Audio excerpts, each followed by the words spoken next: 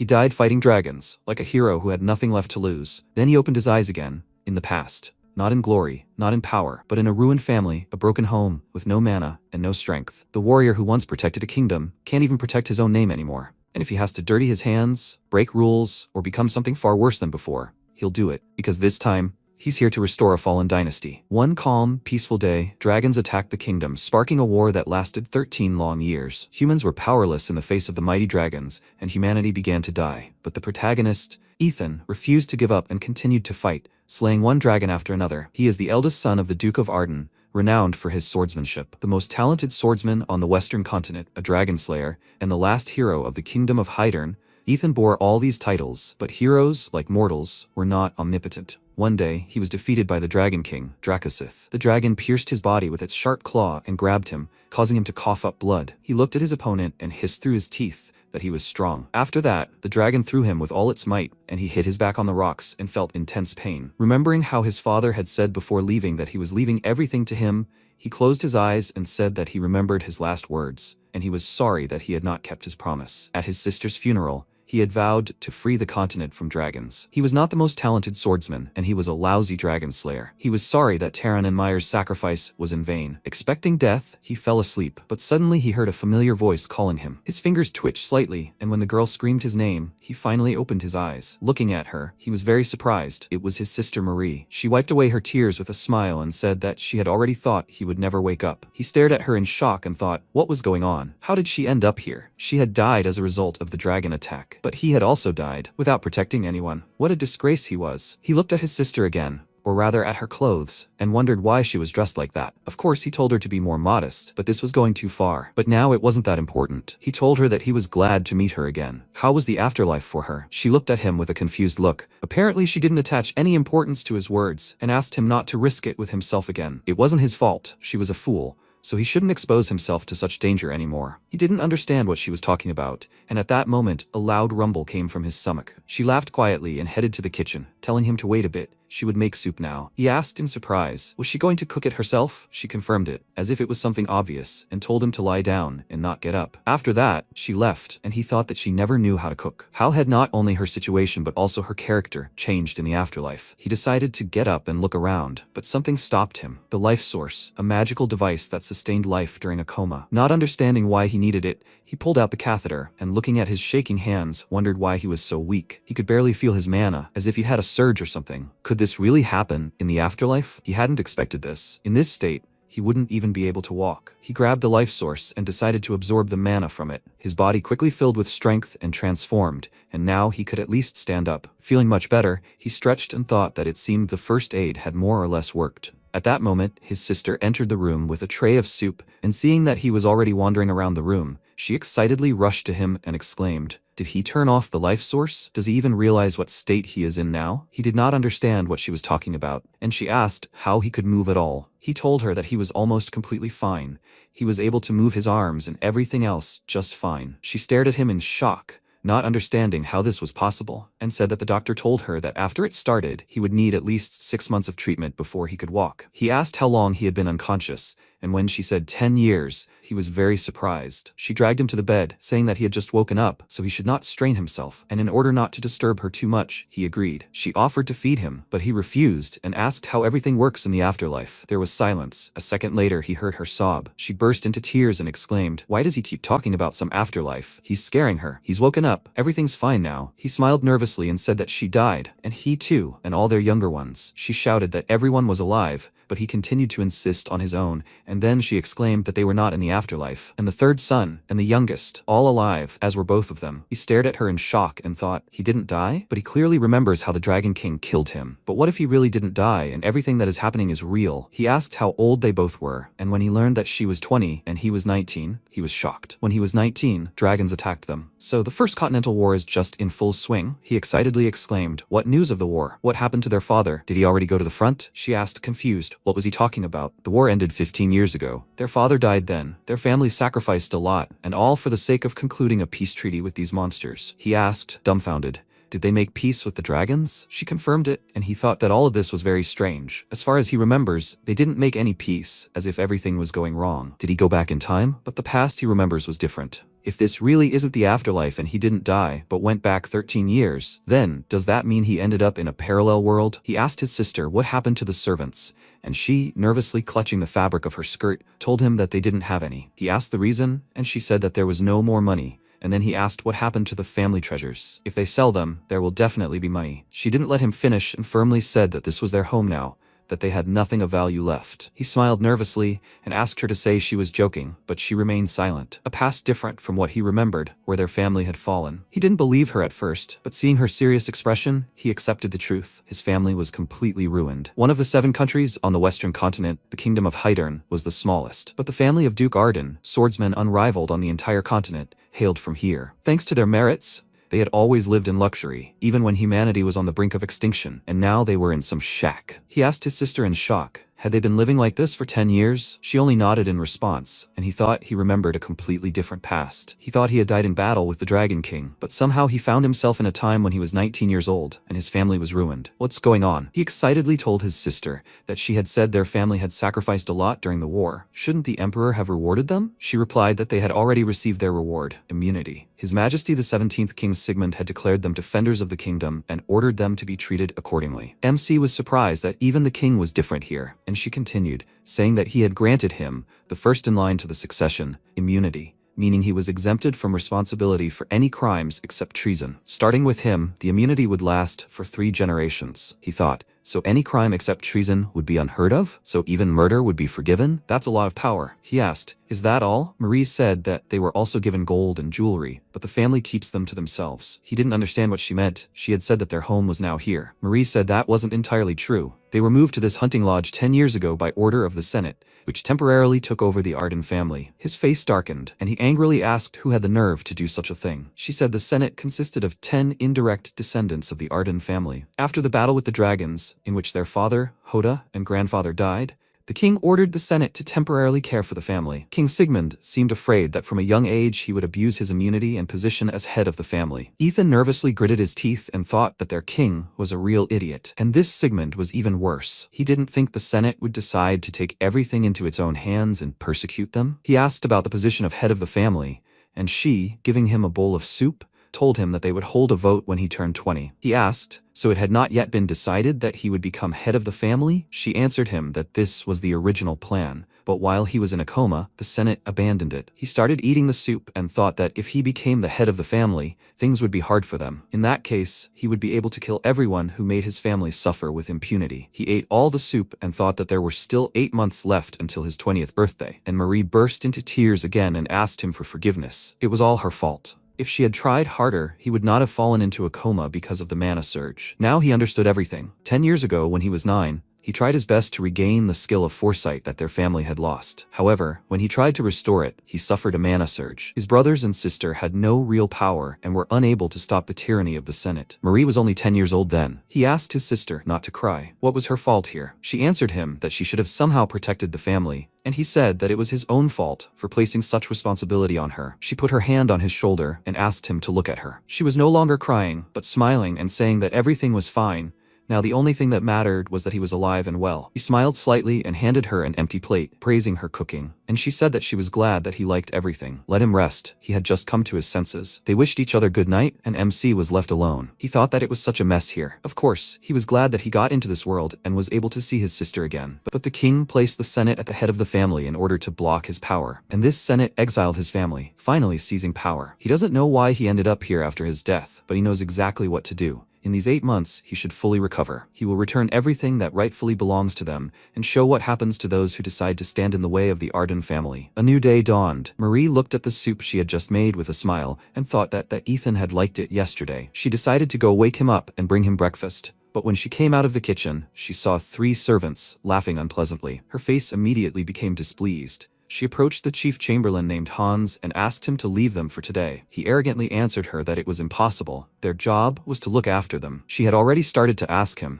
but he approached her menacingly and said that she seemed to have misunderstood something. He was a member of the family of Baron Kargas, not Duke Arden. He chuckled contentedly, and the other servants also began to laugh at her, and she had no choice but to go wake Ethan. When they came down from the 2nd floor, He saw these servants. They began to eat breakfast, and he told Marie that she seemed to have said that they did not have servants. She answered him that these were not their servants. They were provided by other families. He said discontentedly that nevertheless they should serve them, and not idle chatter. If they were so useless, there was no need to keep them here. She said that they would always send others in their place, and they would not listen to her. But MC, unlike her, was not going to tolerate all this, and so he got up from the table and told her to start eating without him, and he would go and chat with those guys for a while. Meanwhile, the chief chamberlain took a well-furnished room for himself, sat leisurely on the sofa and thought. He wondered why she asked them to leave. Was it because the Archduke had woken up? One could only dream of such a job. A hunting lodge, known to everyone as a place of exile, but the longer he lives here, the more he likes it. He was sent here by the Senate, so the Archduchess cannot order him around.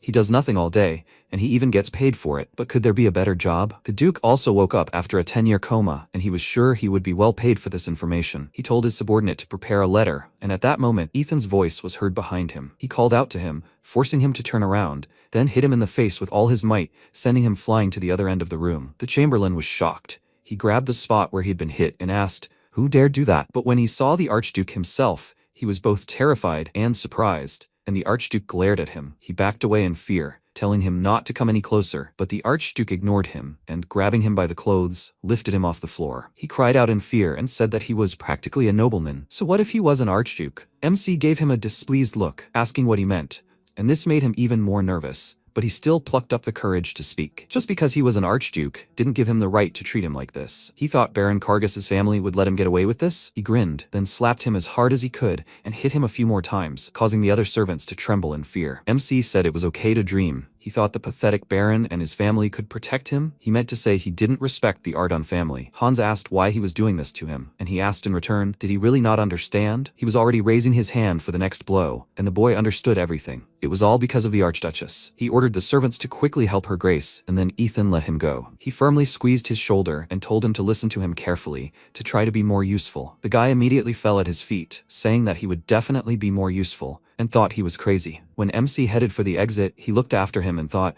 where did so much strength come from in such a weak body? He probably used mana. He needed to urgently report everything to the Baron. He would pay for this. Ethan at this time returned to his room and realized that he was quite weakened. If he had not used the mana he had prepared in advance, he would have made a fool of himself. They are insolent. How dare they cross the Ardon family? He was so angry with the Senate that he swore to cut off their heads and show who owned the duchy. First, he decided to check the condition of his body and sat down on the bed to meditate. He felt something. He thought he knew it. Due to the release of mana, it disintegrated into fragments. In his arms and legs, palms and ankles, they're everywhere. But honestly, it's not that bad. In some ways, it's even good. If he were a simple knight, he would have died long ago, but he's still the best swordsman on the continent. He filled himself with energy, and thought that this was quite good for a body that had been unconscious for 10 years. However, the veins through which mana flows were weakened. He decided to fix everything gradually, and start with resonance. With resonance, you absorb mana of the corresponding wavelength from the environment, and concentrate it in one point until you restore the required amount. He decided to start with the hand that holds the sword and concentrated. In the afternoon, he left the house and stretched, thinking that he had dedicated the whole morning to resonance. Now it was time to practice. Before honing his technique, he needed to at least restore his endurance. He did push-ups, ran, and this continued until the evening. The servants, who had been watching him all this time, thought he was a monster. He was training so much in his condition. Suddenly, a child's voice was heard calling for the Archduchess. MC immediately noticed him and asked, who the hell was he? Why was he looking for her? He caught his breath and told him that Sir Myers had made a scene in the bar again, and if her ladyship didn't stop him, things would get bad. And who was he? He hadn't seen him before. Ethan was very surprised. In the past, he would never have touched alcohol. Food, sleep, and training, muscles and milk, that was all he thought about. He ate protein. Since childhood, he had been bigger than all of them. And he, obsessed with training and a strict schedule, made a scene in the bar. He called Hans and said that they would go and find Myers. Hans led him to the bar, and before entering, he said that the young Duke had recently been seen here with some thugs, and he thought he was here today too. MC thought that, apparently, this wasn't the first time this had happened to Myers. He was causing trouble and associating with all sorts of idiots. Could this really be his hardworking brother? What had happened to him? When they entered the bar, a chair thrown by Myers flew in front of them. He was so drunk that he started causing a ruckus and demanding more drinks. Seeing him in such a state, Ethan was very surprised and wondered what had happened to his pure and kind heart. From the sidelines, he heard laughter. The other patrons of the bar found the Duke's behavior very funny, and this made MC very angry. He slammed his fist on the table, breaking it in half, then looked at them menacingly. Myers used to be a brave warrior. He bravely fought monsters, and now he was a drunkard whom everyone laughed at. Seeing his brother, he called out loudly and asked, "Is he drunk?" Why was he seeing his brother? Was he sleeping? Ethan stared at him in surprise and thought that he had always been silent but fierce. The way he was acting now made him very angry. He hit him on the back of the head, causing him to lose consciousness, and said that he would deal with his problem later. Meanwhile, Hans pointed at the thugs who were bothering his brother, and one of them thought, "Is this the Archduke? Didn't he die 10 years ago from a mana surge?" He decided not to make things worse and told his men to leave since the Archduke was immune, after which he smiled at his lordship and said that they were so worried about the young master. He got very drunk, but now he was calm. Perhaps it was time for them to leave. MC turned to him with an enraged look that almost scared him. He smiled nervously and realized that things were bad. What should he do now? He asked the Archduke to tell the young master that they had a great time, and he menacingly walked towards him, asking who gave them permission to leave. One of his subordinates stopped Ethan, saying that he was too weak. He should leave them alone while he was in one piece. But MC did not tolerate such insolence and punched him in the face with all his might, causing him to fly into the wall with a crash. A small cut appeared on the face of the leader of these thugs, and he was a little confused, not even realizing what had happened. Ethan said that it seemed the Duke's family was truly disrespected now. How dare they, pathetic insects, laugh at the Duke's people? They had made a terrible mistake. Seeing him attack, the man became very nervous, and when he saw mana at his fingertips, he was surprised. He thought he couldn't use it anymore, but with that amount, he could handle it without any problem. He prepared to parry the attack, but MC struck so quickly that he couldn't even react, which broke his arms and fingers. Feeling the pain, he screamed loudly, and his subordinates pounced on Ethan, while he thought, how could they even have the nerve to mess with them? He would avenge his little brother. After that, the whole bar was filled with screams, and Hans, watching this bloody spectacle, was horrified and thought that he was just a monster. Finally, MC finished. He called out to the servant and ordered him to clean up the place, and he and his brother would go home. Time passed. Soon after the death of their father, his mother followed him. Myers was too young, so he barely remembers his parents. For him, Ethan replaced them. He became almost like a father to him. Waking up from a dream, Myers jumped out of bed and called his brother, after which he caught his breath and thought that it seemed like he had gotten so drunk yesterday that he even imagined his brother. But that's impossible. If he were stronger, he would be here now. He burst into tears and asked him for forgiveness, and at that moment, MC entered the room and asked, was he calling him? Seeing him, he immediately stopped crying and asked in surprise, was it really him? He answered him with a smile that he was with them again, and then Myers jumped out of bed and threw himself at him with a tight hug and burst into tears again, but this time from happiness. Ethan thought that it seemed like it was just a temporary clouding of consciousness. He hadn't changed at all. He said that he couldn't breathe and he stank of alcohol. And then he immediately took a step back and asked him for forgiveness. He wouldn't touch the bottle again. He asked why he was so strict with himself. They were together again, so they could have a glass. And where was Taryn? As soon as he said his name, the guy shuddered. And MC said that Marie hadn't told him anything about him. Are they hiding something? Trying to find the words, he scratched his head and said that he went to another family to study their technique. He said that since his grandfather and father had died, he was in a coma, and they no longer had precognition. He'd better leave. Ethan was shocked by this. He exclaimed, what does this all mean? He answered that he himself didn't know the details, and he asked, did he at least say where he went? There was a knock. Hans called him, and he thought that he was, as always, on time. With a heavy sigh, he allowed him in and asked what he wanted. Hans handed him a bag of coins. He took them while wrapping up things. MC was happy because they were really short of money. He gave Hans his share and praised him, and he was so happy that his eyes even sparkled. Ethan thought that he understood everything quickly, and he was useful. Could Taryn really be in trouble too? It's a pity he doesn't know where he went, but at least he's alive. He must revive their family, and he decided to start with Myers. He put a chair in front of him and told him to sit down and show him his wrist. He'll check if he'd ruined himself with booze. As soon as he touched his wrist, he felt that the energy was polluted, but his mana was normal. Does he not have any foresight at all? If he had mastered the family breathing technique, his mana would have burned like a flame. At least he is still as talented as before. He let him go and said that everything is not so bad. If he starts training, he can very well become a knight, but his condition is far from ideal, so he will have to choose between attack and defense. Myers was surprised and asked if he was joking about the knight. He answered him with a smile that he believed in him. He knows the secrets of their family, and he will help him become a knight if, of course, that is what he wants. Myers was confused and said that he thought it was impossible, so he has to choose between attack and defense. Then he will choose defense. He will protect him and their entire family. MC said that in that case, he will have to train hard. Is he sure he is ready for this? He nodded confidently. After which, Ethan immediately called Hans and ordered him to bring sandbags and wooden swords. He looked out the window and thought that the secrets of their broken family were kept within him. Of course, starting training at 15 is too late, but he has potential. It will make him a worthy man. Meanwhile, in the house of Baron Kargas, the head of the family, Baron Helmut,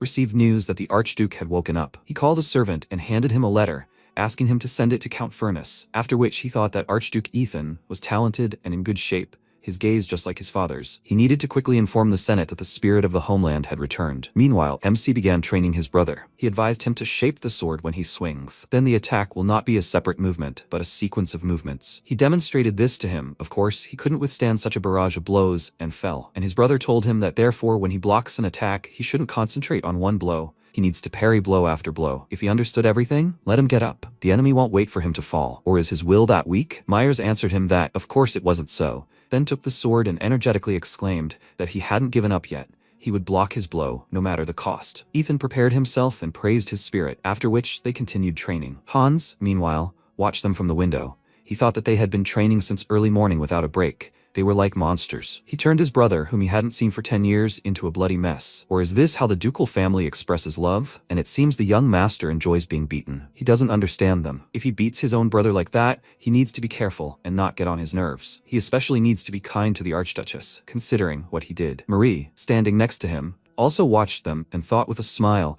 that she didn't understand how they were supposed to live now. So much had changed since Ethan woke up. She noticed the servants going about their business outside the house and thought that it was from that day on that everyone started working hard. She turned to Hans, which frightened him, and asked what Ethan had said to him that made everyone start working. Hans's face turned pale. Ethan didn't speak. He was beating him. Horrible memories flooded him, and he laughed nervously. Marie called out to him, and he thought that if the Archduke spoke like that, he didn't want to talk to him anymore. He apologized to the Archduchess and handed her a plate of cookies, fresh from the oven, saying that the weather was wonderful today. Perhaps she would like a tea party? She accepted the cookies gratefully, then looked at him suspiciously, and wondered why he changed the subject. He didn't want to answer the question. As soon as she tried the cookies, she no longer cared. Time passed. Hans retired to his room and took out a crystal ball to contact the Baron. He took out a small stone and thought that he needed to be careful. This stone was worth as much as he earned in a month. He placed it near the crystal ball and it activated. Helmut said that he was waiting for his report. Had the Archduke woken up? Hans confirmed this and added that he could already use mana. The Baron thoughtfully noted that this meant he was still as talented as he had been 10 years ago. The Elders' meeting was coming soon, so he should keep him informed. He was about to finish,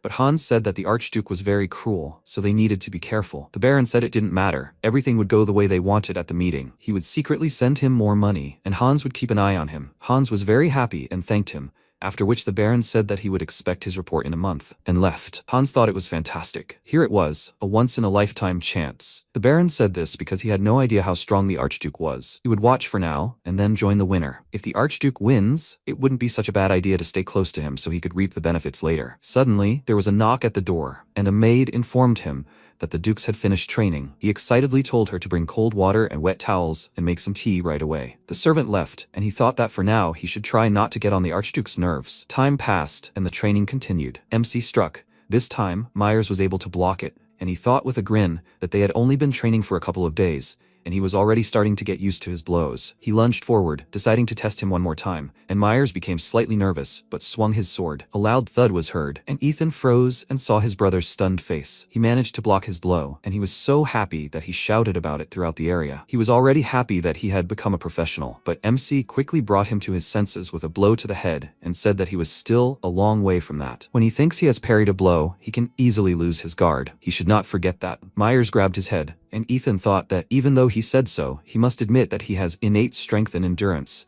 and he also knows how to adapt quickly. Perhaps Myers will soon be able to fight on equal terms with a real knight. Hans ran up to him, ingratiatingly handing him a towel and saying that snacks are already waiting for them on the table. How was training? He looks better every day. MC didn't understand why he was fawning over him, after which Hans collected their weapons and led them to the table, dubiously saying that he actually had something to tell him. Baron Kargas contacted him today. Ethan sat down at the table and asked why he was doing this. He replied that he had ordered him to keep an eye on them and report everything to him. But who did he take him for? He was his loyal servant.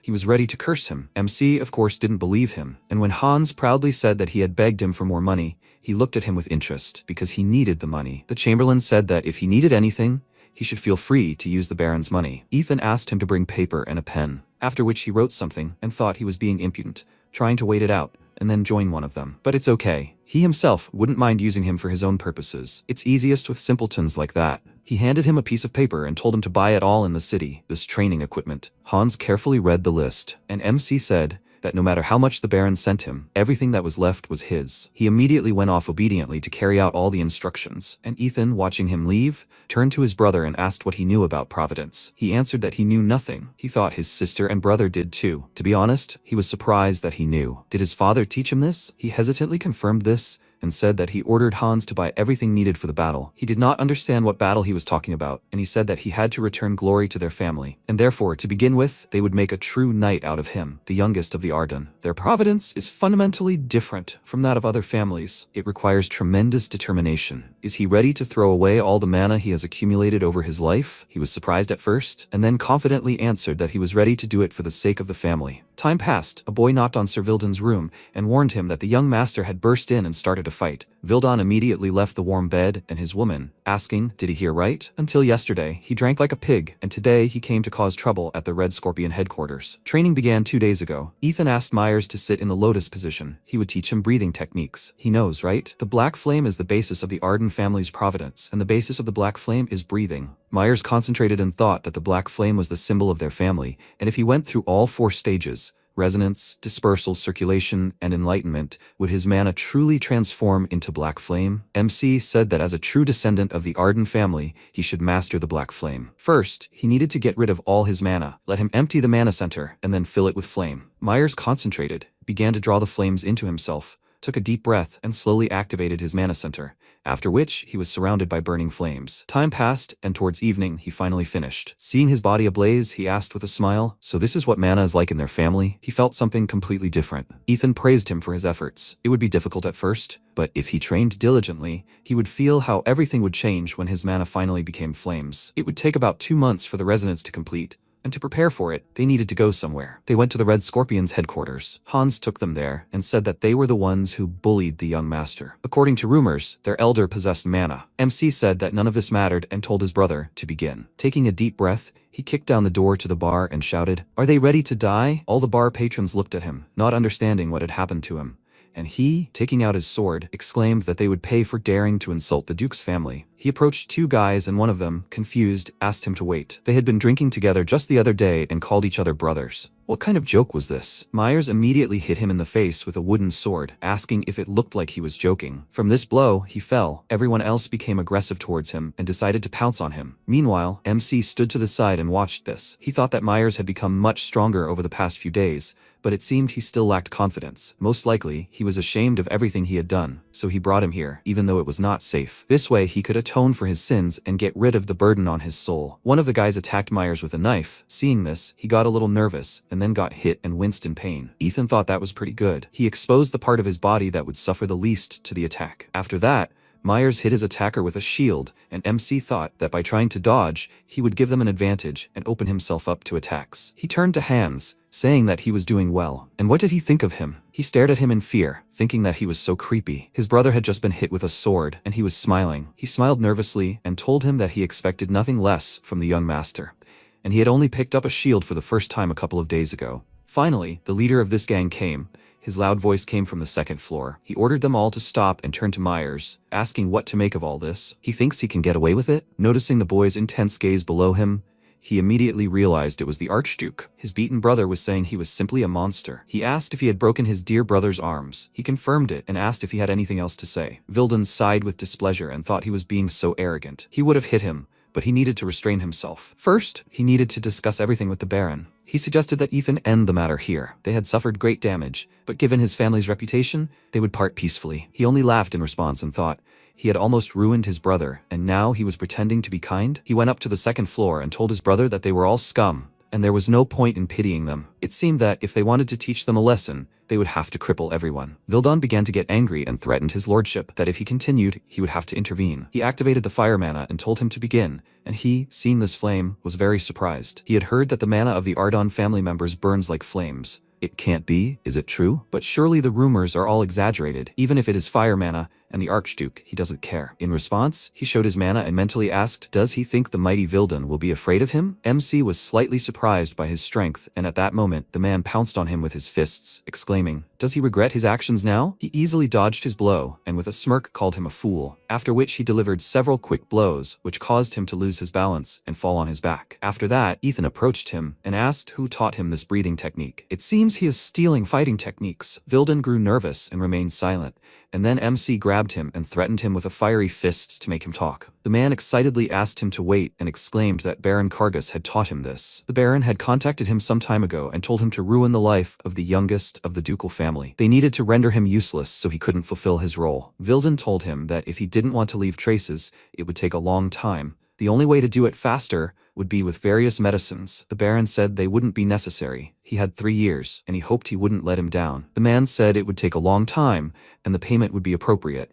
so the Baron handed him a scroll and said that it should be enough. He asked what it was, and the Baron told him it was a scroll describing the Ardun family's breathing technique. If he saw results, he would receive a scroll on strength training on top. Unrolling the scroll, Vildan was very surprised. It really was that technique. He immediately knelt before him, promising to do his best, and the Baron laughed contentedly, saying that he had always served him diligently and that he would need it again in the future. Right now, Ethan was watching this through a crystal ball. He grinned and thought, does he imagine himself a knight? But since he had retained the memory sphere, he didn't really trust the Baron. Hans came to him with a report. The young master dealt with everyone, and they took back the illegally appropriated money. The young master also took care of their leader. Should he bring him? He answered that the memory sphere would be enough for now and thought. The collateral families appropriated the family's secret techniques and attempted to harm their direct descendants, not to mention their connections to illegal substances, gambling, murder, and underground business. There was plenty of evidence, but it was not yet time. The Baron was the weakest of the 10 collateral families, but in his condition, fighting his knights would be too difficult. Using resonance mana, he sowed seeds of flame and began to fill them.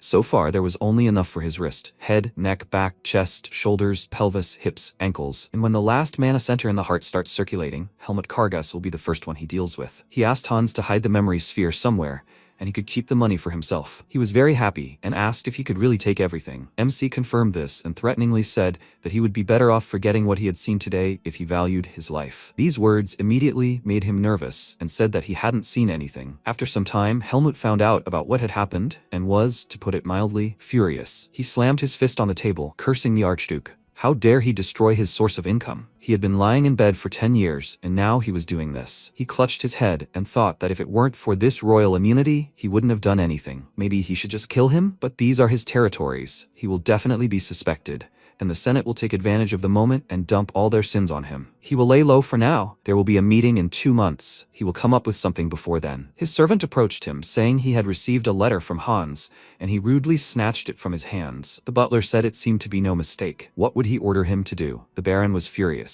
He tore up the letter and shouted, has he completely lost his mind? He asked for 100 gold pieces to be sent to him. He slammed his fist on the table several times, cursing loudly, and ordered the butler to send the money and make sure he didn't cheat him. 3 days later, at the Ardun hunting estate, workers began repairing the estate, while Ethan continued meditating, having already managed to fill half the mana centers in his hands. Hans knocked on the door, received permission, and entered the room, saying he hoped he had slept well. The young master and the Archduchess were already waiting for him in the dining hall. After getting dressed, MC went down to the first floor and noted that it looked like the repairs were almost finished. Hans confirmed this. The Red Scorpions had more money than they thought, and they'd managed to expand their budget. Ethan waved him off and said that it wasn't their gold anyway, they could keep the rest. The Chamberlain thanked him, and when MC entered the dining hall and saw his sister, he said that the outfit suited her. She smiled and said that it was the Chamberlain's work. He smiled contentedly and thought that Hans hadn't wasted any time. Now they looked like a duke's family. He told his sister that he would do everything to ensure that she always ate and dressed well, and the Chamberlain proudly wiped his nose. When they started eating, Ethan asked his brother how his wound was. He stretched and told him that everything was fine. It would heal by next week. MC thought for a moment and remembered something. He smiled and asked if they were familiar with the family ceremony for which this estate was built. They hadn't heard anything like that, and he wondered if they really weren't aware of it in this reality. He had warned Hans that they were going hunting in the Puskas Mountains, and he had said that in that case, he would order the servants to pack. But Ethan had said that there was no need. The 4 of them would go, which surprised the Chamberlain slightly. A week later, they were already in the mountains. Hans, who was carrying a huge backpack, was quite tired. He tried to catch his breath and thought that it had been a hellish week. Vile monsters had been attacking them since the first day. He had lost count of how many times he had thought he was going to die, and without the Archduke, this would have happened. And he had the feeling that he was deliberately throwing himself at them. Maybe he should train his brother better when they returned? He didn't want to go through this ever again. Finally, they were there at the fire temple. MC opened the doors and thought that one of their ancestors had found this place many centuries ago. Since then, the Arden family has always held farewell ceremonies and blessing ceremonies here. The Arden children are usually brought here at the age of 10 to meet the spirits. The energy they receive from the spirits helps them get used to the fire. This is a traditional ritual through which one can master the flame. Hans, confused, called out to him and asked if he was sure he could come here. He smiled and replied that he could, adding in his mind that this way he would understand whose side to choose. They approached the ceremonial altar, and he took off his backpack, saying that everything was very simple. When they made an offering to the spirits and saw the fire, let them dance. They were surprised, and he said that they could do anything, as long as it was bright and noticeable. Then the spirits would gather around them and give a blessing. They were confused, because everything sounded quite simple, and he thought that even history over the past 15 years was different, not to mention the past. The Ardan had made a contract hundreds of years ago. What if the contract had already been broken here? Then they would have to cope without a blessing. He decided to begin, and after making offerings, address the fire spirits, saying that they, the descendants of Ardan, had come to give gifts, light fires, and dedicate a dance to them. Suddenly, a flame flared above the altar, and he thought the passage was open. The spirits had come. Laughter rang out. A mid-level spirit named Ifrit chose Myers, while Marie had a low-level salamander. The flames blazed more intensely, and the spirits turned to the altar, asking if even she had come. Ethan had been a fire lord in his past life, so his spirit must be a match. He spread his arms and asked, "So who will bless him?" The flames intensified, and the spirits were surprised that the Empress had descended personally, and MC thought that this spirit was much more powerful than the one in his previous life. The Empress ordered the blood of Ardan to bow before her and turned to Ethan, asking menacingly, was it he who summoned her? He confidently confirmed it and asked her to grant him her blessing. Immediately after, he was transported to another space where there was nothing but spirit. The Empress said that this was his inner world, the world of fire. She was Rorosha, the mistress of fire. So be it, she would take pity and grant him a blessing. But was he trying to control her flames? He smiled nervously, wondering if he had fallen for that. He apologized to her if he had gone too far. He thought it would be nice to combine their powers. In his mind, he noted that she had a rather cute name for a fire lord. She chuckled, saying that he was funny. So be it, she would give him a chance. If he could master even a fraction of her power, his blessing would be much better. Let him show what he is capable of. He smiled and got down to business, while his family was worried. Marie turned to her brother and asked if he thought Ethan would be okay. He had been in the fire for over an hour, but still hadn't moved. He told her that he was only sure that something was happening, but their brother would definitely cope. Meanwhile, MC tried to concentrate. He told himself to remember how it felt when he could control the fire. He needed to use the breath of black flame. He sharply raised his hand, gathering the flames, and he succeeded. He clenched his fist and turned to the Empress with a confident smile, saying that it looked like he had won. She smirked and said it was a small particle,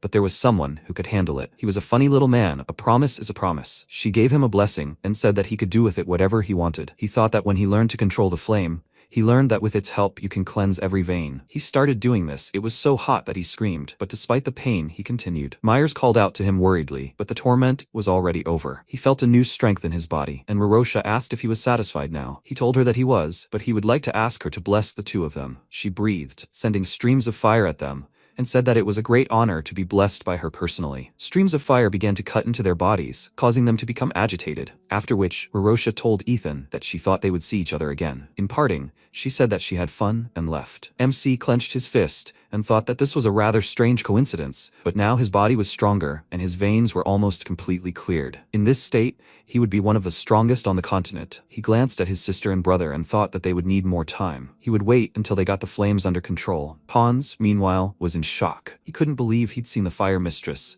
who was only a legend, with his own eyes. The Archduke was already a monster, and now that he had the blessing, he'd become even stronger. Now he understood why he brought him here. Now he was certain whose side to take. Marie finally mastered her new strength. She looked at her brother and asked in confusion, "Is he really Myers?" He examined his body and noticed that it had changed too. Ethan said that the fire blessing changes everything. Bones, muscles, veins. That's why they can feel different now. Myers said he never thought everything would change so much. It seemed incredible to him. MC smiled and thought they'd managed to gain the favor of the Overlord himself. He hadn't even hoped for such luck. He was lucky to have retained the memories of his past life. Suddenly, a loud rumble was heard.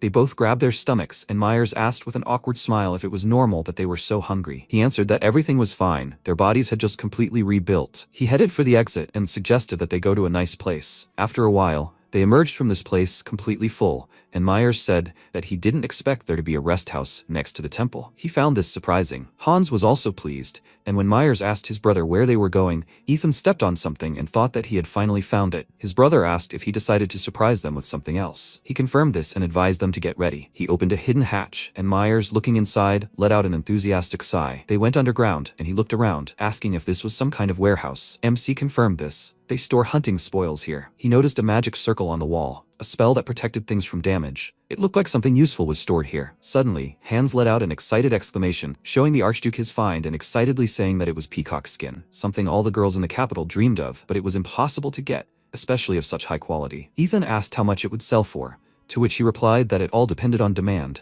At least 30 platinum. Myers, shocked, exclaimed that it was 3,000 gold, and his brother reminded him that he was a member of the Duke's family and should control himself. He cleared his throat awkwardly, and MC thought that this money would come in handy in the future. He told Hans with a smile that he hadn't known he knew anything about such things, and he laughed sheepishly, saying that his father was a merchant, and as a child he traveled all over the kingdom, wanted to become his assistant, but ended up here. He thought there must have been reasons for that, and he said that he would then rely on him to find some large and reliable merchant. They took the leather and left. Hans excitedly promised him that he would try, and soon they returned to the estate. Ethan was busy with business as usual, but he was distracted by the Chamberlain. He found a trading group ready to buy everything from them. Their representative was here now. He asked the name of the group, and when he said, Misas, his face suddenly became gloomy. Noticing his reaction, Hans became nervous and said that they were considered the most enterprising. Something wrong? He patted him on the shoulder and said that he had done a good job, and now they needed to meet with their representative. The Chamberlain looked after him in bewilderment,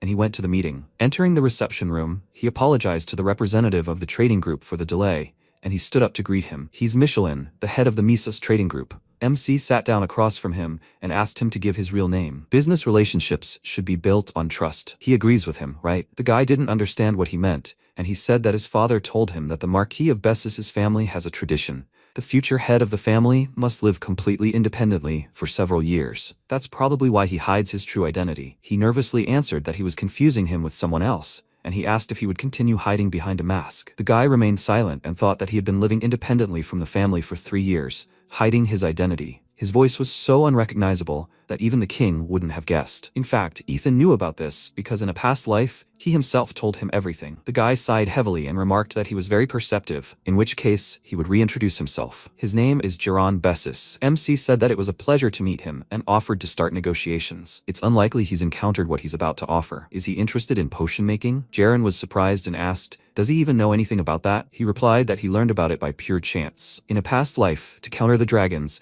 many families shared their secret techniques, one of which was potion making. Only he and the one who developed it know the full process. The family of the Marquis of Bessus gave all their money to support their family, and he trusts no one as much as they do. What will Geron decide? At this point, he wondered suspiciously, why did he suddenly mention potion making? He intrigued him with such a serious offer. Since he knew his true identity, he was unlikely to lie. He asked why he chose his family, to which Geron replied that 15 years ago, their family greatly helped them during the war with the dragons. It's funny. The two families that contributed the most are ruined and stripped of influence, while the pathetic parasites who lurked in the shadows feast on the bodies of the fallen. He can't trust them with such information. In 7 months, he will officially become the head of the family.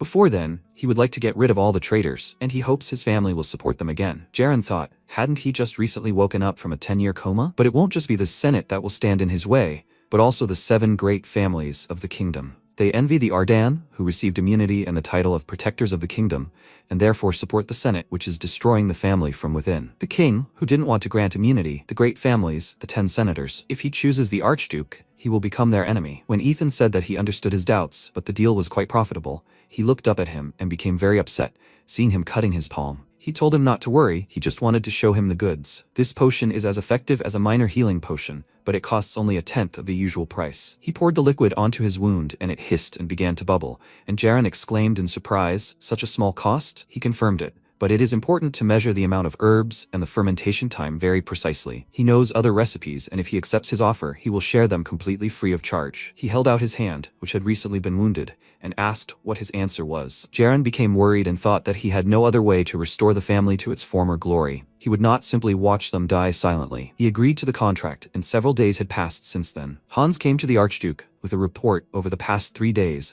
on cases of contract violations by vassals. First, Baron Kargas has more soldiers than is allowed. There are factions similar to the Red Scorpions throughout the city. The total number of fighters is 3 times the permitted number. Secondly, he collects increased taxes from the residents. He exploits them with the help of his groups, calling it protection. MC was angry about this. He deposed him and his brothers and is robbing the common people. Scum. And he thinks the other 9 families are no better. He asked the chamberlain to let him look at it and asked who collects taxes in the villages. He gave him the name of Heims, the Baron's confidant. He thinks he is in the village of Barassus now, just in time for the collection. Ethan said that in that case, they will go there, and the chamberlain left to prepare everything. MC looked over the report. He thought he would deal with the Baron's family in 4 months, but with the help of the fire mistress, he needs to act faster. He will leave Kargas for later. First, he will deal with Heims. After some time, Heims came to Barossus to collect the money. The old man told him that they had collected everything they had, but they were still a little short. This made the man very angry and exclaimed that he already owed 20 gold. After all, he had even dealt with the Red Scorpions for them. The old man said in his mind that he was a lying pig. Everyone knew that his lordship did this. He asked him to give them a little more time, and then Heims pushed him and exclaimed that it was too late. If he did not have money, let him give up his daughter. He would show him what happens to those who do not pay taxes on time. The old man became worried. He asked him to take anything but his daughter. Finally, Ethan arrived. Hans pointed at the fat man and said that it was Heims. MC said threateningly that he had already realized from afar that he was a pathetic piece of trash, and Heims thought, is this Hans? That guy who was sent to the wilderness and who is next to him? When he saw the powerful aura he was emitting, he became very agitated and called out to Don, saying that he was his protector and that he should do something. At that moment, he wondered what that burning mana was. He saw it as a threat and placed his hand on the hilt of his sword, ordering him to stop. He would be punished by law for disobeying the Baron if he came any closer. He thought he was low on mana, but why was he feeling such monstrous pressure? Ethan drew his sword and told him not to make fun of him. He didn't even want to hear such things from robbers. Dakan also drew his sword and called him impudent. He dared to threaten them? Did he want to die? He swung his sword and confidently told him that he was the only one who would die here. After that, he lunged at him in a jump, and Dakan looked up at him in surprise and noted that he was fast, but his trajectory was simple. He decided to block the blow and immediately counterattack. His opponent's blade was already very close, but an instant before the strike, Ethan changed trajectory, causing Dakan to become confused. After that, MC struck him in the side with his sword. He dropped the sword from his hands and grunted in pain, and then he was thrown aside. All eyes were now glued to Ethan. The guards were shocked that he had defeated the knight with one blow, and Heims, calling them blockheads, asked why they were standing there. Let them stop him immediately. Hans heard them and told them not to even try. The Archduke himself was before them. Let them immediately lay down their arms and surrender. The guards immediately began whispering.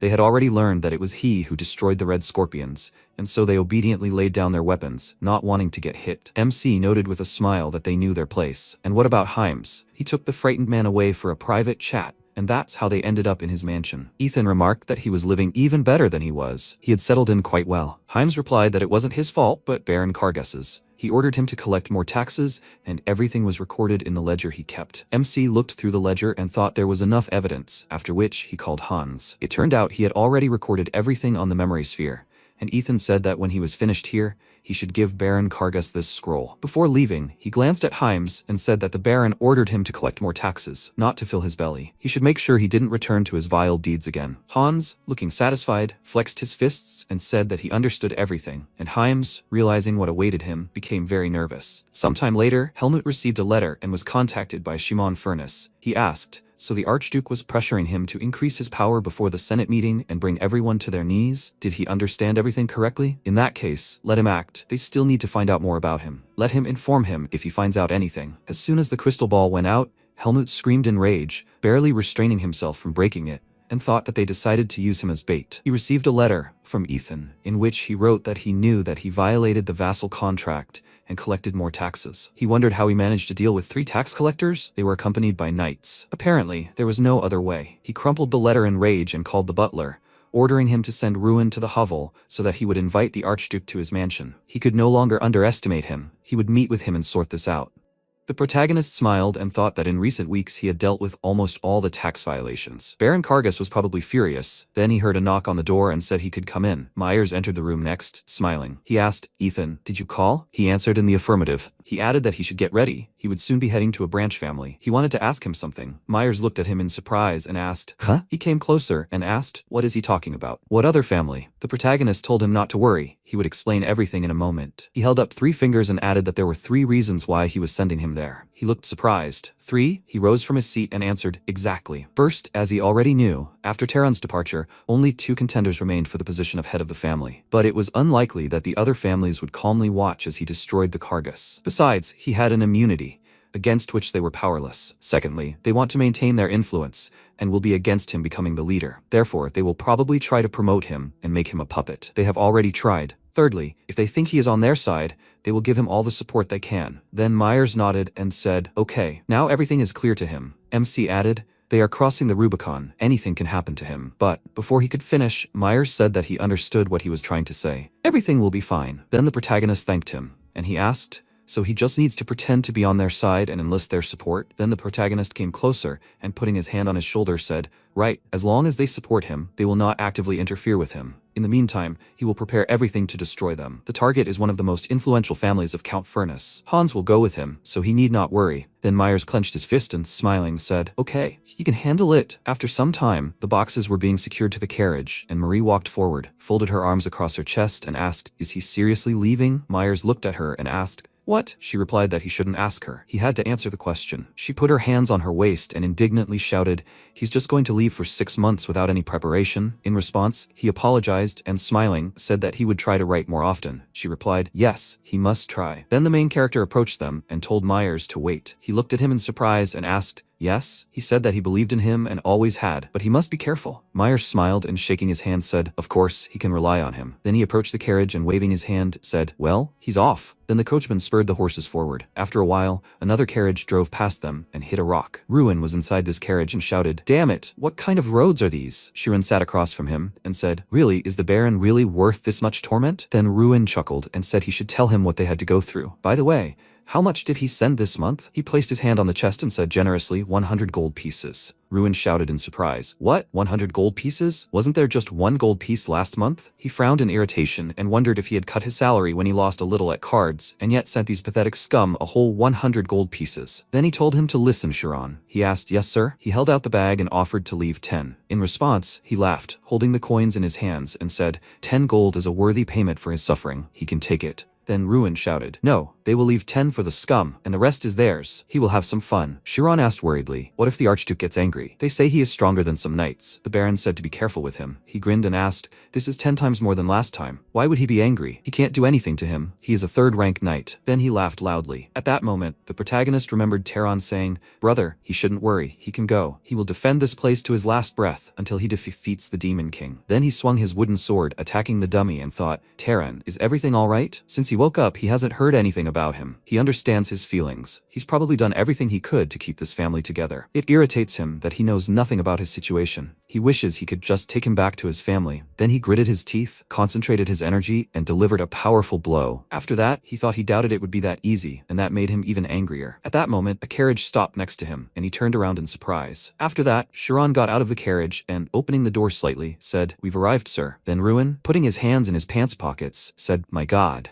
Do you have to live in such a remote place?" At that moment, the protagonist looked at him and wondered, who the hell is he? In response, he tossed him a bag and, with a slight laugh, said that he was the one who brought the allowance from Baron Kargas. What would he say? He was sure he didn't expect to see so much money. At that moment, a coin flew out of the bag and stopped near the protagonist's foot, and he looked at it, and Ruin told him to look. The beggar was speechless at the sight of gold. Why would they bow to the Duke's family? What? He won't even thank him for such generosity. Last month, he remembers, he gave everything. But before he could finish speaking, MC punched him in the face, sending him flying to the ground and clutching his bruised nose. The protagonist came closer and asked, had he misheard? Since when did the Baron become more important than the Duke? Then he grabbed Ruin by the clothes, and he indignantly shouted, "What is he doing?" Then he lifted him up and said, "Must he repeat who he is?" He answered, "Kargas." He asked, "What Kargas?" Then he added another punch to his face and said, "Baron Kargas." Ruin grabbed his face and screamed loudly, "He's a damn psycho, he must die." With these words, he concentrated energy in his body. The protagonist looked at him in surprise and thought, This aura, did he also study their breathing technique? Then Ruin grabbed his hand and shouted that he would break his arms. Did he understand? The protagonist thought, but how pathetic. Then Ruin shouted, huh? What nonsense. The protagonist thought, they clearly know this, but they barely realize their potential. Self-taught? Then he concentrated energy in his fingers and thought, good thing he knows the technique for blocking. Then he delivered several strikes with his fingers, which sent Ruin flying to the ground and shouted that he didn't even feel it.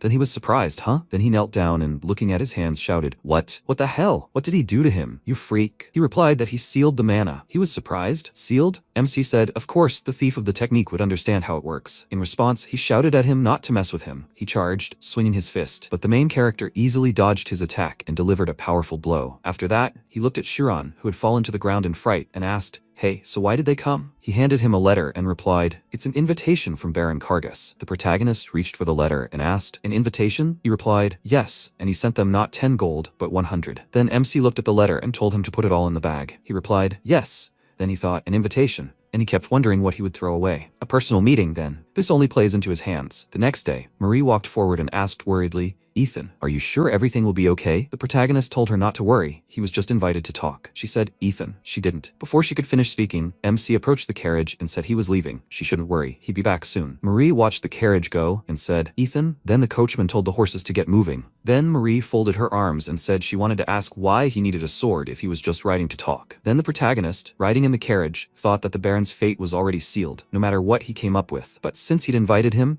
he decided to interfere until the end. They'd see what he could do. Sometime later, the town of Porit, he thought, here's the Baron's mansion. A palace too luxurious for such a city, hiding people's suffering behind all this luxury and blaming it all on the Ardon family. And for such people, they shed blood on the battlefield. Then the coachman stopped the horses and said, Your Grace, they've arrived. The protagonist exited the carriage and Dexter stood in his path, asking, Hey, so this is the guest? He placed his hands on his waist and said, I told my father there was no point in wasting time. Where was his younger brother, the one they sent for him? The protagonist then approached him, looked him in the eye, and asked, does he even know who he's talking to? Or hasn't the Baron even taught him respect for the main family? Then Dexter grabbed him by the clothes and shouted, What? Isn't he being too arrogant just because of a title? He asked in response, Is he being arrogant? He was indignant. Was he finding it funny? Then the protagonist kicked him in the stomach, sending him flying far back. MC said it was funny that such a scumbag would even try to teach him anything. Dexter thought indignantly, what? He'd been hit. He hadn't even noticed. At that moment, the protagonist threw a tied-up Ruin at him and told him to get his brother. Dexter shouted indignantly, Did he do this to him? He smiled, looking at him and asked,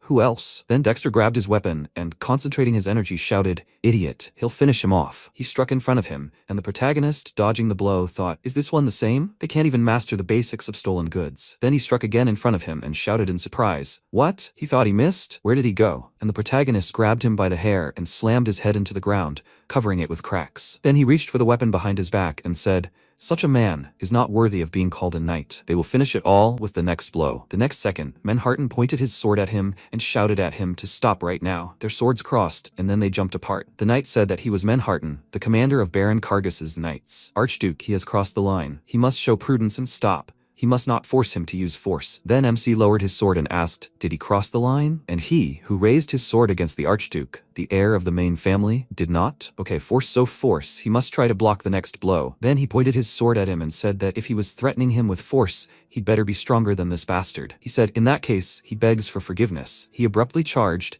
and the protagonist followed him with his eyes and held his sword out in front of him, blocking his attack. Then Manhattan dodged to the side, and he thought, he's good. Then he struck, and the protagonist parried his attack again, but a small cut appeared on his arm. Then Manhattan gritted his teeth and thought, I need to push him back. He jumped up and swung his weapon, and the next second, clouds of dust rose into the air, and Manhattan, flying to the side, thought that he had blocked his view. Now he could disable him without seriously injuring him. Then he looked ahead in surprise, noticing a weapon pointed at him, emerging from the smoke. He thought, it can't be. He's going to kill him. Then he closed his eyes, and the protagonist's sword flew past him. He looked to the side in surprise and wondered why he had stopped the attack. He would have definitely hit him. Had he really spared him? The next second they heard a scream. Ruin! The girl crouched down next to her son, lifting him up, and her subordinate ran after her and shouted, Madam, it's dangerous here. She shouted, Baby, he needs to open his eyes. She clenched her teeth and, looking at the protagonist, screamed indignantly, How dare a half-dead duke touch her son? She pointed her hand at him and ordered him to seize this psychopath. Then she looked at Manhattan and shouted, Manhattan, "Why are you standing there?" At that moment, Helmut shouted, "Enough!" He looked at everyone present with irritation and walked forward. His wife followed him and said, "Darling, that lunatic beat their sons." He looked at her and said that he knew he would sort everything out, she should leave. Then he turned to Manhattan and told him to take care of his wife and Ruin. In turn, he lifted the wounded boy and said that he obeyed. After this, Helmut spread his arms and said, "It's been 10 years since we've seen each other, Your Grace. Perhaps they could release his son so they could talk?" The protagonist stepped forward and said, "That's right. It's been a long time since we've seen each other for many reasons." Unfortunately, he could not fulfill his request. He pointed his sword at Dexter, who was lying on the ground, and said, "Great is the sin of one who raised a sword against the Duke. Now only execution awaits him." In response, he asked him to calm down, Your Grace. Dexter, he asks for forgiveness on behalf of his son. He may have immunity, but the Duke's authority has long been empty. The Senate now rules these lands, and they will judge his son. He offered to settle all misunderstandings, and they will join forces, then his family can become great again. Then MC said, "Baron Helmut, if the Duke's family doesn't rule the duchy, then why do they even exist?" With these words, he struck his sword in front of him, and Helmut cried out in fear, "Dexter." But then he noticed the tip of the protagonist's sword embedded in the ground next to his son's head. He reached for his sword and shouted, "Enough testing his patience." He concentrated his energy and shouted, if he wanted to live, he must release his son and beg on his knees for forgiveness. Forgiveness, he asked? He must make him laugh. Then he lifted Dexter by the scruff of his neck and said he had already decided to get rid of his entire family. Then he tossed his son to him and added, "He, Baron Helmut, had violated the vassal contract. To cover up his crimes, he threatened the Duke's descendants. He is accused of treason and will be stripped of all rights, title, and castle." With these words, he pointed his sword at him, and the Baron indignantly said, "How dare the vile boy threaten him?" He pointed his hand forward and ordered his subordinate knights to deal with him. He clenched his teeth in irritation and said, "They're acting according to plan. They must make sure he can't interfere with them anymore. He'll cripple them." The protagonist smiled and said, he knew he had something hidden, the dirty idiot. Sometime later, Palantium, the capital of the kingdom of Hydern. The king, sitting at the head of the table, looked at those present and asked, "Is there anything else, or could they conclude the meeting?" At that moment, Baron Blotenbessus rose from his seat and placing his hand on his chest said, "Your Majesty, he would like to say something. May I have permission?" He thought, strange. Why would the Marquise suddenly decide to discuss something? Then he said he would allow it. Bloten said he was grateful, Your Majesty. His Highness, Archduke Arden, contacted him. He thought, the Archduke, the one who lay in a coma for 10 years after the mana surge, since when did he have any dealings with Bessus? Then he asked, and for what reason? He replied that he had said that Baron Kargas had violated the vassal contract, and more than once. He had raised taxes, created secret groups, and outnumbered his army, as well as illegally appropriated and sold information on the Duke's family's secret techniques. Then he looked at those present and thought, he knew it all along. The 107 families were not thrilled with this discussion. Then he said, "The evidence is recorded on the memory spheres. His Grace insists on the confiscation of the castle." The king thought, a difficult decision. Side with the 7 families supporting the Senate, or join the legendary defenders of the kingdom? Then he tapped his finger on the arm of his chair and said it was not within his purview. The Arden were not members of the Senate, and since the issue concerned only one family, he would not interfere. Let the Archduke handle this himself. Then Bloten said, "Okay, he'll pass on his words." He thought, so the king hasn't chosen Arden's side? Meanwhile, Manhattan brought the mother and her wounded son into the room. He told them not to worry. It was safe here, but the woman continued to cry. Then he pointed to a subordinate and told them to close the window and bring hot tea. The subordinate bowed and said, "Okay." Then he added that he would go to the Baron. The subordinate told him to be careful there. After that, Manhattan walked down the corridor and thought, I don't understand why he changed his mind in the middle of an attack. Damn. He had a bad feeling about this. Meanwhile, the protagonist was fighting several knights. He repelled their attack and struck in front of him. The next second, the knight leaped forward and shouted that he was caught. He struck out, aiming at the protagonist, but he ducked back, then looked at his opponent and noticed one of the knights above. He then pushed off the ground and rose upward. At that moment, Helmut clenched his fist and shouted, "That's it, they must attack simultaneously and let him dodge." Then Manhattan approached him and said, "His Grace, madam, her master is safe." He looked at him and said, "That's excellent. His assistance will no longer be needed." Then Manhattan looked at the battle and thought, no, the Archduke isn't attacking on purpose. It's as if he's looking down on them. At that moment, MC continued to dodge the blows, and then he jumped high into the air. He concentrated energy in his weapon and said, 18, 19, ready. Then he swung the weapon, sending forward a powerful slashing attack that struck the ground in front of the knights. At that moment, Helmut shielded himself with his hand and shouted, "Where did he learn that move?" The protagonist landed, and the Baron shouted, "Idiot. He can't win, he just runs away. You'll throw him in the dungeon today to rot, and not for 10 years, but for life." After that, MC chuckled, swung his sword and said, "Just make the next attack long range, I don't want to hit anyone else." After that, He concentrated the energy in his sword again and spun around himself, releasing powerful streams of energy around him. Then Helmut closed his eyes and shouted, "What is this monstrous energy?" Another trick. The protagonist sighed loudly and charged, continuing to concentrate energy in his weapon. The next second, Manhattan shouted in fear that he must dodge. MC used Arden's secret technique, the second form, Blast Wave. The powerful energy rushed forward. Meanwhile, Marie reached for the mug, then pulled it back sharply, saying, "Hot." She looked at her hand and said, "I wonder if Ethan's okay." She hoped there wouldn't be any nonsense this time. Then she looked out the window, and resting her face in her hands, added, "Although he was always reckless, it's so strange not to hear their war cries outside the window." Meanwhile, the battlefield was covered in flames, and Manhattan, covering it with his hands, thought, "It can't be. He's almost out of mana. Where does this power come from?" The streams of energy continued to advance, and Manhattan stood before the Baron, blocking him with his sword. At that moment, Helmut's mouth fell open in surprise, and he thought, "How is this even possible? These are elite knights, each of whom can handle several thousand ordinary soldiers," and he cut them down with a single blow. At that moment, the protagonist's hand began to tremble, and he looked at it and thought, "There's almost no mana left. Is this the limit?" Without the Fire Lord's blessing, he would have already passed out. Then he said, "Baron Helmut, it's his turn." He asked fearfully, "Huh?" And then the protagonist approached him and said, "Years of abuse against his family deserve severe punishment," and he fell to the ground in fear and shouted, "Knights, he's probably exhausted by now.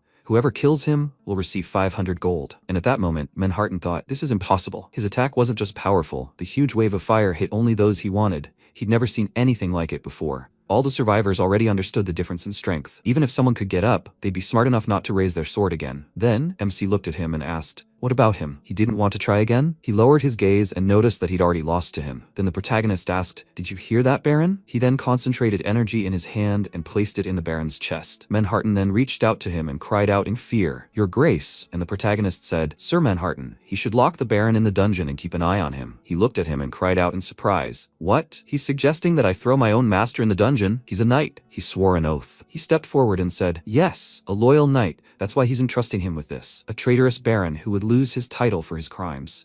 He walked past him and placed a hand on his shoulder. He added that if he tried to escape, his entire family would be executed according to the law. A loyal knight must not forget his oath. Then Manhattan clenched his fist and said, "It shall be done." After a while, the Baron grabbed the bars and, looking at the knight standing across from him, shouted, "Idiot! He thinks he's going to get away with this? He must let him out now. Sir Manhattan." He orders him to open the door. Then MC placed a hand on Manhattan's shoulder and said that he could handle the rest himself. After that, he walked to the exit, and the knight said, "Your Grace, may I ask you something?" Everyone, including him, attacked him on the Baron's orders, so why did he spare some? The protagonist turned around and replied, "A sword is a reflection of the soul." Had he never heard that knights speak the language of blades? When he came to, he was surrounded by equally vile people. They wished the death of his entire family, those who had saved the country. But, having crossed swords with him, he realized that there were still people who respected this family, and he sighed with relief. It didn't matter whether he was driven by remorse or melancholy. Whatever the reason, there were people loyal to the ducal sword, and that was enough. Manhattan looked at him in surprise, then the protagonist turned around and added that he had completely lost his temper. He would leave this position to him, Manhattan. After some time, Baron Helmut's office. MC walked inside, and Raymond stood there. He bowed and said, "He greets him, His Grace." The protagonist looked at him thoughtfully, and he placed his hand on his chest and said that he was Raymond, the Baron's eldest son, and he was waiting for him. The MC walked further and asked, was he waiting for the one who imprisoned his father and brothers? He doesn't know what he wants, but he advises him to choose his words carefully. At that moment, Raymond thought, calm down, he's not like his father and brothers. Then he spread his arms wide and asked if he wanted to make a deal. The protagonist smiled and asked, a deal? But he kept thinking about what he would say. It seemed he still didn't understand the situation he was in. Deals are made with people of equal standing. The next second, he grabbed him by the neck and lifted him into the air. He added, the Baron's family committed treason, raising a sword against the Archduke. Does he still think he has the right to bargain? At that moment, Raymond trembled and thought he couldn't breathe. He needed to say something before he suffocated. Then he said, information about the seventh family. The protagonist thought, the seventh family? After that, he let him go and said he could speak. Raymond fell to the floor and started coughing loudly, and MC came closer and said that if he deceived him, he would immediately go to prison. He replied that no, he really did have information about them. After that, he handed him a book and told him to look at it. It was an agreement on the transfer of secret techniques. When the Arden house was destroyed, the seventh great family demanded a book describing secret techniques from the Duke's vassals, all in order to strengthen the army and counter the threats of neighboring countries. Therefore, they had no choice but to give it to him. The protagonist sat down at the table and said that the notes hadn't been of much help to his knights. He replied that they were never able to unravel all the secrets. The seventh family sold them a simplified version. MC asked in surprise, what? Then Raymond handed him the next book and said, "This is it." The protagonist put his hand to his head and sighed, thinking, give him the full version, then buy the cut version from them. How could they be such idiots? Then he started leafing through the book, and Raymond said the price for decryption was enormous, so they had to raise taxes. After that, he slammed the book shut and noticed that it was trash. He was surprised. What? He said, "This book, this is the most useless thing. No one in their right mind would share something so important." He squeezed the book in his hand and added, "They were simply used and everything was taken away." Then he thought, war is a time to forge alliances and unite, and in peacetime, everyone only cared about their own wallets. Then he said that he would spare the rest of his family, and in return, he wanted to see all the Baron's ledgers. He should take this and await further instructions in the outbuilding. After some time, the protagonist found himself on the battlefield. He looked around and thought, what? Where is he? What is this place? He trained in the yard. Then he saw a huge monster pointing a weapon at him. A powerful slashing attack passed over his body, but cut the knight behind him. MC looked at his hand in surprise and thought, was it unharmed? So are these memories from a past life? At that moment, he saw Helmut, who said, "A magnificent victory, Archduke." He said in surprise, "That's it." He thought Baron Kargas is from his world. Then he said, he should burn in hell, bursting into a peaceful world, crushing everything around him like a dragon. Is that right? He's talking about that invasion, just like those he hates so much. You can't change the course of history as you please. The protagonist thought, no. He swung his weapon, cutting through the vision before him. He continued screaming, no. In the present, he opened his eyes on the training ground and thought, sister, Myers and Terran are alive. They're alive here. I don't care what's allowed or not. No matter where history goes, he will protect the family at any cost. Then he heard a scream. This can't be right.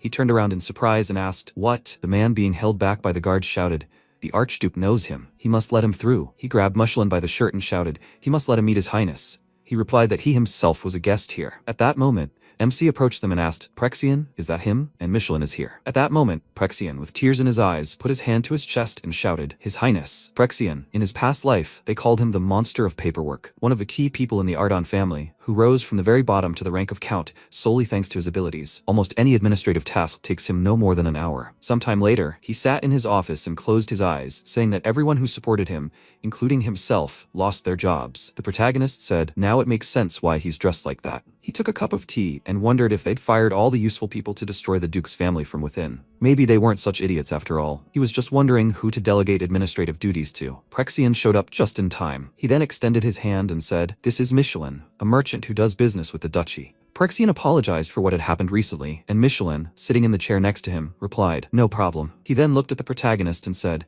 Your Grace, you so unexpectedly dealt with the Baron's family, and now the Senate. Before he could finish, the protagonist said, enough. He didn't want to hear any more of this, and this is the Ardon family's land. He crossed his legs, and Michelin looked surprised. Huh? Only if the king returns his ownership. He said the Baron's eldest son had told him something. The vassals of the 7th great family had done something curious. He was repeating himself. This is their land. He thinks the Ardon family's heir needs the permission of some useless king? The next second, Michelin spat out the tea he had just drunk in surprise and said, His Grace, he understands that he is immune. But, before he could finish speaking, the protagonist told him not to worry. Good news would come soon. Then he rose from his chair and said, if he says so, then fine. He will go carry out his errand. Then Prexian smiled, looking at the protagonist, and said that he was glad that he had come to his senses, His Grace. Apparently, he will need a lot of smart people. He is raising a child here. Would he like to meet him? MC, holding a cup, was surprised. Does he have a child? And then Prexian said that he could come in. The next second, the door to the office opened, and he added adopted he brought with him. Then Lawrence entered the room and said that it was an honor to meet him. His name is Lawrence, His Grace. The protagonist looked at him in surprise and thought, Lawrence? He thought back and thought, yes, this is it. Not long before, the Aran Valley. The protagonist, mounted on horseback, walked forward, and then Sylvia rode up to him and said, Commander, all troops are in position. He replied that she was exceeding expectations, as always, Sylvia. She smiled and said, no big deal. He said, in just a week, she managed to devise a brilliant strategy that would turn the tide of the battle. The death squad is decisive. She smiled and said that all that remained was to give the order to attack. He said, damn, she's probably the only one who could have thought of that. She constantly finds the best place for a cavalry strike,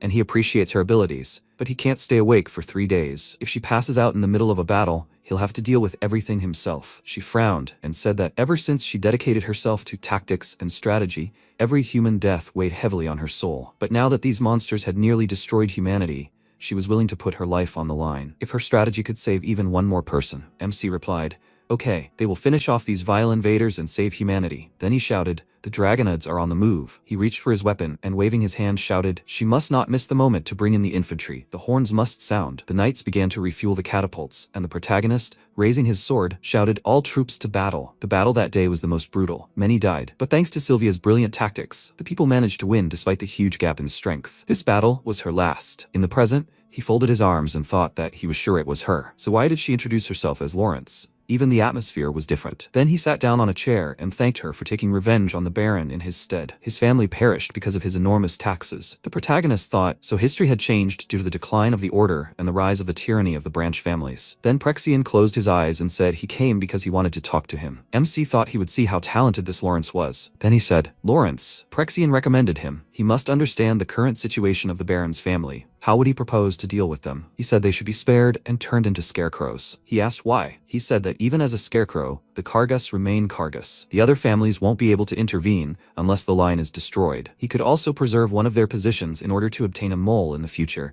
since many were ousted during the power struggle. And most importantly, there is a labor shortage. He needs to use everything he has. The protagonist extended his hand and said, he's talking about the future. What about the short term? He said he needed an army. He couldn't deal with all the vassals alone. First, he needed to pit them against each other. That would buy him time to prepare. Once he'd dealt with at least 4, the duchy would be divided into 3 parts, and victory was his. Then the protagonist raised the cup of drink to his mouth and thought, he knew it. This is it. After that, he said, Prexian, he's raised a very smart child. What will he say, Lawrence? He wondered. What was he talking about? He asked.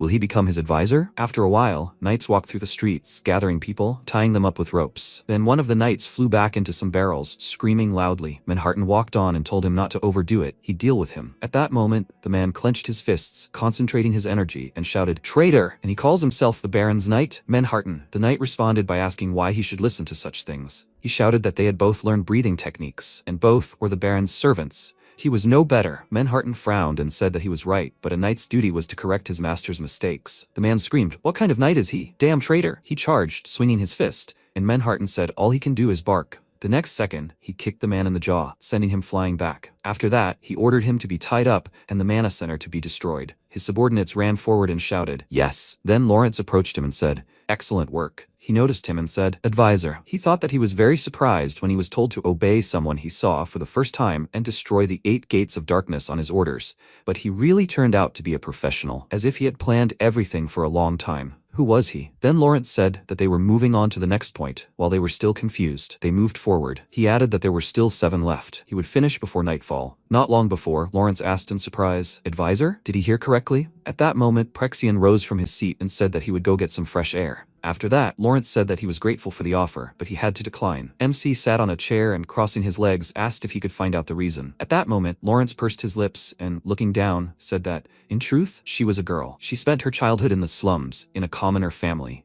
An uneducated girl at the very bottom of society, the worst thing you could imagine. Her father thought the same. Before he died, he blamed not the Baron for the exorbitant taxes, but his daughter, who couldn't become a knight because she was a girl and couldn't earn enough money to pay the taxes. The tax collectors decided to sell her into slavery, but she couldn't abandon her younger brother, so she had no choice but to flee. They had to steal, but the thought of her brother kept her alive, and those idiots took even that away from her. The 8 gates of darkness found them, and she lost her brother. She was always looked down upon simply because she was a girl. Life became meaningless because everything was taken from her. When her brother died, she decided to start a new life under his name. If they found out she was a commoner, everyone would think she was simply selling her body. She hitched up the hem of her dress with trembling hands and apologized, adding that she couldn't become an advisor. Then the protagonist slammed his fist on the arm of his chair and said, no, he doesn't think so. He frowned and added that she should not listen to such abominations. Talent does not depend on gender. She must look forward proudly, advisor. If someone points a finger at her, she must break it. The 8 Gates is an organization the Baron created to collect excess taxes. This is her chance to avenge her brother. She will have a knight and a group of soldiers at her disposal. Will she cope? Then she stood up and said that if he gives her one day, she will wipe them off the face of the earth. He smiled, looking at her and said, excellent. He will await the results. Sometime later, the city of Hermes. Myers looked at the ceiling and sighed loudly. He was at Kelmont, the castle of the Earl of Furness. He sat at his desk and said that he had a magnificent office. In response, the head of the 10th branch family, Count Shimon Furness, laughed slightly and said that he was flattered. He asked, so what brought him here? His lordship is probably busy with affairs after waking up. Then he sighed and said, to tell the truth, his brother had become a bit strange. He was surprised. Strange? He told him to take a look. He lifted the sleeve of his shirt and Shimon asked in surprise, where did those scars scars come from. He said it was his brother's fault. Then he pointed at Hans and added that he'd done the same to the Chamberlain. He beats them every day when he doesn't like something. He can't take it anymore. 10 years ago, he was so quiet and calm.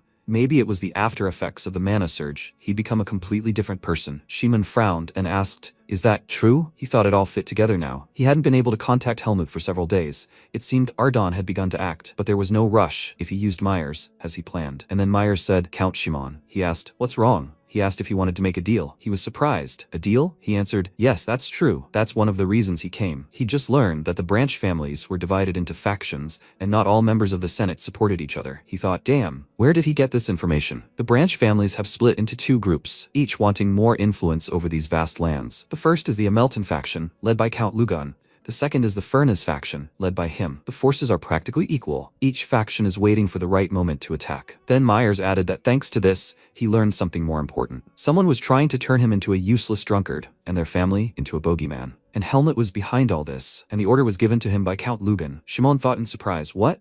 Then he added, "That's why he came to him. The deal will benefit them both." He thought, "What do you mean by this?" He thought someone spilled their beans about their plan and he came for revenge. Really? Then he looked at Hans and thought, did he really try? After this, Myers extended his hand and said that if they helped him remove his crazy brother and become head of the family, he would help him get rid of Count Lugan. He clenched his fist and asked what he would say. In response, he smiled and thought, this is his chance. He cannot miss such a wonderful opportunity. Then he laughed and said that he had not come in vain. He would do everything to make him Archduke. After some time, Shimon said that he could come in. Hans entered the room and bowing asked, did he call him His Excellency? He answered yes, he wanted to ask something. He understood perfectly well who had misinformed Myers, but why did they help him? If the truth came out, then he would also be in danger. He bowed and said that, in truth, he was Baron Kargas's chamberlain and had come to him to protect his new master from his cruel brother. He asked, but why to him and not to the Baron? He replied that the Archduke had begun to openly show aggression toward the Kargas and could attack them at any moment, and access to another faction was blocked for him, so he merely subtly altered the truth for the young master. And then Shimon laughed and said, what a sly one. He had done him a great favor. It was good of him to go to him, not the Baron. Helmut had just stopped communicating. He was surprised. Really? He asked. Hans, right? He shouldn't worry. He was one of his men now. Hans bowed and thanked him for such kindness, and he laughed slightly and said, nonsense. Then he added thoughtfully, however, without the Baron, it won't be easy to find out what the Archduke is up to. Hans placed his hand on his chest and asked if he could send him to the Baron's estate. He accepted generously. Now he wants to prove his loyalty. He knows the Duke personally. He has connections. He will be useful. In response, he laughed and asked, is that so? So he'll be able to report what the Archduke is planning and when. He clenched his fist and said, of course. Then Shimon handed him a bag and said, excellent. He should communicate with him using the crystal ball. He held out his hands to it and replied, yes, he can rely on it. After that, he left the office and, holding the ball in his hands, thought, so far, everything is going according to plan. Mr. Myers had played his role perfectly. He needed to try as well. At that moment, Shimon, sitting at the table, asked,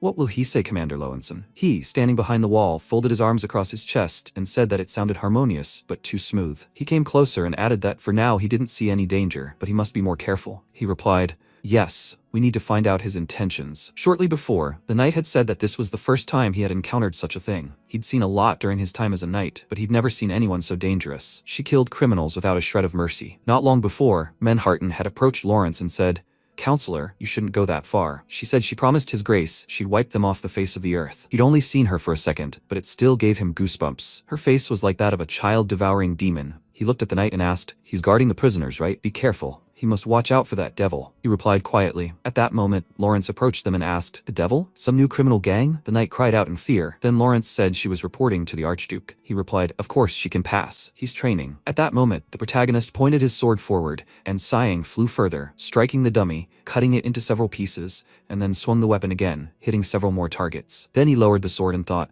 there was no point in training with dummies anymore. Then Lawrence approached him and said, Your Grace, I have a report. He looked at her and asked, is this about the previous conversation? She answered, yes, there are useful people in the 8 gates. They can be turned into a good reconnaissance team. He took the documents and said, excellent. Are they ready yet? She answered, a little more than half. At that moment, the knight shouted, Sir, a man has arrived who introduced himself as Hans. The protagonist asked, Hans? He answered, is that right? What should he answer? He said that this was his servant and that he should come to his office. Lawrence, she did too. She answered, yes. The protagonist walked on and said, it looks like he's managed to infiltrate. He'll see if the plan worked. Sometime later, Kelmont Castle, the training grounds. Myers held up his shield, sighing loudly. An enemy leaped at him from behind, but he parried the attack from both sides, then parried the next attack with his sword. Then he turned sharply, blocking another attack. At that moment, Lowenson watched him from above and said, A good level. He's fit for the role of head of the family. Shimon sat next to him on the throne and said, the blood of Ardon is immediately visible. He must make sure Lugon doesn't find out anything, and he must monitor the Archduke's every action. He replied, yes. He rose from his seat and said he was counting on him. He laughed, stroking his chin, and said, who would have thought he'd be so eager for the Senate meeting? After a while, MC read the letter and said, it seems Myers is doing well. And what about the Count? Hans replied that he had no idea. They had done everything perfectly. Since he was invited to the Baron's estate, it would be a little easier to pass on information to him. Lawrence asked if he was already driving stakes between the families. They would start after the meeting. The protagonist answered, yes. At that moment, Hans looked at her in surprise and wondered if she knew about their plans. Then he asked, His Grace, who is this? He replied, Lawrence. And this is Chamberlain, and they should discuss the details. They would soon have to work together a lot. Then, Lawrence put her hand to her chest and said that she was very pleased. She was Lawrence, his Grace's advisor. After a while, they sat down at the table, and Hans sat opposite her and, taking a small sip of his drink, thought, he had only been gone a week, and he had already found someone so smart. Wait, she has such delicate features. Is she really his type? Then he became frightened and thought, Heart, slow down. And Lawrence thought, what was he thinking about with that expression? Then she said, it seems he doesn't like her, Lord Chamberlain. He coughed and said that wasn't quite true. She was simply so young. In response, she handed him the notes and said that age didn't matter as long as she could be of use to the Archduke. Here's a report on the current situation. Wouldn't he like to take a look? He began to read the report and wondered if she would simply ignore the comments. She was better than he thought. Then he asked in surprise, what, Baron Helmut and his 2 sons in prison? She replied that that was true. A public execution would take place soon. He was surprised. An execution? But to execute nobles. She said 357 people. He asked, huh? She replied that so many died of starvation last winter because of the Baron, and how many more suffered at his hands were too many to count. Besides, they raised their sword against a descendant of the Ardon family. He still thought that execution was too much. Maybe she should start doubting his loyalty? He answered, no. He thought that if he had sided with the Baron, he would already be a corpse. He said, wait, 8 gates destroyed in just 1 day. She replied, right, that was just one of the completed tasks. So what was his plan? He replied that he was gaining the Count's trust by passing false information to the young master, and that he needed to get as close to him as possible. She asked, and then? He looked surprised. What? She asked, is that the whole plan? He folded his arms and said he'd only been there 1 day, and that was enough to fool the Count and come back. They can't predict how he'll act next. Wouldn't it be better to simply adapt to the situation? And then she sighed and said, Chamberlain. He wondered why her sigh sounded so condescending. He shouted, what? She said that wasn't enough. He should let her plan everything. Then she put the cup and saucer on the table and added that he'd let go of something very important. He shouted, what? She said that if he returned to the Count like this, he'd lose his head. He looked at her in surprise, and after a while, MC said that he was grateful that he'd come all this way,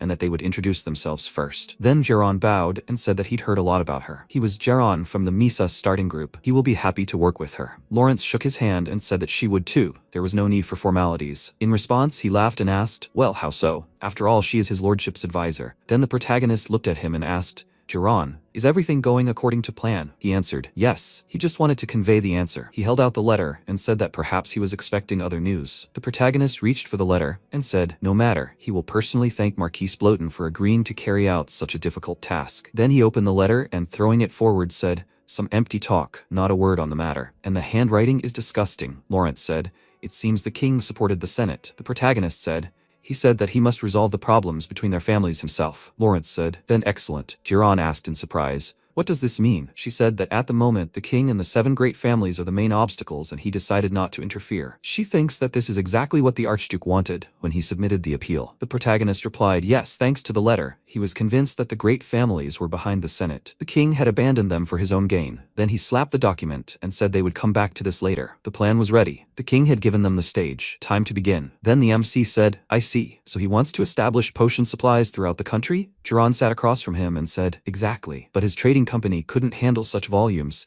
so he decided to let House Bessus handle the supplies. As he surely knew, his family had established trade relations throughout the country, so there would be no problems. It would also be possible to negotiate supplies to neighboring countries. They would receive at least 100-fold benefit. Then the protagonist extended his hand and said he saw no reason to refuse. He should tell the Marquise that he looked forward to their cooperation. He shook his hand and replied, of course. At that moment, there was a knock on the door, and the protagonist said she could come in. The advisor entered the room and said that she apologized. His Grace, the preparations were complete. MC rose from his seat and said that he apologized. Geron, they were not finished yet, but, he replied, it's okay. He understands everything. He will send him a letter with all the details. The protagonist waved his hand, thanking him, and said, see you later. Then the advisor said, Sir Manhattan is also waiting downstairs. He replied, very well, they are coming. He sighed, and Geron, rising from his seat, thought, The Archduke is truly an incomprehensible man. Did he really foresee the expansion of supplies? The entire kingdom seems to be in the palm of his hand. He wishes he could restore House Ardon to its former strength as soon as possible. Then MC said, Lawrence, he leaves the supplies to her. She should take care of everything as soon as they receive the documents from Giron. She replied, all right. Then he asked, have they arrived? Manhattan stopped near the door and answered, right, this is where they are holding the Baron. He asked, was he being interrogated? Lawrence had said it was true,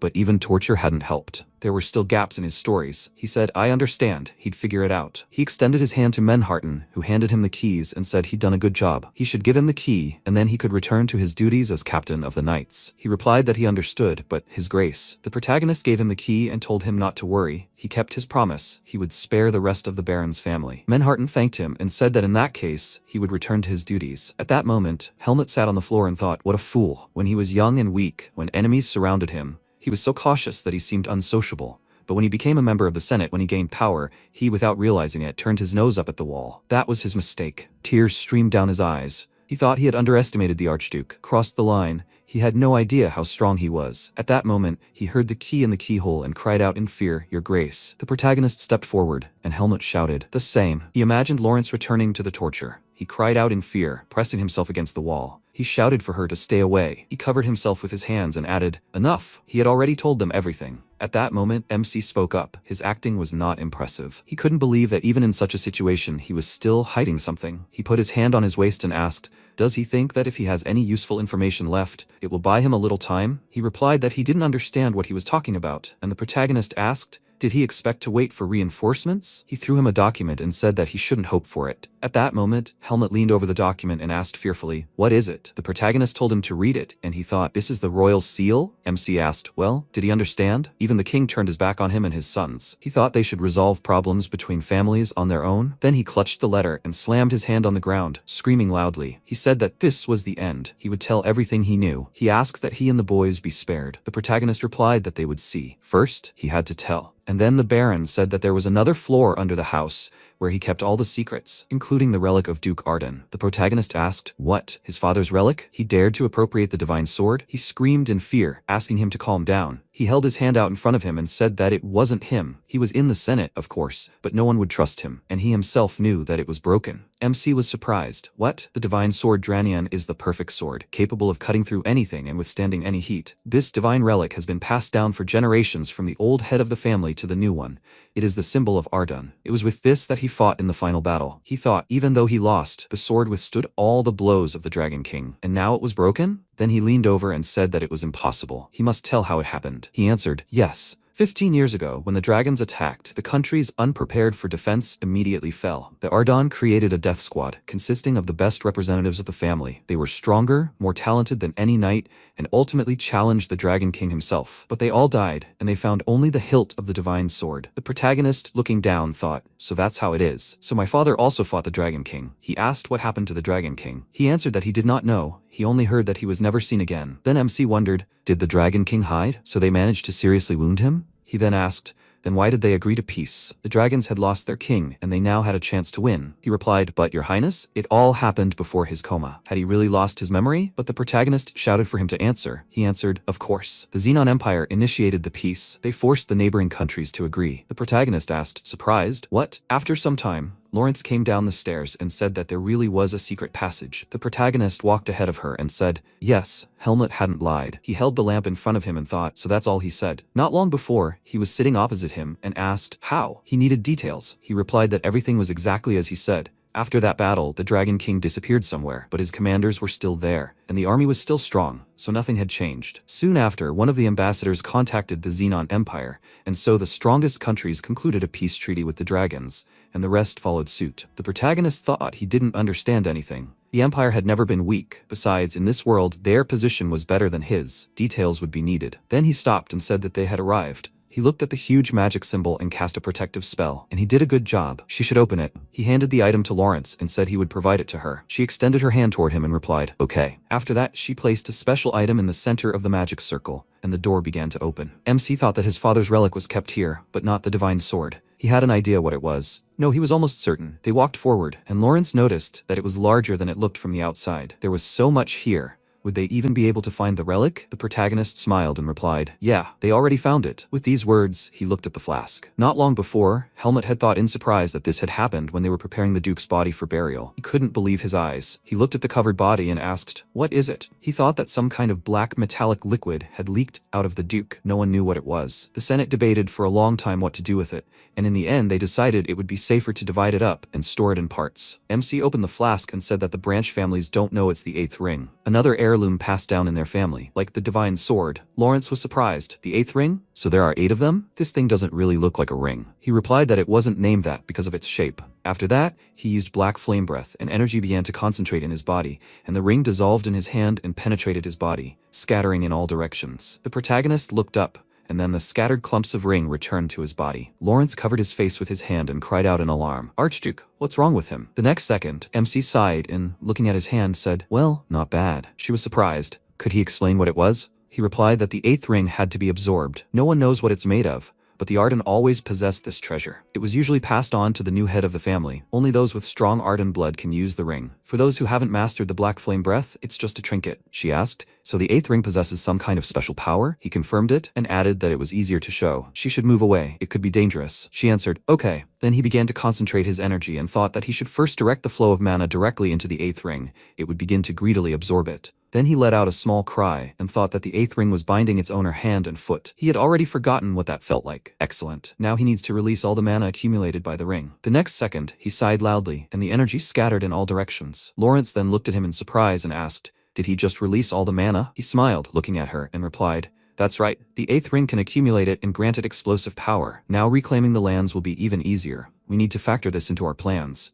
She placed her hand on her chest and bowing said, good. Then he headed for the exit, and waving his hand, said she should also find out where the remaining pieces were. She said he could rely on her. Then he moved on and thought that not only did they not revere their father, who had sacrificed himself for them as a hero, but they were also stealing his relic out of greed. He clenched his fist and thought that they should wait. He would get them yet. Freaks, to question Arden's valor. He would finish them all off. After some time, he sat in his office and asked in surprise, what, 5 pieces were taken outside his land? Lawrence stood across from him and, confirming this, added, 1 each with the heads of 4 families, and 1 more in the kingdom of Rymdell. He asked, is that certain? She answered, yes, the Baron confirmed it. The protagonist closed his eyes and folding his arms across his chest, said he thought there was no point in lying now. That's the problem. He couldn't get everything together quickly. Well, never mind. For now, it was better to think about how Terran would return. He would make do with what he had. They would return to the matter of the stolen rings later. Thanks to her, he understood how to act now. They would take the ring hidden under their noses. She must prepare for the attack. A new life had begun in the small town of Port. Rumors spread everywhere about the appearance of the hero's heir,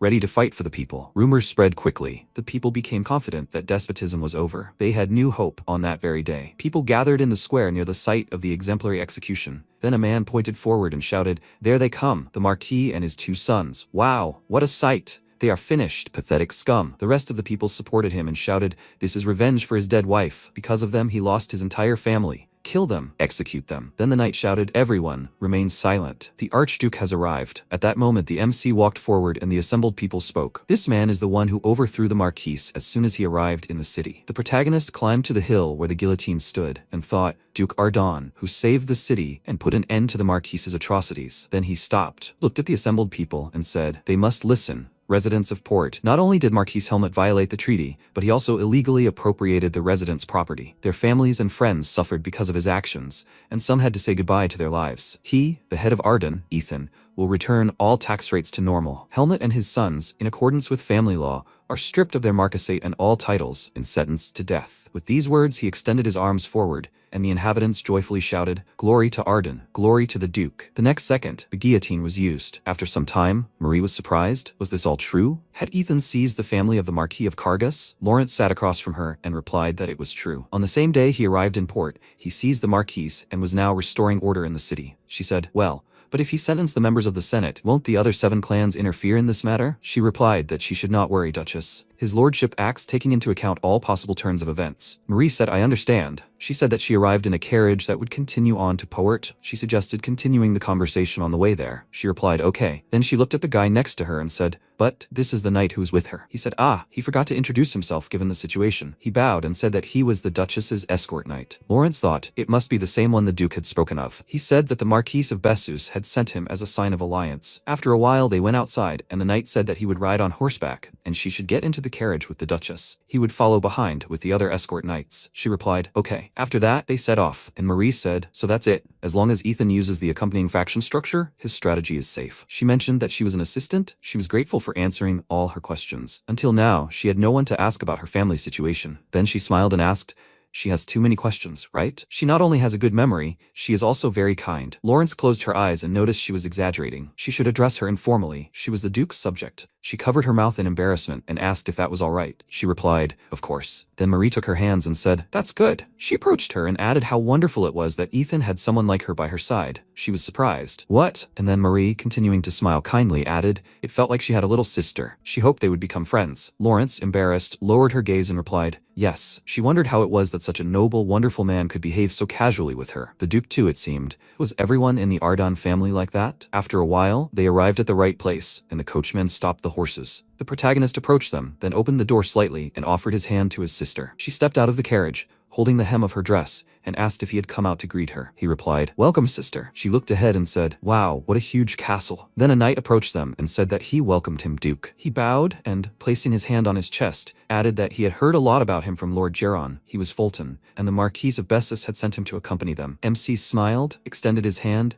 and said it was a pleasure to meet him. He was Ethan. The knight returned the handshake and said it was a pleasure to meet him. The next second, the protagonist felt energy and thought, a mana wave? Is he discreetly using it to study him? Then he smiled and thought that he was doing a good job of hiding the movement of mana. An ordinary knight would not have noticed anything, but not him. The next second, he released his energy, and Fulton looked at him in surprise. He thought, judging by his level, this was a knight of about rank 6. So, Marquis Bessus put a lot of effort into sending him. Then MC turned around and said, Lawrence, she must prepare a room for Sir Fulton. She bowed and replied that she obeyed. And the knight thanked him. He thought, it's strange. In terms of mana, he only has rank 2. No matter what his abilities, how could a knight of that rank disperse his mana? Then Marie walked forward and asked, any news about Myers? The protagonist approached her and replied, yes, he sent a letter. After a while, they entered the room, and Marie, moving on, asked in surprise, wow, is this her room? He confirmed it and asked if she liked it. She asked, Ethan, is she really allowed to use this? Everything here seems so expensive. He smiled and asked, what is she talking about? The Duchess of Ardon should only use this. She asked, really? He folded his arms over his chest and answered, of course. Starting tomorrow, she will be taking management lessons. What does she think about it? She was surprised. Management? He answered, that's right. If she doesn't mind, he would like her to help him in this area. Naturally, if she doesn't want to, she can refuse. She extended her hand to him and asked how she could not want to.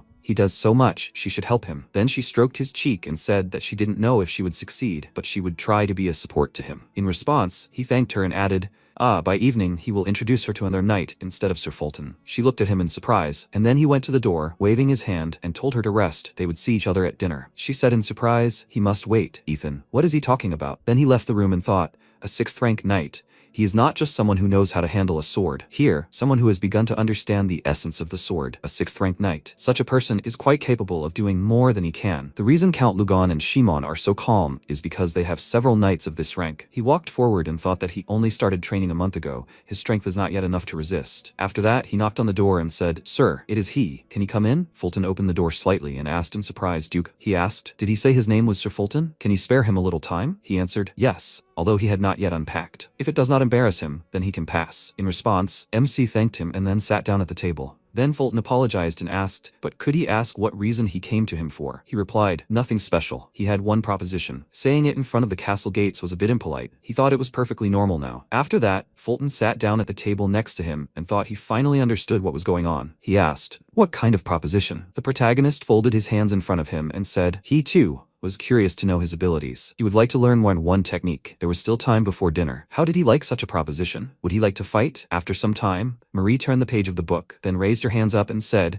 that while she was reading the book, it was already time for lunch. A knight stood behind her, his hands folded behind his back, and said that it was true. The sun was already setting, and then she looked at him and asked, Sir, will they dine together? Even if it was only for a day, but today he was her escort knight. He asked, is that possible? She answered, of course. Then he smiled and said it was an honor for him, but awkward in front of Sir Fulton. Fulton? She asked. In front of Sir Fulton. He asked. Hadn't she heard that the Duke had offered to duel him? She was surprised. What? Ethan? He answered. That's right. The fight was probably in full swing now. She said. What can you do with it? Meanwhile, the protagonist prepared to attack and then struck in front of himself, and Fulton held his sword in front of his weapon and blocking his attack. He thought, not a bad blow, and MC thought that he knew it. He parried it well. In that case, he could attack as much as he wanted. Well then, maybe he should pick up the pace? He concentrated his energy, then smiled and ran to attack. In response, Fulton clenched his teeth and concentrated his energy, swung his sword, parrying his blow. He thought that the speed of the attack was faster than he thought. If he hesitated, he could, on the contrary, hurt himself. The protagonist then pointed his sword forward and thought in surprise. He disappeared. Then, from behind, he turned around abruptly when Fulton appeared behind him and parried his attack with his sword. Fulton then thought he couldn't understand how he was able to restore mana from his shattered aura and strengthen it again. It was impossible for a normal person. Furthermore, how did the Duke manage to manifest abilities beyond his mana? A knight's strength and speed depend directly on this, so their level is determined based on their mana. But Fulton had never met anyone like Ethan. That's why he didn't know that the fragments that were spread throughout Ethan's body had the essence of flame, so each piece acted as a clot of mana. He was able to transmit this throughout his body faster and more accurately than squeezing it from his abdomen. Then Fulton let out a loud scream, and MC jumped back and, skidding to a stop on the ground, said, "It's a little heavy." Fulton asked in surprise, "What's he talking about?" It was simply astonishing that he could do something like this with so much mana. The protagonist thought, a duel with a high-level wielder. It had been a while since he'd thought about the times when he'd learned how to wield a sword. Then he said, well, now they'll try fighting properly. At that moment, the protagonist activated 8 rings. Energy spread around, and Fulton, his mouth open in surprise, thought, what is this? The amount of mana suddenly increased. The next second, MC charged, swinging his sword in front of him, and then Fulton also rushed into battle. They struck each other, while Manhattan, watching, thought, Duke, he's already demonstrated unprecedented abilities when he fought them. It's simply amazing. He clenched his fist and thought that in just a few days, his skills had improved. Where was the limit to his capabilities? Then Fulton struck, and the protagonist raised his weapon in front of him, but the next second his sword flew aside, and with a sigh, he noticed that he had lost. He then said that he couldn't be defeated. It had been a good battle. In response, Fulton thanked him and then told him to listen, Duke. MC took the towel from the maid and asked, what? He said that during the battle, his strength and speed had increased dramatically. So, at the very beginning, he wasn't fighting at full strength. He replied that it wasn't because he was borrowing strength.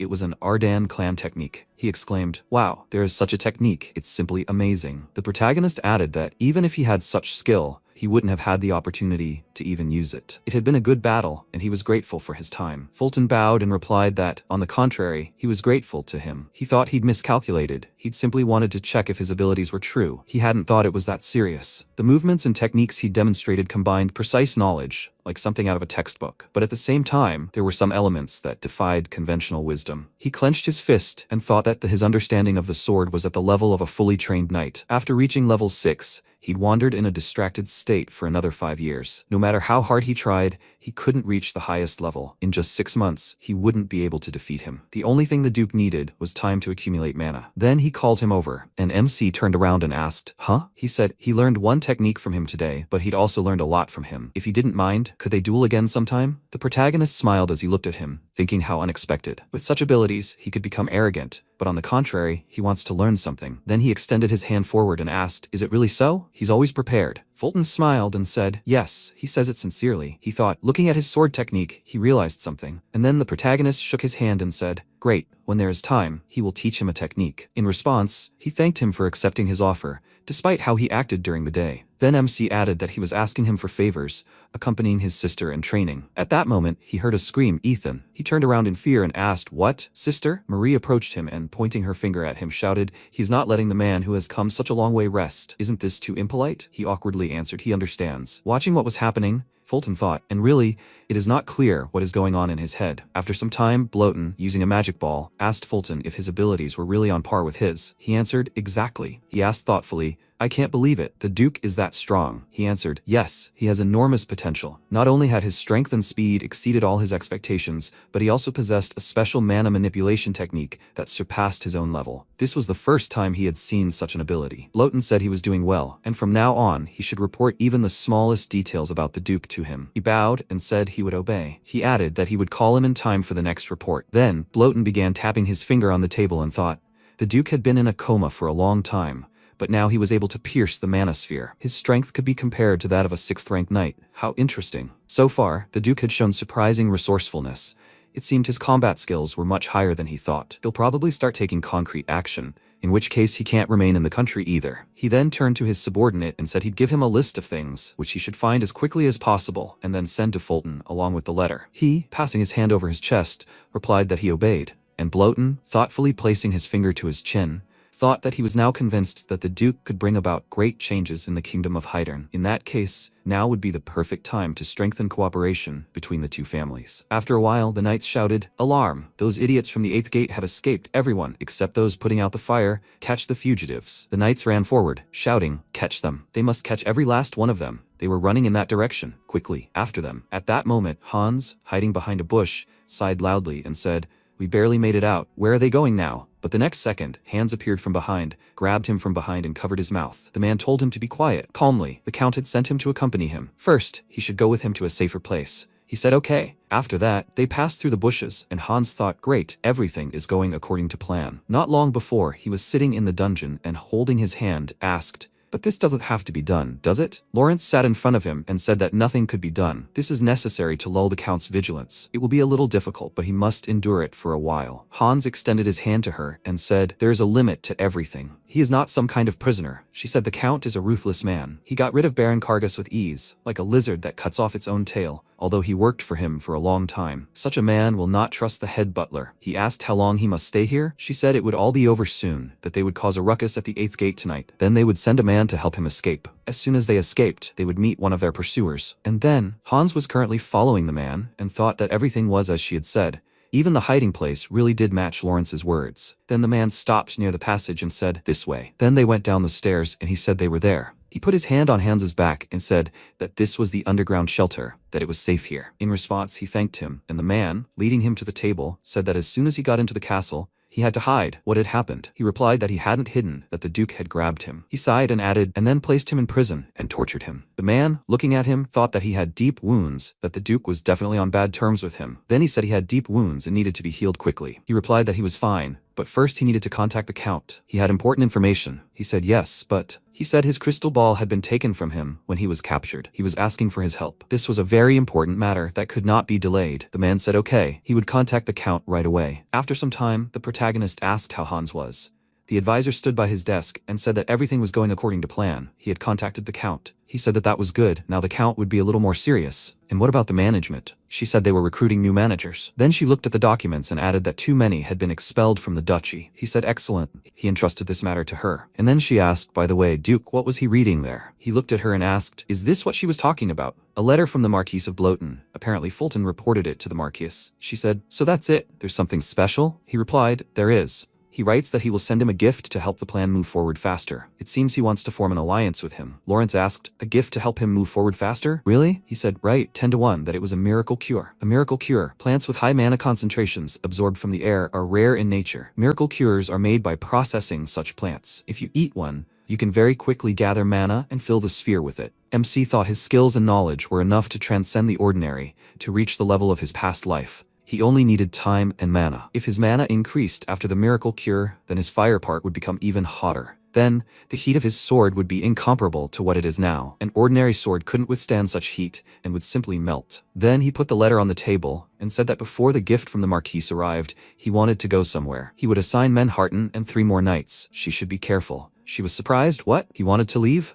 Where was he suddenly going? He answered. He needed to get one thing. She asked, one thing? And he went to the door and told her to take care of everything while he was gone. He took the cloak and, smiling, added that he needed a weapon that could withstand his mana. He would make a new sword in return. Loidinium is the capital of the Duchy of Erden. Count Lugon, the head of the Emelton faction, slapped the document on the table and shouted, what does this mean, Count Shimon? The head of the faction took the death of a subordinate lightly, so the Duke can kill all his subordinates, and no one cares. Shimon sat opposite him, folding his hands in front of him, and told him to calm down. If the Duke committed murder, what did he think their actions would be? Naturally, the king and the 7 clans would demand that they be held accountable. It was entirely possible that their estates, no, their heads would roll. Lugon smiled and thought, of course it would, and he would be the one to answer for everything. It was immediately clear why the Duke had struck at the Kargas. He had realized that they had long been plotting against him. He also realized that it was he who had hatched the plan to destroy him. He should now add fuel to the fire and have them tear each other to pieces. At that moment, Shimon gritted his teeth and thought, pathetic idiot, does he think he doesn't understand his plans at all? However, After some time, using a magic ball, Hans said, "Count, it worked." He asked, "Really?" He must tell him more. He answered, "Yes." During the torture, the Duke asked him about Count Shimon. He immediately realized this was his chance and deceived him, giving him false information about the faction. Then Shimon rose from his seat and raising his hand shouted, "Excellent, well done." After all, it wasn't in vain that he trusted him. He then burst into loud laughter. In the present, he folded his hands in front of him and thought, the Duke's next target is Baron Romanton. He said he might as well have fun while he could. Lugan, a dungeon. There are special areas in nature where mana gathers in vortexes. This draws wild monsters who gather in packs and form dungeons in such places. The mana influences the monsters, and magical crystals appear inside the dungeon. This is used for various magical actions, and the dungeon becomes something like a treasure cache. After some time, the protagonist rode up to the village gates and thought that he hadn't been here for a long time. There must be a dungeon in the surrounding area. Of course, he really wants to get his hands on the crystals and treasures, but right now, finding a special metal is more important. Then he heard a command to stop. The knight standing on the wall raised his hand and said that passage through the village was currently closed. What business had he come here for? The MC showed the object and said he wasn't some strange man. They should open the gate for him. The guard awkwardly scratched the back of his head and said that even if he belonged to a certain faction, not everyone could come in here. At that moment, his colleague shouted, "He must wait." What was that pattern? A drawing of golden flames. He thought it was the symbol of the Erdon Duchy. Then he asked, "Isn't he the Duke of Erdon by any chance?" He then shouted that he would open the gates immediately. He must bring the village elder quickly. After that, the gates opened and the protagonist rode on. Looking around, he thought the atmosphere in the village was strange. There was no movement on such a wide street. Anxiety was visible in the eyes of the villagers. Perhaps they were wary of him, or were their faces filled with fear? Then he asked the guard to listen and asked where the village elder was. In response, he apologized and said that soldiers had been sent for him and that he would be here soon. But MC said no, he'd go see him himself. He had to take him to the village elder. After some time, the village elder said that a hunter from that village had personally experienced a similar situation. He was hunting, as usual, near an abandoned mine, when suddenly he heard a strange sound. The hunter listened and thought it was the sound of a pickaxe. He wanted to find out who was making these sounds, so he went closer to the mine, and there he saw something he never expected. Then he said in fear, they were skeletons. Jillian, the elder of the Floran village, spread his arms wide and added, there were several dozen skeletons there working with pickaxes. The protagonist sat on a chair across from him and asked, skeletons? He meant dead people? He answered, yes, they were definitely skeletons. He was too afraid to go inside, but he heard the sound of pickaxes. Then MC thought, this is very strange. All that can be mined in the abandoned mine is that very metal, Ephrion. Not as powerful as mithril, but harder than steel. Its properties are very similar to those of mana. Ephrion is often used to make magical tools, but this metal should only be discovered here in a few years. So someone else had visited the mine. At that moment, the elder turned to his subordinate and whispered, what could these skeletons be looking for in the abandoned mine? He replied that he didn't even know, and looking at them, the protagonist thought, judging by the elder's behavior, the villagers still don't know about the mineral's existence. He needs to find out for sure whether Ephrion is his purpose. But now the problem is different. Someone with enough power to summon several dozen skeletons could only do so under the control of a dark mage, a lich. And the worst thing is, if a lich is really involved, then the matter is quite serious. A lich is a creature served by high-ranking undead. He couldn't defeat his army with his own hands now. He might have to abandon the Ephrion. Then he rose from his seat and said he needed to check something right now. Where was this mine? After a while, he moved a branch and said, he said it was this way, didn't he? Then he looked ahead and said, there it is. He could hear the faint but distinct sound of tools working. Then he walked into the cave and wondered if they hadn't set up a barrier. They seemed confident in their abilities. The elder said he had reported the undead to the Baron, but he hadn't seen those documents. If the elder wasn't lying, did Helmut break the contract and conceal the truth? Did he deliberately allow a lich to appear on his territory? He had a feeling something else was at play here. The next second, a pickaxe struck metal and MC walked forward, noticing skeletons mining ore, and he thought he knew it. It was the Ephrion. Could this really be his goal? The next second, he concentrated energy in his eyes and noticed the dark mage. He said that, judging by the aura he sensed, this was the dark mage who controlled the skeletons. He smiled and thought, it's good that this isn't as dangerous a creature as the lich. He could easily take the Ephrion. And then he came closer, and the mage turned around abruptly and shouted indignantly, who is he? The protagonist asked, should someone who was about to die care? Then the mage began to concentrate energy and shouted that he didn't know who he was, but it seemed he wasn't afraid of anything at all. He would turn him into a skeleton. Then MC took up his sword, concentrated energy, and looked at his opponent. He thought, what? He thought, is this really possible? He then pointed the sword at him and told him to answer. Where did he learn the dragon breathing technique? The mage laughed in response, and the protagonist asked, what's so funny? He grinned, pointing at himself, and asked, Does he even know that? Then he even more so can't let him live. Then he pulled out a magic chain and, pointing it at him, shouted that he must die. The protagonist looked at this in surprise and then abruptly jumped to the side. He thought he made the chain with mana? Besides, it contains a large amount of magic. After that, the opponent shouted, how can he handle his chain with dark magic that crushed even a 5th rank knight? It seemed the villagers called him over. How unlucky he was. He would have to say goodbye to life for a mere pittance. He would kill him and suck out all his mana, and then turn him into a skeleton. After that, the protagonist rushed to the side and thought, what a strange guy. His mana is at level 5, but his control technique is somehow clumsy. Moreover, he seems to be unable to conceal the flow of it. He continued to dodge the chain and thought, the weak point of this magic chain is immediately obvious. After that, he swung his sword in front of him, and the dark mage gritted his teeth and thought, I've got it. The next second, MC swung his weapon, but several sharp chains headed towards him, and a huge cloud of dust rose into the air. The dark mage began to laugh loudly and proudly said that he had already said that he had defeated even a 5th ranked knight. And here's some 2nd ranked one. It's no fun fighting him. At that moment, he heard a voice from the dust cloud. He talks too much. He frowned, looking ahead. Then the protagonist swung his sword several times, cutting the chain in several places. His opponent cried out in fear. He should wait. Did he break his chain? He thought that he hadn't just cut it with a sword. He had disrupted the flow of mana that ran along this chain. How did he do that? The next second, MC charged at him. He thought, damn, this is no time to gape in surprise. He thrust his hands forward and shouted, impenetrable darkness. This should protect him. The next second, the protagonist swung his weapon, directing an attack forward, and then shouted, well, this is easy to deal with. At that moment, he found himself behind his opponent, then pointed his sword forward.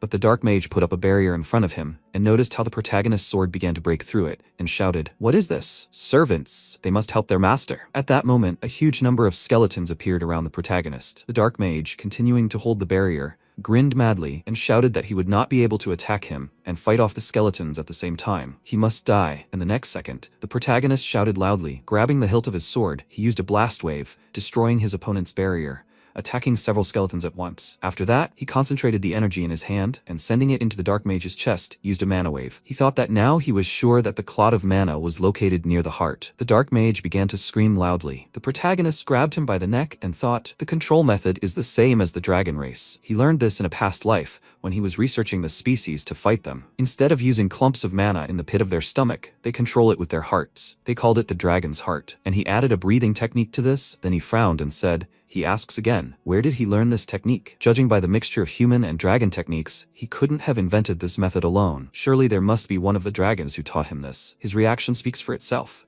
He must tell everything he knows about the breathing technique. If he remains silent, this pain will only intensify. In response, the dark mage said that he didn't know where he came from, but he was quite powerful. However, the order will exist forever. The next second, a clot of dark energy erupted from his body, followed by a powerful explosion. MC clenched his fist, jumped back, and said it was dangerous. If he hadn't left the mana of the 8 rings, there would have been no living thing left. Then he dusted off his clothes and thought, I think he understood the breathing technique. He was talking about an order. In a past life, there had been a pseudo-religion too. Groups of mentally ill people, enchanted by the power of the dragon race, who eventually began to worship and serve it. A dark mage who followed the order's teachings, the Baron's lost records, a breathing technique that incorporated human dragon techniques. How complex it all was. He didn't think he was the only one in this vast duchy. Perhaps representatives of the dragon race had already infiltrated here. He clenched his teeth and thought, words were beyond words. How dare they hide within the order's territory? Then he said that once he made the sword, he would have much to do. Dwarves dwell in the mountains deep underground, skillfully handling metal,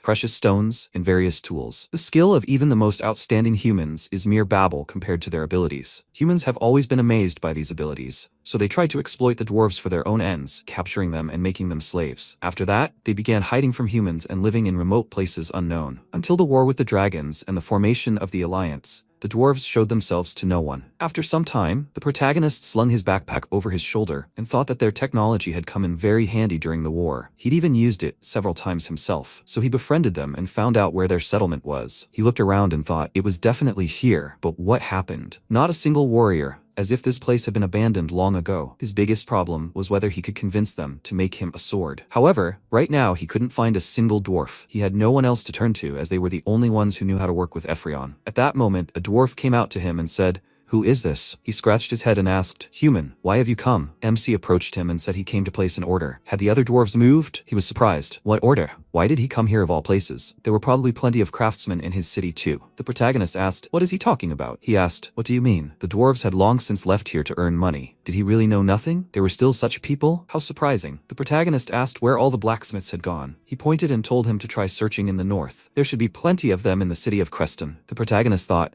the dwarves who hate humans have gone to a human city? Then he handed him a bottle of drink and said that he was grateful, and he should accept this as a token of his gratitude. The dwarf looked at the drink handed to him and said, wow. He picked up the bottle, laughing loudly, and shouted that he was a smart guy. MC waved at him, and he added, may the blessing of the hammer be with him. Not long before, Marodny, the dwarf blacksmith, put his mug of beer down on the table with a loud bang and shouted, what, broke it again? If he's a duke, that means he can do anything? Arden, or whatever his name is, does he really know how to handle a sword? This is the first time he's seen a man who uses a sword so often. What? You don't need anything, kid. Who does he take him for? He'd better buy him some wine and wait just a month. He clenched his fist and added that he gives his word as a blacksmith. He will make the best weapon. The protagonist thought, as far as he knows, dwarves have no prejudices about the status of people, and they are more interested in making weapons than in money. Now he says that the dwarves have left to earn money. After some time, a guy approached the protagonist and asked, sir, he has a bad expression on his face, maybe something is wrong? He looked at him and replied that everything is fine, but apologizes for making him worry. And he put his hands in front of himself and said, nothing. It's already an honor for him to come to him personally. MC thought, what a funny reaction. And then he said, it's quite noisy on this street. Is it always like this? At that moment, dwarves were walking around and asking what kind of weapon he should get, a sword or a spear. He should definitely stop by his shop. Then the guy said that no one knows how to trade like dwarves. If he goes to any merchant, he'll be left penniless. Then he hit himself on the chest and, smiling, added that he shouldn't worry. Since he's in Creston, he'll show him a reliable and proven place. He'll surely be satisfied. The protagonist replied, okay, he's grateful. After a while, the guy said, it's here. In Creston, this forge is famous for its quality, called steel and fire. MC looked at this and said how long the line was. I wonder if they can get in today? He told him to wait a bit. He'll try to go inside and talk. At that moment, shouts came from the line. He was first. He needs to get in line. At that moment, a dwarf called the protagonist and told him to listen. Mister, it looks like he came to make a pretty good thing, since he has precious Ephrion with him. He folded his arms and leaned his shoulder against the wall. He added, however, that this forge wouldn't be able to properly use this metal to preserve its properties. The protagonist looked at him and wondered if he'd immediately understood what was in his bag. He had keen eyesight. He asked, does he know much about Ephrion? He asked, is he asking? How much does he know? Then he laughed loudly, and the others looked at him in surprise. He came closer and said that Ephrion can enhance the properties of mana, transforming it, so it must be smelted at a very high temperature, which makes working with this metal difficult. However, the hotter it is, the higher its quality and suitability for magical items, and hot pressing can even increase its strength before the metal crystallizes. He asks if he knows Ephrion? That's the wrong question. He should have asked if there was a dwarf who knew Ephrion better than him. His answer was that there wasn't one. The protagonist remembered Marodny saying he was sure there wasn't a dwarf in the world who knew more about this Ephrion than he did. Then a guy ran up to them and shouted, sir, he can come inside. He warned them that he was a very important client. Then he noticed a dwarf next to him and asked, what is he doing here? MC said, it seems he knows him. He replied, right, his name is Poforents. At that moment, the dwarf was surprised. Sir, he was the same Duke Arden who was in a coma, the one who captured Kargas as soon as he woke up. The protagonist looked at him and asked, did he immediately become polite as soon as he heard his status? Dwarves weren't like that before. He preferred the brazen attitude they had before. At that moment, the guy indignantly shouted, he should get lost. How dare he treat the Lord like that? But MC raised his hand and said, no, he wants to entrust his order to him. He was surprised. What? But the protagonist told him not to worry. If he didn't mind, he asked him to send this letter to Port Castle as soon as possible. With these words, he handed him the letter. The boy scratched his head and said, okay, he'll do as he asks, but he must be careful. This Beforance dwarf had been convicted of a crime in the past. After some time,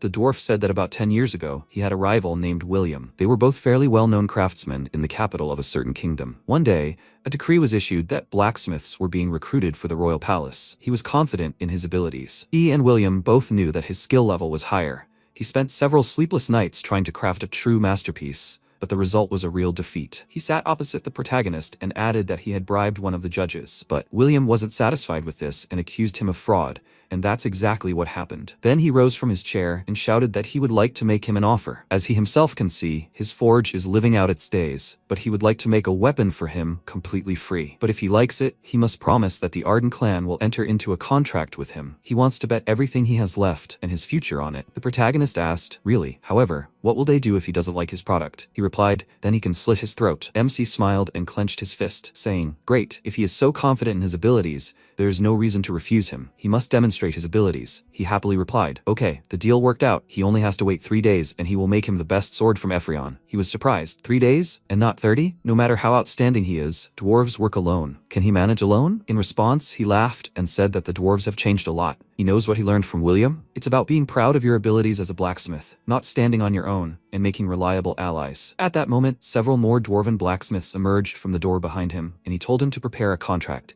The Flamehammer Forge would craft him the finest sword. After a while, the sword's production began. Porphyrinus, directing the others, shouted, they must throw in all the coal. The furnace burned even hotter. Then he asked, well, how is it, Orba? He stood on top of the furnace and shouted. The metal began to melt. Porphyrinus, are you sure nothing will happen if they use so much solvent? He thinks the furnace won't withstand the pressure. He clenched his fist and shouted that it didn't matter. He had to pour everything he had. Let them use all the materials and destroy the furnace, but they must finish the job. Then he shouted, molten iron is coming out. We must maintain the temperature. We must cool it as slowly as possible. The strength of the Ephrion depends on it. After some time, they began to hit the metal with hammers, and then they started working on the decorative elements. After some time, Porphyrinus, picking up the finished sword, joyfully shouted, wow, they did it. At that moment, the protagonist approached them and said, well done. And indeed, they finished in 3 days. Porphyrinus looked at him and said, just in time, Duke. Only the last touch remained. He asked, what? He said everything was ready. He handed him the sword and said that this applies to ordinary swords, but Ephrion is special. And finally, a mana spell is necessary. He asked, mana spells? He answered, it's the process of infusing mana into the sword. He asked, into the sword? He answered, yes. He must try breathing mana into the sword, Duke. If he can withstand this, the strongest Ephrion sword will be completely ready. And then MC took the weapon in his hand and thought how light it was and how pleasant it felt in his hands. Unlike iron, it felt smooth and strong at the same time. One only has to start pouring mana into it and it will absorb it. Then he concentrated the energy and said,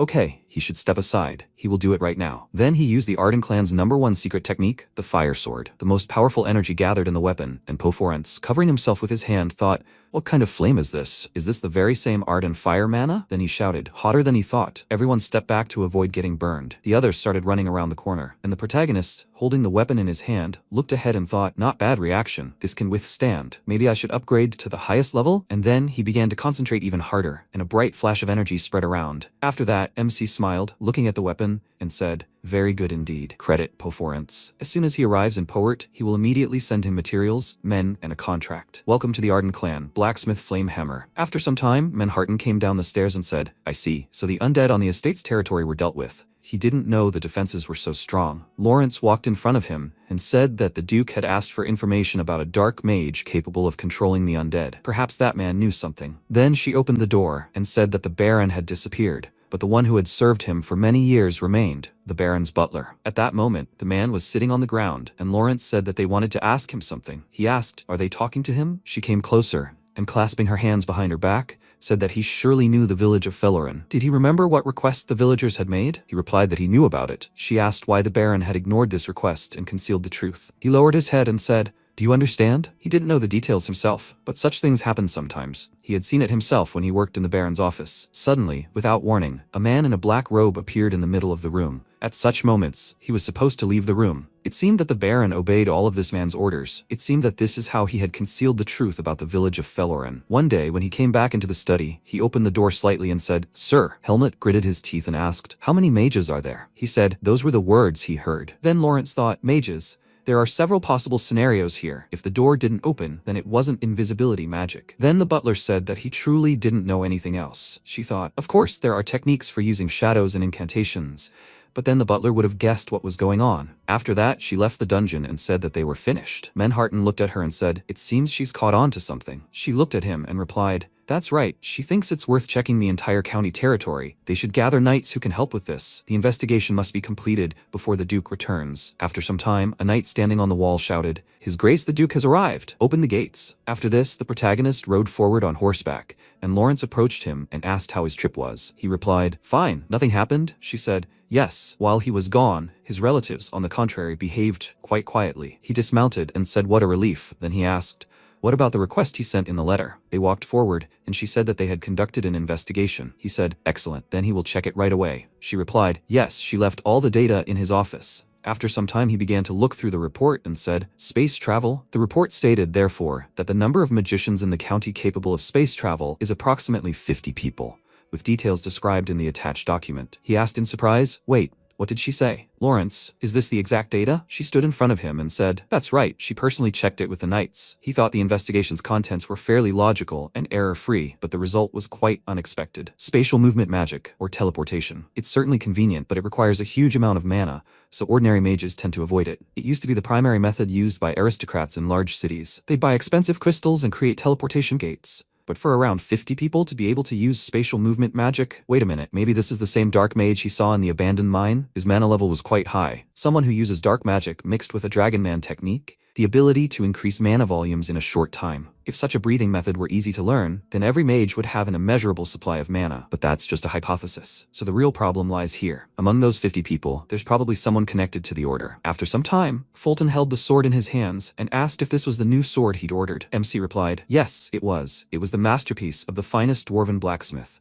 It was so good that he decided to take it to the Ardon estate, Fulton said. It's very light. The handcrafting was so skillful. The skill of the dwarves should never be underestimated. The protagonist smiled and said that if he wanted, he could have a sword made for him too. He was surprised. Really? He replied, yes. He was guarding his sister after all. He should consider it a small reward for his efforts. Then Fulton placed the sword next to the chair and said it wasn't difficult at all. On the contrary, sometimes it seemed like he had too much free time. He asked, really? By the way, how was his sister? He said he'd been working on administrative matters with Mr. Prexian lately. Although she hadn't done anything like this before, she was proving quite capable. Mr. Prexian also acknowledged the Duchess's abilities, mentioning that she was a quick learner. The protagonist remarked, so it wasn't for nothing that he entrusted his sister to him. He was grateful. He replied, oh no, it's not worth it. Then he reached into his inside pocket and added, by the way, he should give him something. He looked surprised. Him? He placed the box on his desk and said that Marquis Bloten had sent him this gift. After a while, MC opened the box and thought, a special pill that dramatically increases mana? He seemed to think his mana was still insufficient, so such a pill would be most effective for him. After all, the Marquis possessed incredible powers of observation even in this life. Then he rose from his chair and thought,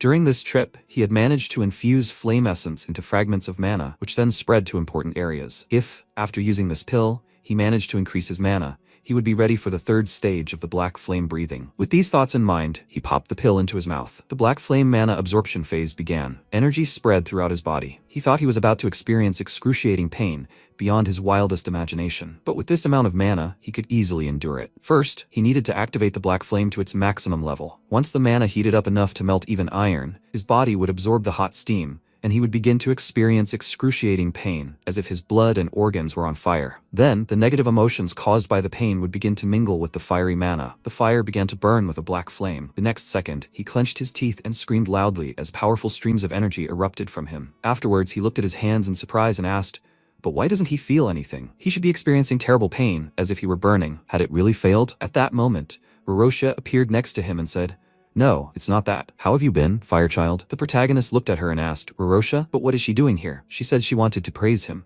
It wasn't a failure. On the contrary, he had risen one level, and she had received pure fire mana. Thanks to this aura, she was able to revive. Unlike others, he had been able to avoid the tainted fire. He asked, tainted? Did she mean the breath of black flame? She answered, yes, the black flame, mixed with pain, had lost the true properties of fire. As a result, such imperfect fire limits growth. MC wondered, is the black flame breath limiting? The Arden clan became the strongest in sword techniques, thanks to the black flame breath technique. The black flame reflected the essence of the Arden clan, and no one even doubted its destructive power. However, a technique that reflects the essence of their clan is imperfect. He clenched his fists and thought that he could not contradict Rorosha. In his past life, having reached the limit of the level of excellence, he felt a wall limiting him, impossible to overcome. Could this be due to the black flame breath? What should he do then? She said. It seemed like many thoughts were going through his head. But did he know she had been reborn with such a pure aura before, and the source of that aura was the founder of his clan? He was surprised by what she said. The first head of the Arden clan, Ziran Arden. He founded not only the Arden clan,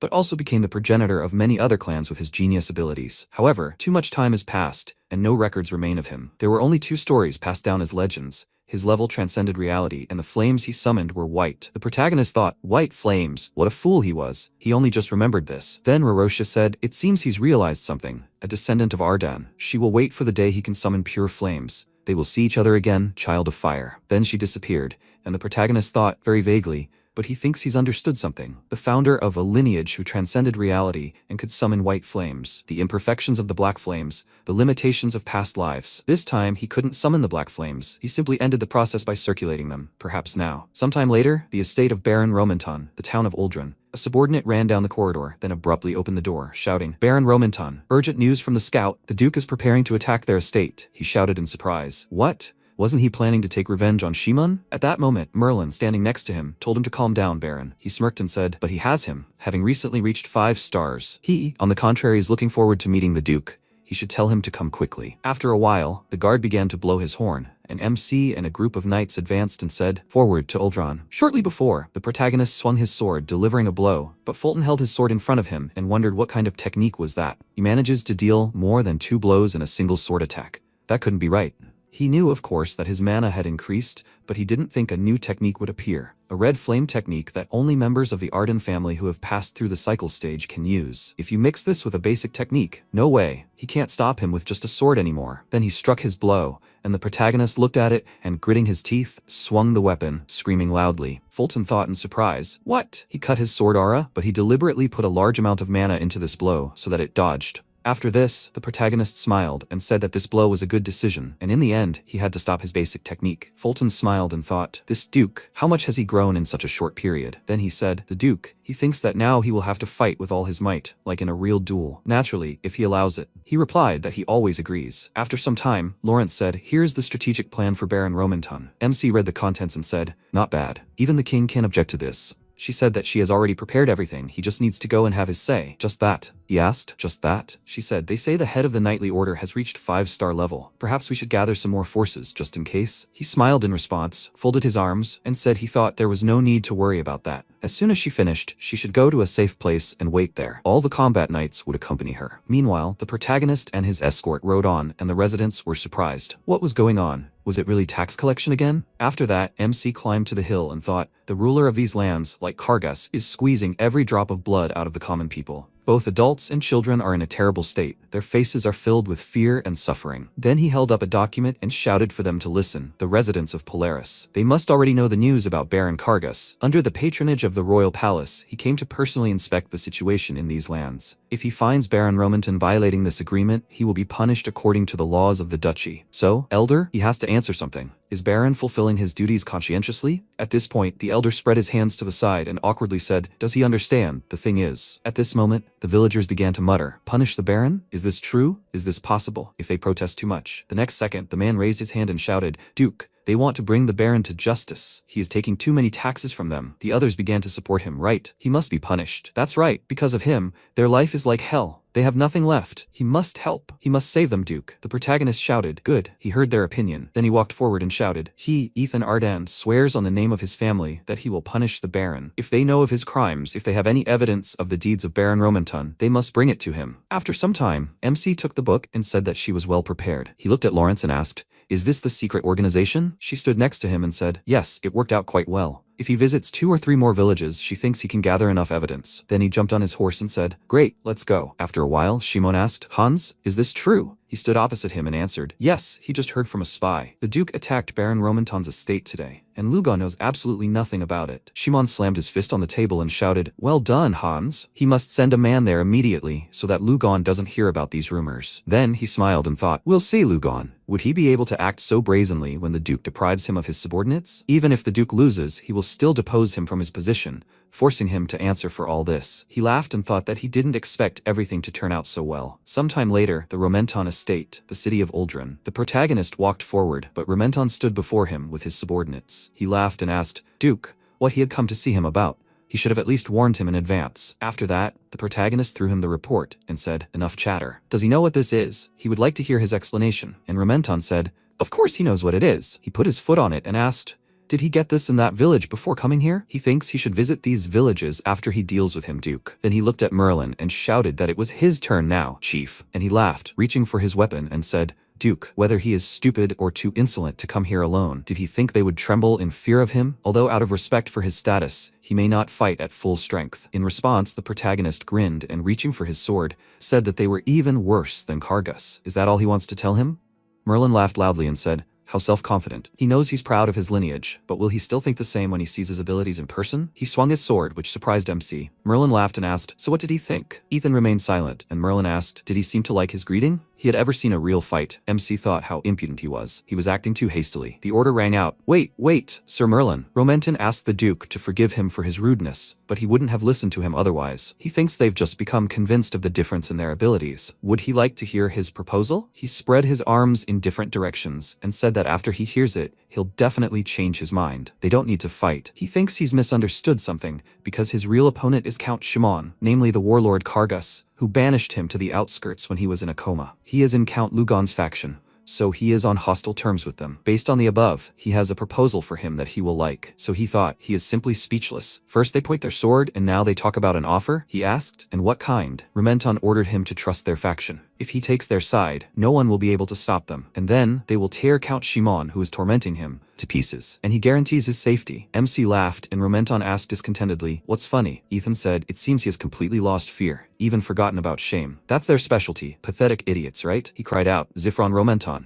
How can he guarantee his safety? He is just some vassal. He has no interest in their dirty squabbles between factions. The elders who betrayed their ruler are his enemies. They must all be brought to Arden's court. Romenton screamed, what? Yes, he is. Mana shot toward him, and Merlin jumped up and shouted, Baron, there's no need to listen to him anymore. He swung his sword, but MC blocked it. Merlin said the secret of Kargas's capture has been revealed. He bribed Menharten and captured Helmet. Maybe he came here with the same intentions? Merlin swung his sword and asked, he fell into a coma, then woke up, and still thinks the laws of the duchy apply here? Romenton clenched his fist and thought, Kargas, what an idiot. He thought he'd gotten old and couldn't keep track of his people anymore, and then here comes such a specimen. But on the other hand, his order is loyal to him. It will never fall apart. MC thought mockingly, Lawrence did a good job. He didn't think he knew so much. If the neighboring lands falsified information like that, then there's nothing to say about the rest. Iron shifted, and Merlin asked in surprise, looks like he felt his power? His smile irritates him. MC said, well, that's the end of the joke. Merlin cried out, Duke. Mana clashed, and at that moment, Marie was sitting in a chair and saying, she doesn't even know if it's okay for her to sit here and drink tea when Ethan could be in danger. Prexian laughed and said, no need to worry about him. The Duke was able to easily defeat Kargas. Count Romenton may be stronger than Kargas, but this time he rode with knights. Marie responded, but Ethan, with his character,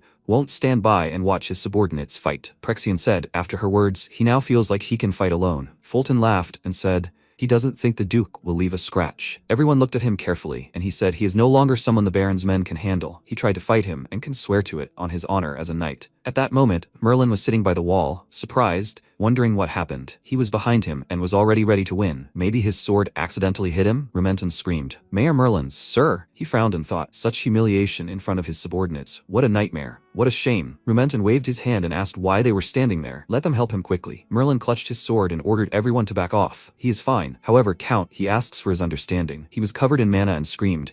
He is unable to control his power, so he can kill the Duke. Romenton laughed and said, wow, that was not in his plans. Merlin's loud cry was heard, the call of a swift sword. He covered himself in mana and swung his sword, using absolute chaos. Romenton said with a slight mockery, it seems Sir Merlin lost his temper a little. The repairs will cost a lot. He'll have to collect taxes again. Merlin looked at his sword and thought, he dodged. He can't feel it. He asked, where was he hiding, rat? He turned around and saw Ethan, who hit him in the face with his hand. He kicked him and threw him aside, and then stepped on his chest. Merlin thought, how is this possible? MC bent down and said, he will tell him one thing. Merlin thought, what power? He can't move. MC remembered his words and attacked, after which a loud scream was heard. Romenton said, there was some loud sound. What is going on? He ordered Sir Merlin to answer. Did he deal with the Duke? MC said, he doesn't think he can answer now. He threw his corpse towards them, and Romenton screamed in fear. What is that? He looked at the body and asked, Merlin? This can't be. Deputy, what's going on here? Let him answer at least something quickly. He looked around and asked, weren't there 30 knights here? He ordered to stop the Duke immediately. The girls squeezed the sword and said not to relax. She ordered to prepare for an attack and show the techniques they had been practicing. She ordered to surround the Duke. They will avenge the leader. MC looked at them and thought, the level is quite low. He won't even have to use the red flame. The girls screamed, all knights, attack. Ethan thought, with such weaklings he will have to control his strength. He screamed and swung his sword, activating a stream of fire. He thought, there is no point in killing ordinary knights. There is not a single one among them who emanates an evil aura. But the one who really wants to kill him, there is only one here. He looked at the girl, who widened her eyes at him in fear and began to shake. He passed by her and said, he not only imposed inflated taxes and sucked all the juices out of the inhabitants, but also came at him with a sword to cover up his violations, and this is a rather serious crime. According to the laws of the duchy, from this moment on, he is deprived of his title and all his fortune.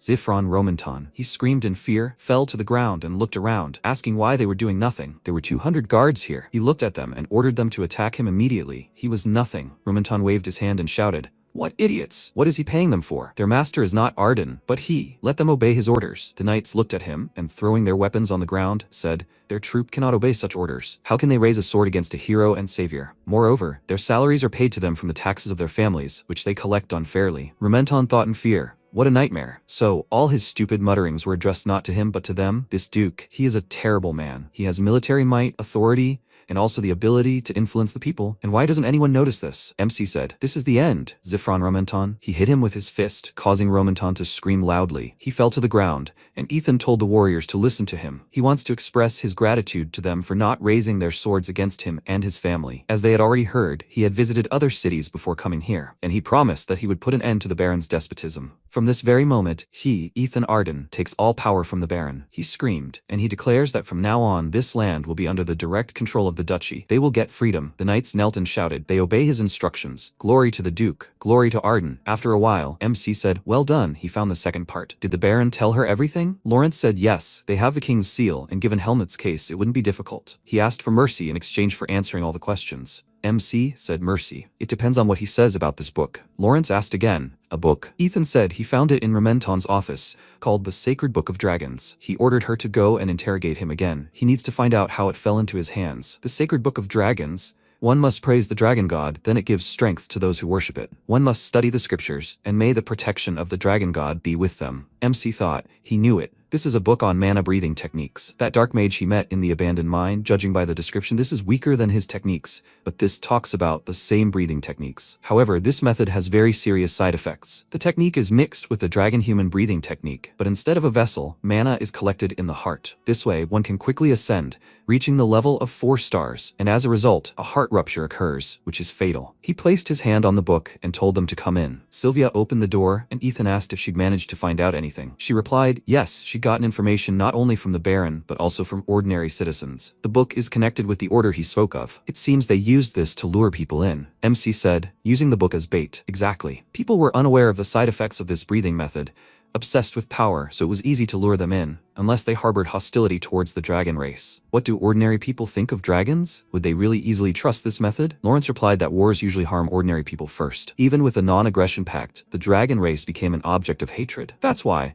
when this book was first discovered, there were frequent requests from the residents for this order to be destroyed. However, the aristocrats ignored their pleas, and those who spoke out loud soon even began to disappear. Thus, with their silence, they allowed lawlessness to occur, while the people simply whispered in corners and could do nothing. Ethan spoke thoughtfully. He thought the Guardian and the interests of both sides were involved, so Zifron acted alone after what happened to Helmut. Lawrence replied, yes, Zifron, on the contrary, seemed to be against it. Some time ago, he shouted loudly, he has nothing to do with this. These idiots, he has nothing to do with that terrible order, Naraxis. MC repeated, Naraxis. Lawrence replied, yes, that's what he said, Naraxis. What's the problem? Ethan answered no, none. He thought, the one who changes appearance. The embodiment of lies, Naraxis. Not all representatives of the dragon race had the same abilities. They tormented people with their special skills. Among them was one called the Shaper. They could take the form of a person, a plant, or an animal. They are very annoying. To recognize such a disguise, you need to be at least a knight of the 7 stars or higher. Even he had to play hide-and-seek with Naraxis for about a year to deal with him. Now, a non-aggression pact has been concluded,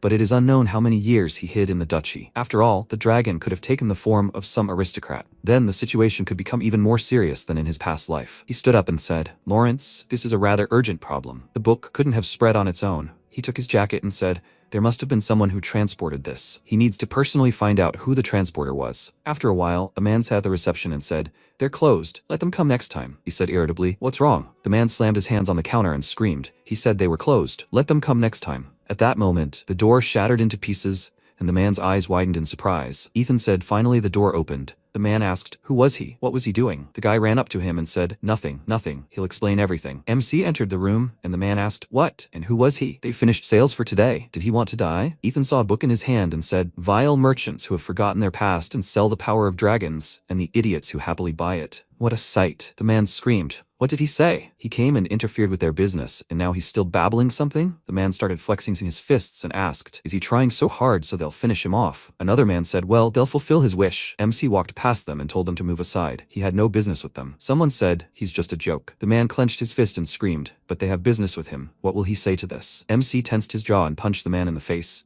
he said displeasedly. He won't repeat it twice. Let them get lost. The other men answered, yes. They headed for the exit and asked to be forgiven. Ethan went to the main one, who screamed loudly in fear. He pressed himself against the wall and asked, who is he? Why did he come and bother them here? If he doesn't get out of here right now, he will call security. Doesn't he know that causing a riot is a serious crime? MC grabbed the hilt of his sword and ordered him not to make him laugh. He was yelling with such an insolent face. How dare he sell a book praising dragons on the territory of the Duchy of Arden? He thinks he knows that this is tantamount to a mortal sin. The man thought fearfully. The territory of the Duchy of Arden? Could he really be Duke Ethan? MC held a sword to him and said, if he doesn't want to die, let him answer where these books were made. After a while, the man said, he was just selling books that were sent from the order. He himself doesn't know the details.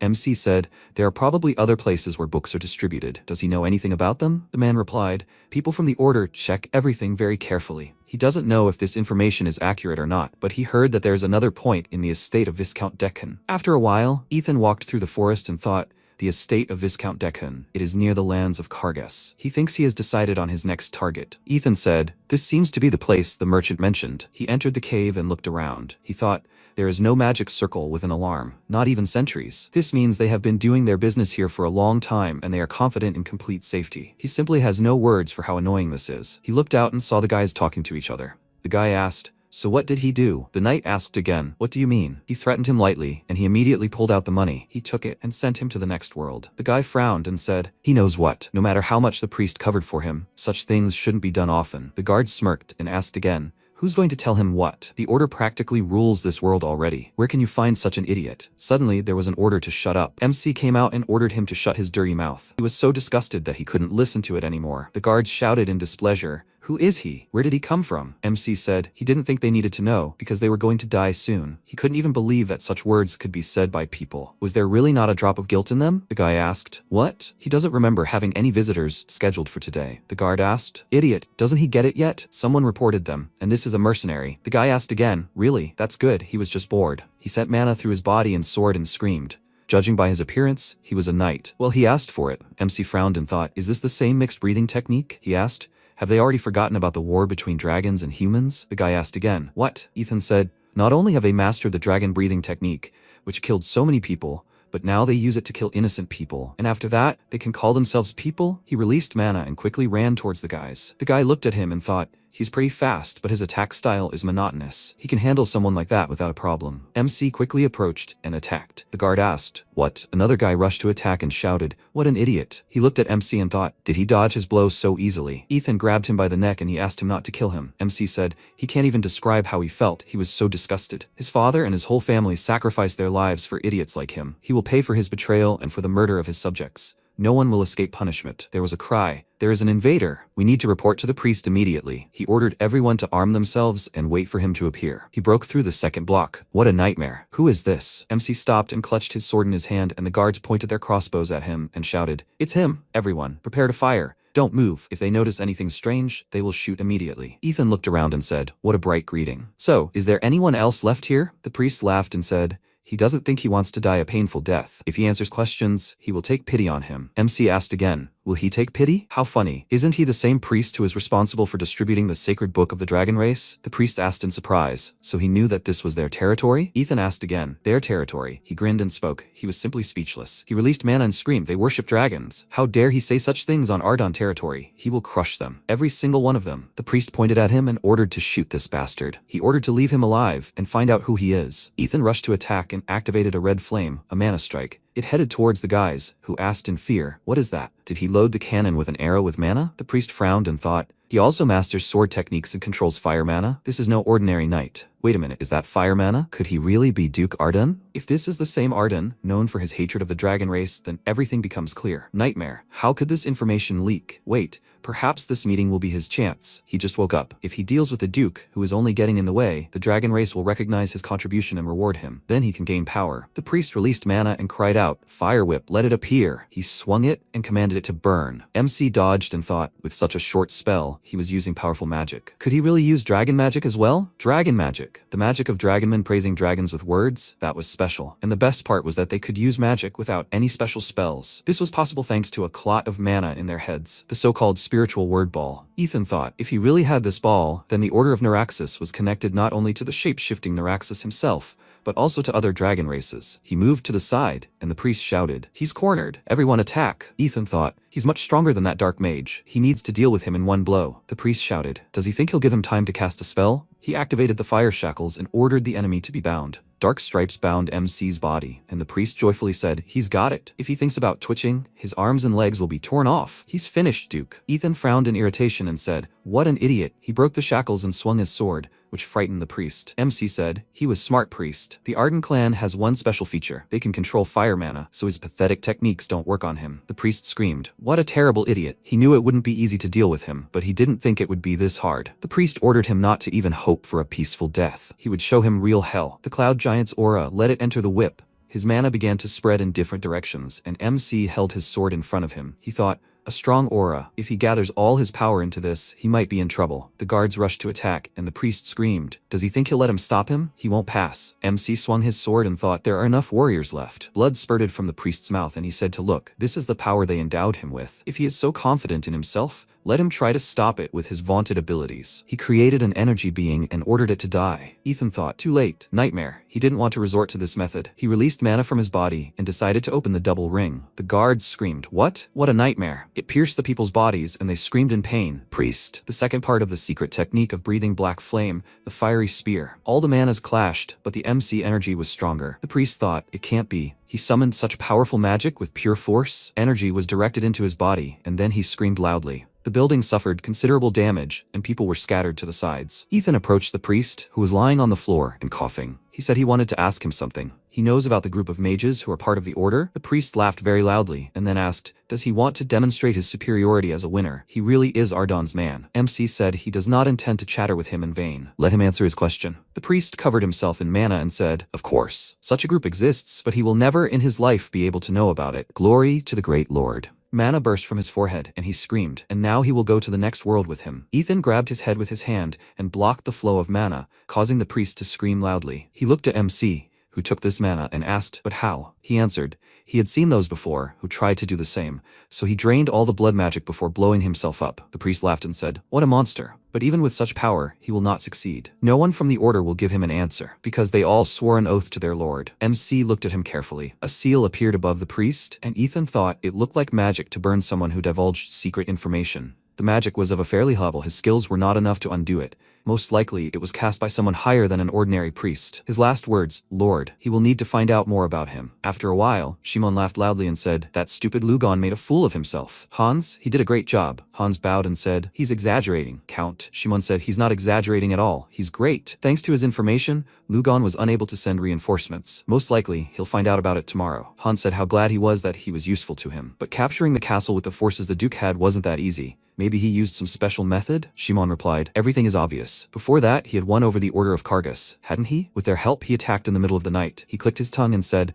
so this Romanton turned out to be at the level of some order. Hans's eyes widened in surprise, and he thought, he didn't think he was so mistaken. He had it all figured out. Soon he would start saying that Lawrence also had magical powers. Shimon shouted, Hans! He cried out, yes! Shimon spoke up. He had made a huge contribution to this matter, for which he should be rewarded with status. He appoints him head of intelligence for the county. Hans asked, head of intelligence, isn't this too much responsibility for him? Shimon said, no, he deserved it. He will give him knights. Let him try to find out what the Duke is up to. So can he? Hans picked up a glass of drink and answered, yes, he will do everything in his power. Shimon said, great, then he is asking for a favor. Shimon laughed and thought, now Lugon has no choice but to fight the Duke. As he planned, he'll put pressure on everyone at once, and his factions will defect. He can't wait to hear what he has to say at the elders' meeting. After a while, Lawrence asked, is everything all right, Duke? MC replied, yes, although it's not much. He managed to gather a small harvest. And how was she? Did she get the information? She replied, yes, she got some information about the Order of Neuraxis. First, the Order of Neuraxis operates as an official organization, mainly within the Xenon Empire. MC's eyes widened in surprise and asked, what did she say? Is that accurate?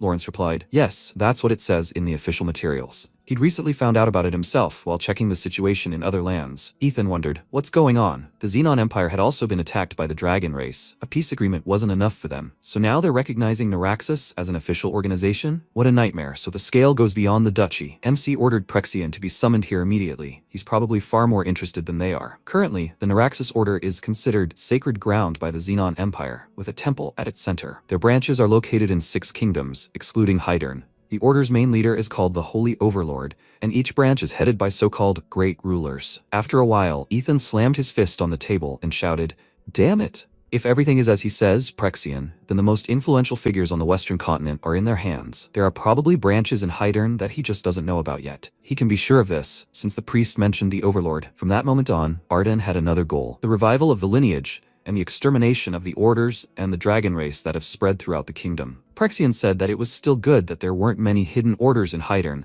thanks to the king's restraining policy. MC asked again, was he talking about that incompetent king? Prexian replied, yes, it's hard to believe, but it's true. His Majesty actively opposed the order, which is why Hydern is the only place without an official branch. Ethan said it was quite surprising that he managed to prevent the dragon race from penetrating the kingdom's territory. He thought he was just an incompetent ruler, always looking to the opinion of the 7 great families. In fact, it turned out that he had been protecting the people all this time. Perhaps in Arden's case, he had no other choice due to circumstances. He turned to Prexian and said that from now on he would report to him on the king's policies. Who knows, maybe they'll find it useful. Prexian replied, yes, he obeyed. MC asked, and also could he find out about this? He handed him a badge, and Prexian said it looked like a chest insignia. Ethan replied, yes, the priest had it. He thinks he's somehow connected to an order or a group of mages, and also to Lorson. He asked Lawrence to send this letter to Poforance as soon as possible. At dawn, she asked, does he mean that blacksmith? He urgently needed a weapon? MC sat down in a chair and replied, no, there's something more important. This is just his guess for now. Not only humans but also dwarves may be involved in the order. After a while, Poforance dropped the hammer and opened the letter,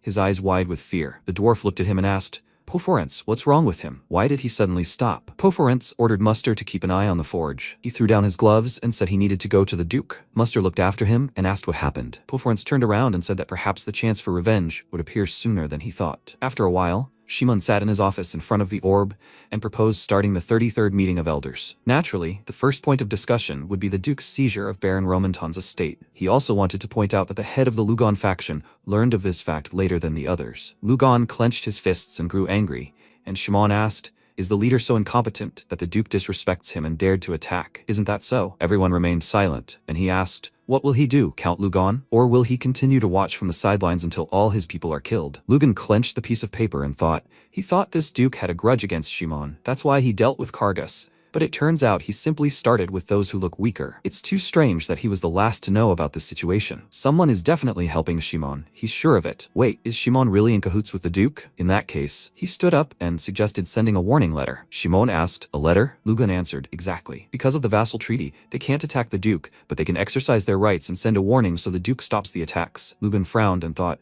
they'll see who's helping him. He shouted, and they will also notify the king of the ongoing events. Shimon smirked and thought, what a fool. It seems he hasn't figured out what's going on yet. The angry Duke won't be stopped by some lousy piece of paper. It will be good if they clash, and he will take this chance and destroy everyone with the help of his brave knights. After a while, Shimon told Hans to come in. He entered and asked, did the meeting end well, Count? Shimon smiled and replied, yes, he has cornered this Lugon. If the Duke attacks Viscount Lugon, that will be just perfect. Did he find out what the Duke's next target is? Hans replied, so far he hasn't been able to. According to his observations, the Duke attacks those areas where taxes are too high. So how about lowering the taxes to distract him? Shimon frowned in irritation, which frightened Hans. He folded his hands on the table and turned to Hans. He asked if he was being too presumptuous. Hans asked fearfully, would he forgive him? He wondered why the atmosphere had suddenly deteriorated. Shimon said that his job was to monitor the Duke. How dare he tell him to be quieter in front of him so as not to attract attention? Hans bowed and asked the Count to forgive him. He misspoke. Shimon told him not to forget his primary responsibilities. He knows what will happen to him if he fails, right? If he understands, then he can go. Hans asked to be forgiven and left the room. Shimon grabbed his face and thought, it's not that simple. He thinks Lugon has figured out that someone is helping him. The best way to deal with both the Duke and Lugon is to make the third Duke the head of the family as quickly as possible. A few days later, on the training field of Romerton Castle, MC read the letter and said with a smile on his face, a letter with a warning then. It looks like his plan has succeeded. Both factions probably think he's going to attack the West. He gave the letter to Lawrence, and she asked, does this mean he's planning to attack Shimon's faction on the contrary? Ethan asked thoughtfully, Lugon is hiding behind the king. Maybe he should use him for his own purposes too? What does she think? Lawrence replied, she thinks that's a good way. MC asked, has the research on Viscount Decon's Sacred Book of Dragons, which the merchant mentioned, already been completed? Lawrence replied, yes, she has established all the channels for distributing the book. MC replied, great. Now their duty is to follow the king's policy, which means protecting the dragon race and punishing the Council of Elders. What's up with Hans? Lawrence answered. As she expected, he hinted to Shimon about reducing taxes, but he ignored it. MC said irritably, greedy idiots. They understand perfectly well that the Council of Elders will face punishment, but they still stand their ground. Suddenly a voice was heard from the side. Someone laughed and said, he says funny things, a thief who stole everything that was his. MC quickly began to swing his sword, releasing his mana. Lawrence thought, who is this? How did he get in here? This place is strictly guarded. An image of a girl appeared, who thoughtfully said, how hot. So this is the flame of Arden, which is talked about so much? Lawrence thought, the Duke's attack had no effect. This is not an ordinary warrior. Ethan asked, who is she? The woman answered, for a thief. He is acting too brazenly. She is the owner of the potion that he stole from her. Now does he understand? MC asked again. A thief, she said. Isn't this too rude a statement for someone who broke into someone else's castle? He asks again. Who is she? The woman asked again. Rude? Let him not make her laugh. Who is he calling rude here? A thief. MC looked at her in surprise and said, this is it. The woman held out the test tube and screamed. They will see what he says about this. Ethan thought, this is the special potion he told Jaren about. Special potion, life force essence, lightning stone, metal mana charger. Thanks to these 4 items possessing extraordinary effectiveness, in a past life, humanity was able to resist the dragon race, and the one who invented them was the craftsman mage, Ilya Fizcraft. She clenched the test tube in her hand and smashed it. Ilya said she invented this potion after 5 years of research. She had not gone outside for 10 years, and he had not made a single mistake and was able to reproduce it with precision right away. There is nothing to even think about. How did he manage to steal her potion recipe? Duke Arden. Honestly, even his comments are simply astounding. Lawrence wondered where she suddenly appeared. Apparently, she must be Ilya, but that was not certain. Ethan thought, perhaps history could have changed, as it had with Lawrence. He needed to check. He asked, what kind of absurd accusations are these? If she had decided to accuse him, she might as well show herself in her true form first. Ilya looked at him questioningly, and MC thought, judging by her past life, this was the surest way. He pointed his sword at Ilya, and said that the Arden clan should not be underestimated. He immediately guessed what kind of tricks she was using. Ilya smirked and said, he has good eyesight. She admits that he is unusual. She covered herself in mana and changed her appearance, and Lawrence asked, is this her true face? MC answered, he thought so. Ilya smiled and said, let him consider it an honor, pup. And now he had better answer her question. She won't be able to take it anymore either. MC thought. He thought it really was Ilya. She showed her face, which he hadn't been able to see even in his past life. In front of him stands a hermit magician who never shows her identity to others. He couldn't miss such a chance. Great. They'll try to take her on the bait. Ilya screamed discontentedly. Let him listen. What's he stuck there for? If he's up to something. Ethan interrupted her and said, a potion that allows you to use monster abilities for a short time. A transformation stone with mana properties. A bead that reduces the wearer's weight. An invisibility cloak that hides even sounds. A crystal ball that shows up to 1,000 years into the future. A bottle that collects water on its own. Ilya screamed. Enough, she thought. What's going on? All these are the items she researched, and even those that are still in the project. There's no way he could have stolen them. How did he know? She asked. How did he know this? Ethan answered. Nothing special. This is a vision of their Arden clan. There is much more besides these. He cannot tell the details to an outsider. Ilya said irritably. She can't listen to this anymore. He wants her to believe this? They're not even mages or alchemists, and he's talking about seeing swordsmen? MC said she might not believe it. She widened her eyes in confusion and asked, what? Ethan replied. She trespassed on someone else's territory and was unfairly accusing him of theft, but instead of punishing her, he answered her question honestly. The guards came running and started asking, did she trespass here? What's going on? Ethan said, she didn't thank him, and now she wants him to worry. Does she believe him or not? Ilya said irritably. She thought, this idiot is definitely lying. Ethan turned around and said, now that she heard the answer, she can leave. He destroyed the training field himself, so he won't charge her for the damage. She looked after him and thought, what an idiot. She released mana, causing him to stop. She continued to spread mana and screamed, what a teenager. How dare he lie to her? You vile idiot. She'll teach him a lesson. Lawrence cried out in fear. Duke. MC thought, this is a domain. One who has reached the highest level in mana control can change the area around him. In the world, this is called the caster's domain. Nightmare. He forgot about it. In her past life, Ilya was a great mage of the 8th level. She decided to act decisively. Ilya asked, what? They can't move. Terrible idiots. MC thought, so they might get hurt. He decided to unleash his power. Ethan released mana and screamed loudly from the strain. Ilya asked, what? She ordered him not to do stupid things. She thought how fast he was. She started chanting a spell and Ethan swung his sword. She blocked and thought, he broke her domain? Who is he? Ilya used offense and defense, as well as impenetrability. She started to attack, but MC created a seal and began to advance along the ground. He thought the damage was too strong. It's still in development, but he released mana and screamed loudly, and Ilya thought, the energy suddenly increased. Could it really be him? Ethan cast a red flame spell, a scorching spear. there was an explosion, and the knight screamed, "Be careful not to be caught in the explosion." Ethan destroyed Ilya's barrier and pointed his sword at her. He said she would move and his sword would pierce her. A doppelganger. Ilya thought, what's going on? He just used the dragon breathing technique. Is he in league with the dragon race? No, the Duke could have stolen the technique from them, but he's not the type to act in league with them. She asked how he knew she was a doppelganger. Ethan thought, it looks like she doesn't intend to fight anymore. He replied, just because they are a clan of famous swordsmen doesn't mean they can only swing swords. They are familiar with potion making, as well as techniques that can be useful in combat. Her identity was recognized through one of their abilities. He hopes this answer is enough to dispel all doubts. There is no need to destroy everything here anymore. Lawrence asked Duke, what about her attack on the estate? Ethan turned around and said, it happened because of a misunderstanding, so they will forgive her. He ordered everything to be put in order. Suddenly, he grabbed his chest and began to breathe heavily. He thought it was dangerous, a technique using the breath of the dragon race. Without it, he would not be able to do anything against her. Fortunately, he managed to fully master it without side effects. A loud cry was heard. Let them wait. Ilya stood up and asked, isn't he now waging a war with his relatives? She will help him, but in return, he will tell her. MC interrupted her and said, no need. Ilya's eyes widened in surprise and asked, what did he say? Ethan replied, he said he didn't need her help. He had enough power to defeat them. Ilya screamed, she was an 8th rank archmage, and he was just some 4-star knight. MC said, but he defeated her. She pursed her lips and then screamed, those items he spoke of, she can make not only those, but a ton of others. She laughed slightly and thought, that's it. He'll probably think about it because there's no better craftsman in the world than her. She'll pretend she wants to help him and crush this vision of Ardon or whatever he has. MC said, okay. If that's what she wants, then he'll check if her abilities are useful to him or not. Lawrence, get her room ready. Ilya smirked and thought, he's caught, just like she planned. After a while, Lawrence said, it's here, Miss Ilya. She walked into the room and said, it's not exactly to her taste, but it's livable. Lawrence said, if she needs anything. Ilya interrupted her and screamed, interdimensional pocket. She looked around and said, no worries, everything's here. Lawrence thought the Duke had defeated her so easily that she even forgot that she really was an archmage. Ilya smirked and said, I think it's done. Now the room was habitable. Lawrence looked around and wondered where all those things were placed. Ilya asked, listen, Lawrence, I think she probably knows a lot about the Duke. She wants to find out something about him. Lawrence replied,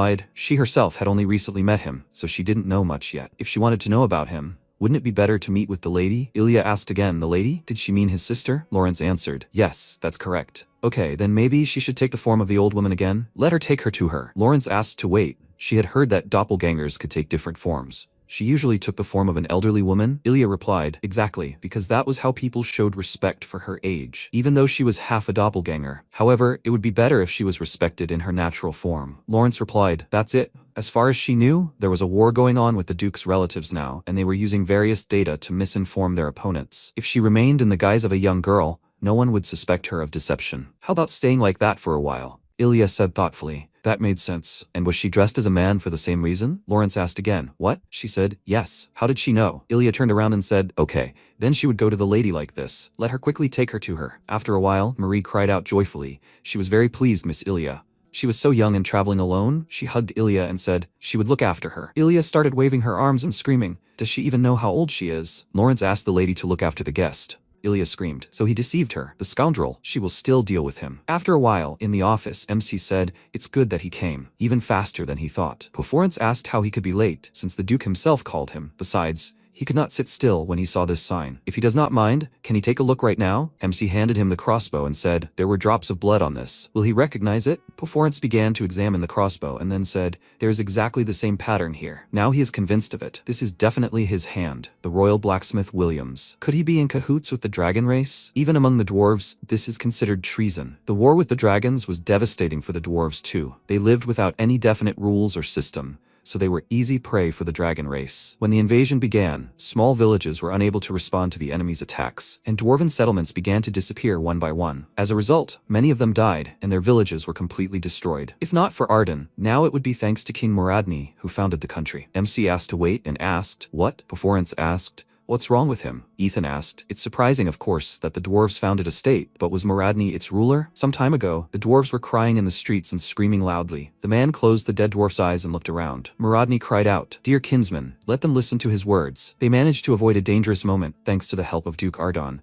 but he cannot guarantee that such a danger will not knock on their door again. They must overcome this disaster together. All dwarves must become one. So the dwarves and humans united under a single flag and created a kingdom. And Muradni, who personally met with each of the 12 clans and made a huge contribution to the unification, became the first king of the dwarves. Poforance said that all this happened while he was unconscious. MC looked at him thoughtfully and thought that it was very unexpected that he became king, but on the other hand, it meant that he was doing well. He smiled slightly, and Poforance said that some dwarves still occasionally go out into the human world, engaging in trade and sending part of their income to build the kingdom. Let them say that they are only interested in money, but for the sake of his people, he is ready to endure even this. MC said that in the past, he had helped his family a lot too. He doesn't know this will help him, but their Arden clan will also do its part to restore the Dwarven Kingdom. If he can help with anything, they can contact him anytime. Poforance grabbed his face and said that they already owe a lot to the former Duke Arden. Thank him very much. However, what will he do with William? Ethan replied that his behavior now runs counter to the policies of both the Dwarven Kingdom and Hydern. He may be the court blacksmith, but he behaves inappropriately. Poforance asked if he meant that someone more powerful was behind him. Ethan answered yes, and they have power that even the king cannot handle. It will not be easy. If you thoughtlessly accuse William,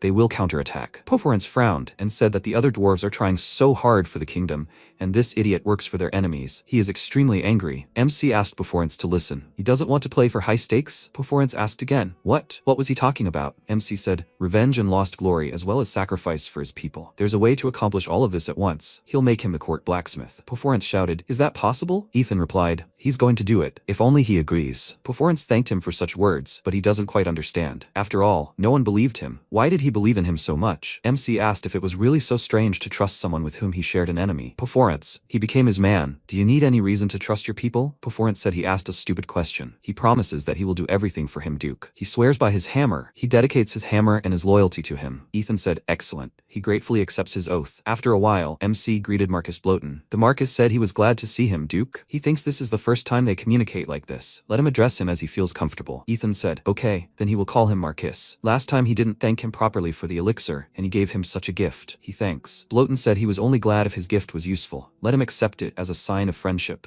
He doesn't think he contacted him personally just because of the gift. Maybe something important came up? MC replied, yes, it might be a bit unexpected, but the court blacksmith Hydern is connected to the dragon race, and he suspects that someone very influential is behind him. Bloten's eyes widened in surprise and said, this is truly an unexpected and very serious problem. Does he have any plans for this? Ethan replied, he has a dwarf friend whose abilities far surpass the current one. What does he think about making him the new court blacksmith? Ilya stamped her foot and screamed. Now her abilities will come in handy. Marie stopped her, and she thought, over the past week, she not only learned the Duke's secret, but was also constantly under the princess's supervision. Finally, she had a chance to prove her worth, and a chance to get rid of the princess. MC said that since everyone was here, they could begin. This was a gift from Marquis Bloten. He showed her the armor and said he'd like to make artifacts out of it. Is that possible? Ilya looked at it thoughtfully, and Poforance said, Duke, if he's talking about artifacts. Artifact alchemy is a high technology in which a magical circuit is imbued into armor and weapons. With this, even an ordinary knight can activate magic. Poforance said that this equipment was made of the highest quality mithril. He thought it couldn't be easy to create something like this. His skill was enough to imbue a magical circuit, but this usually requires a skilled mage as an assistant. Ilya screamed loudly. Why was he staring at her with such a bold look? She was that very mage with the highest class skill. And what does assistant mean? He'll do as she says. Poforance pointed a finger at her and asked, Duke, does he really have to work with this girl? MC replied he vouches for Ilya's abilities. Despite her appearance, she is an 8th rank archmage. Ilya, this is her chance to demonstrate her skills. To achieve a good result, they must not quarrel. He expects a lot from this armor. Poforance bowed and said, very well, Duke. If this is his order, despite all her shortcomings, he will try harder to make a better artifact. Poforance screamed, what? Let the Duke not listen to this boor. She will put fantastic magic into this, she thought. And once he is shocked by her abilities, she will reveal Ardon's secret. After a while, they got to work. MC entered the room and asked, so is it going well? Ilya said, welcome, Duke. Ethan asked, doesn't he have to check how it works? Ilya replied, yes, he turned out to be quite a capable fellow. Without wasted movements, he cuts only what is needed. Amazing focus on the task. After a while, Poforance put the tools on the table and shouted, girl, he's done. Now it's her turn. Ilya smirked and told the Duke to wait for the result. She will do what he can't even imagine. After a while, MC examined the sword and swung it thoughtfully. He thought, the sword is light. It was light before, but now it's like a feather. Besides, Ilya interrupted his thoughts and shouted, well, how does he like it? He probably felt himself when he used mana that more than one spell was put into this. In addition to the magic that reduces weight, she also cast sharpness magic on it. Ilya said that she also added the function of magical repair and keeping the sword clean. Plus, she cast magic on the gloves and knee armor that increases compatibility with mana, like Ephrion. Ethan thought, this is even better than he thought. Even with just one of the listed features, it could already be considered a true masterpiece. And Ilya put it all into one thing. However, Ilya said that if this dwarf were more capable, she would have been able to create something better. Perforance shouted in displeasure. What did she say? MC thought that if he let her continue bragging, it would be difficult to deal with her later. He asked thoughtfully, "Is that all?" Ilya shouted. "What?" She laughed and said, "Of course not. This is just the beginning. Now she will show him real magic, so let him try putting mana into all the items at once." Ethan asked again, "All at once?" Ilya said, "Yes, his fire mana. It will be too much for such a weapon, but this is the only way they can check if the mana can withstand it." MC replied, "Okay, he will try." He released mana and lit up the room, so much so that Perforance had to cover his face with his hands. He thought in surprise, amazing. He only recently received the sword from Ephrion, but in that time his skill has grown. MC said nothing is happening. Ilya said, "That's not it. Let him remember what he used during the battle with her. He doesn't need to worry about the weapon. Let him put all his mana into it." Ethan replied, "That's it." He used 8 rings and Dragon's Breath. A loud scream rang out and mana knocked out the windows in the forge. Everything around shook and began to collapse. Ethan carefully looked at the sword and, looking around, said, "This." Ilya stretched her hand forward and shouted, "This is the so-called high thermal conductivity technique she invented. It can distribute part of the equipment's heat and also concentrate it in just one place. It can withstand heat twice as much as this. What about him, the Duke? Let him share his impressions of her abilities quickly." Ethan thought, to be honest, she's amazing. Perforance said she's nothing special. Ilya asked, "What did he say?" MC thought, he hadn't thought she possessed such strong magic, but he can't just make her the main one. He said, "It's quite passable, not bad." Ilya screamed, "What? Is that all?" MC said, "He tried to, Perforance." He bowed and thanked him. Ilya screamed, "What's wrong with him? That dwarf, he's a loser. Because of him, the effect was weaker than it should have been." Perforance asked discontentedly, "What?" She just praised him. Ethan said, "Enough. Ilya, she's accepted. He'll tell her about Ardon's vision. Will she continue to help him?" Ilya looked at him happily, and then screamed, "Excellent. But he must definitely keep his promise." After some time, Lawrence said, Perforance left with a letter for the capital. He will get there within 3 days and meet with Marquis Blotton. MC asked, "What's up with the king?" She replied, "They've completed all the preparatory work anonymously. The inspection will begin before the meeting with the ruler." Ethan said, "Well done." He thought everything was ready. He gathered himself and headed toward the exit, where his subordinates were already waiting. Manhattan placed his hand on his chest and announced that 40 knights from the Order of Arden were ready to leave. A knight blew his horn, and a cry rang out, "Knights, they are advancing!" MC rode his horse into the square and looked around. There was too much shouting around the fortress. The commander came out of the room and began shouting angrily, "What army? Where did this come from?" His subordinate held a spyglass, and the commander shouted, "Can you find out where they are?" He glanced through it and realized he saw the Arden flag, and exclaimed, for it was Ethan himself on horseback. He confidently approached his goal, and suddenly, Manhattan's horse stopped. He began shouting to the Lytton guards that Duke Ethan was coming. Viscount Lytton will answer for collecting excessive taxes and exceeding his authority. He must also answer for distributing dragon race books throughout Arden lands. They must open the gates now. The knights were waiting, and the commander realized there were more than 30 knights there. He shouted to the others to wait, as order must be maintained before the gates can be opened. At that moment, he turned to his subordinate and asked, "Have you contacted the Viscount?" He held the magic ball in his hand and replied, frightened and hastily, that he hadn't succeeded yet. At that moment, the commander shouted at him to hurry, as they were running out of time, and he agreed. Suddenly, the protagonist soared incredibly high above them and glared menacingly at his target, then landed, and most of the fortress shattered into tiny bricks. The knight dropped the magic ball, which rolled to the side. Viscount Lytton was there, calmly shouting, "What happened?" The commander began coughing loudly,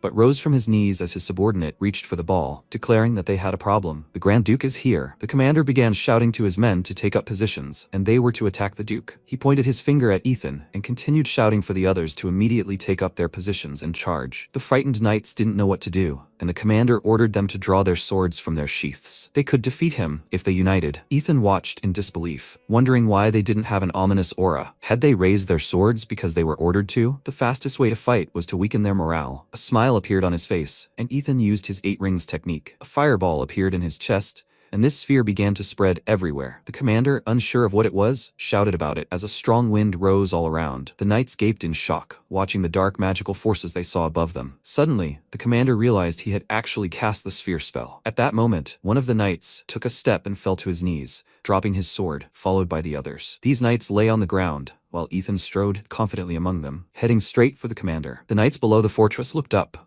wondering what was going on up there. It simply couldn't be. He, a 5-star knight, had fallen under the influence of the sphere? Could it really be true? He began screaming in terror and charged straight at the protagonist, who used his magical powers to easily parry the attack with just one hand. He smiled and looked confidently at his opponent, who was incredibly terrified when he noticed his sword had been shattered into tiny pieces. He screamed, "What's going on?" At that moment, Ethan covered his face with his magical hand and threw him aside, slamming his back into the ground. Then he turned to the other knights and ordered them to listen to him. He does not fight with those who do not feel hostility towards him, and he came to prove this, not to them, but to Viscount Lytton. He is the true master of these lands and orders them to open the gates immediately. At that moment, Webtoon managed to contact Shimon via the crystal ball. He started shouting in surprise. What was he talking about? Webtoon kept shouting. How many times did he have to repeat himself? The Duke had passed the fortress's outskirts and was now heading here. Didn't he say his abilities were at the level of 2 or 3 stars? But he knocked down its commander, a 5-star knight. Shimon asked him to elaborate, and he replied that,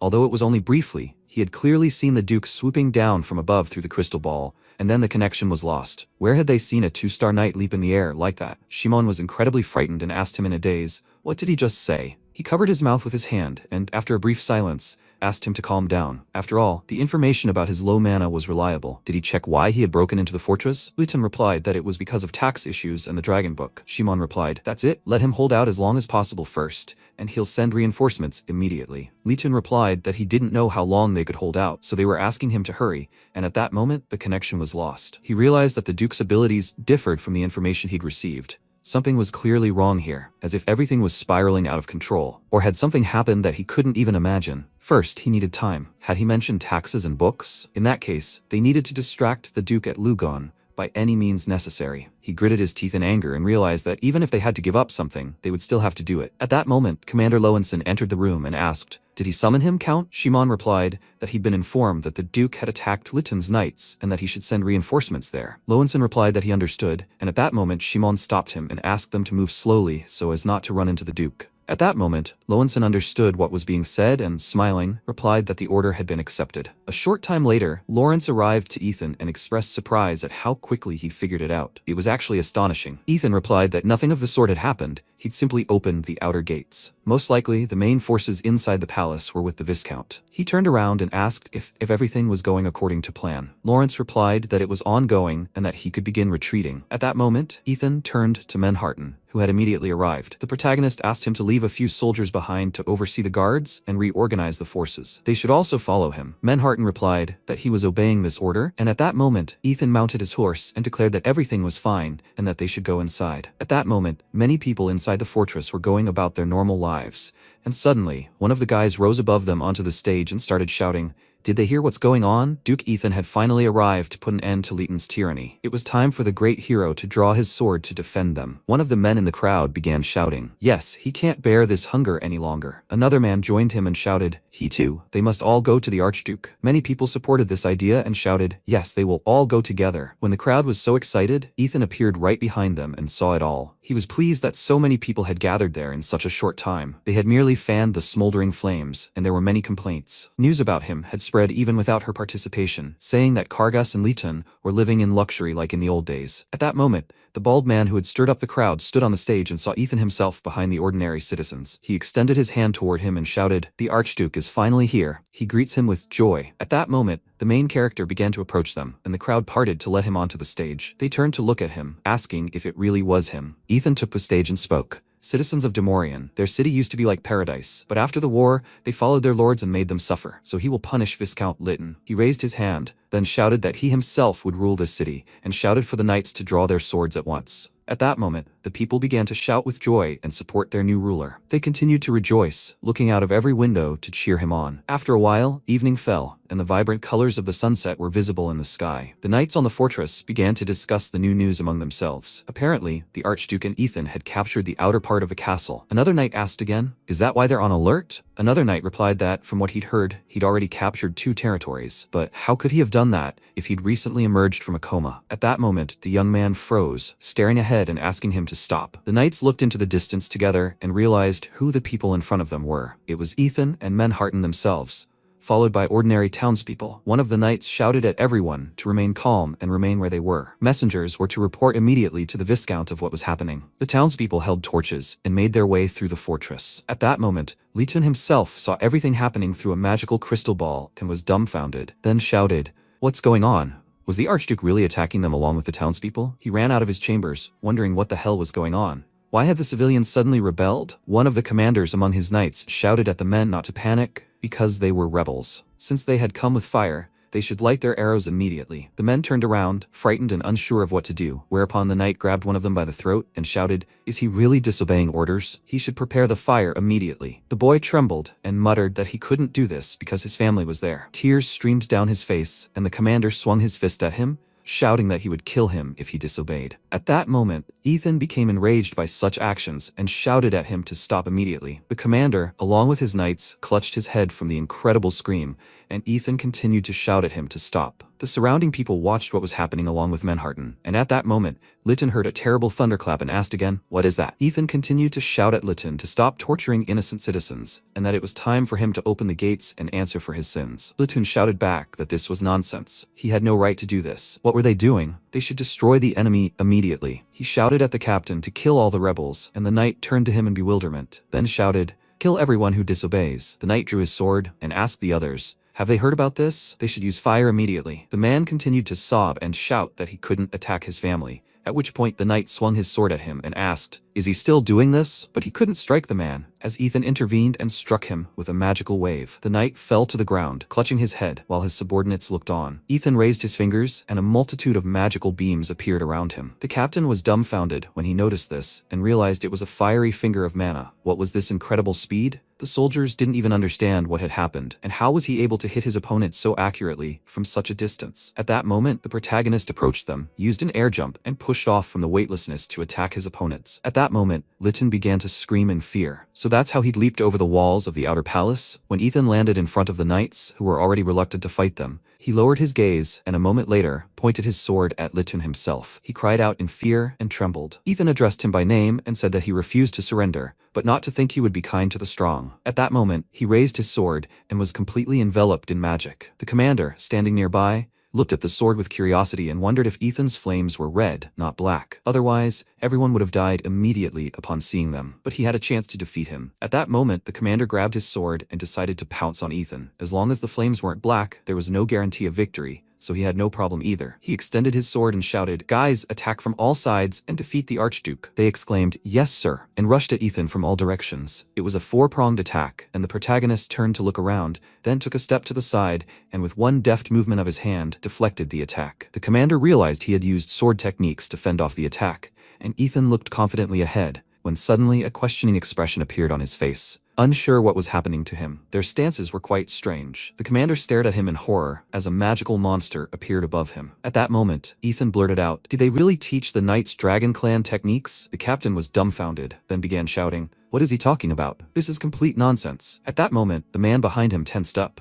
Ethan said that they had combined human sword techniques and could have warded off someone else, but not him. This is the Dragon Clan's stance, the Destruction Dragon. He taught them this even though he knew there were side effects to dragon breathing and fencing techniques. At that moment, all the attackers felt sick and were frozen with horror. One of the knights asked in fear, "Is this really true? What side effects could there be? Did they really teach them dragon techniques?" At that moment, Lytton angrily shouted, "Enough of this nonsense," and they should ignore his words since he was trying to deceive them. Ethan replied that this was very cruel, and he thought only 4 of them didn't know about it. The captain began shouting at him to shut up, and for the other knights not to listen. Ethan continued to say that forcing knights to learn techniques with side effects for their own gain was terrible, so it was even worse than he thought. At that moment, he used his magical powers to attack the enemy with a solar sword blast. Ethan moved closer to one of the knights and struck him with a similar attack. When their swords touched, the knight flew to the side in exhaustion and loudly cleared his throat. The surrounding knights were stunned by what they saw, unsure what was happening. Their swords had simply crossed, but an explosion occurred. The captain was also perplexed by what he should do now, and Ethan continued to hold his enormous sword,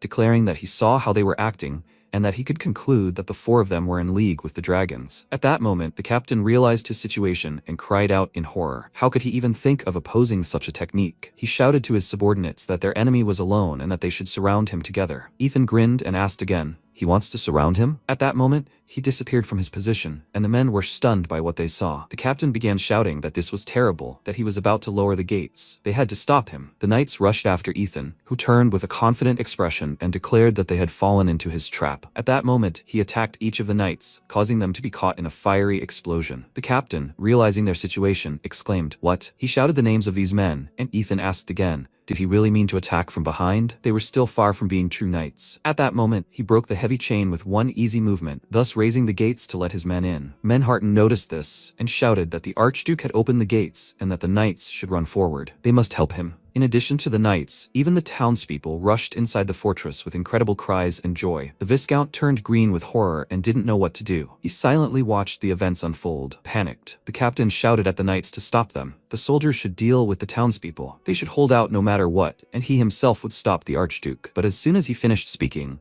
Ethan appeared right in front of him and unleashed his fire wave. The captain tried to shield himself with his hand, but the magical wave was so powerful that he was thrown to the side and fell, coughing. He didn't know what to do or how to react. The captain gritted his teeth in anger and thought about how he'd struck down 5 leveled knights with a single blow.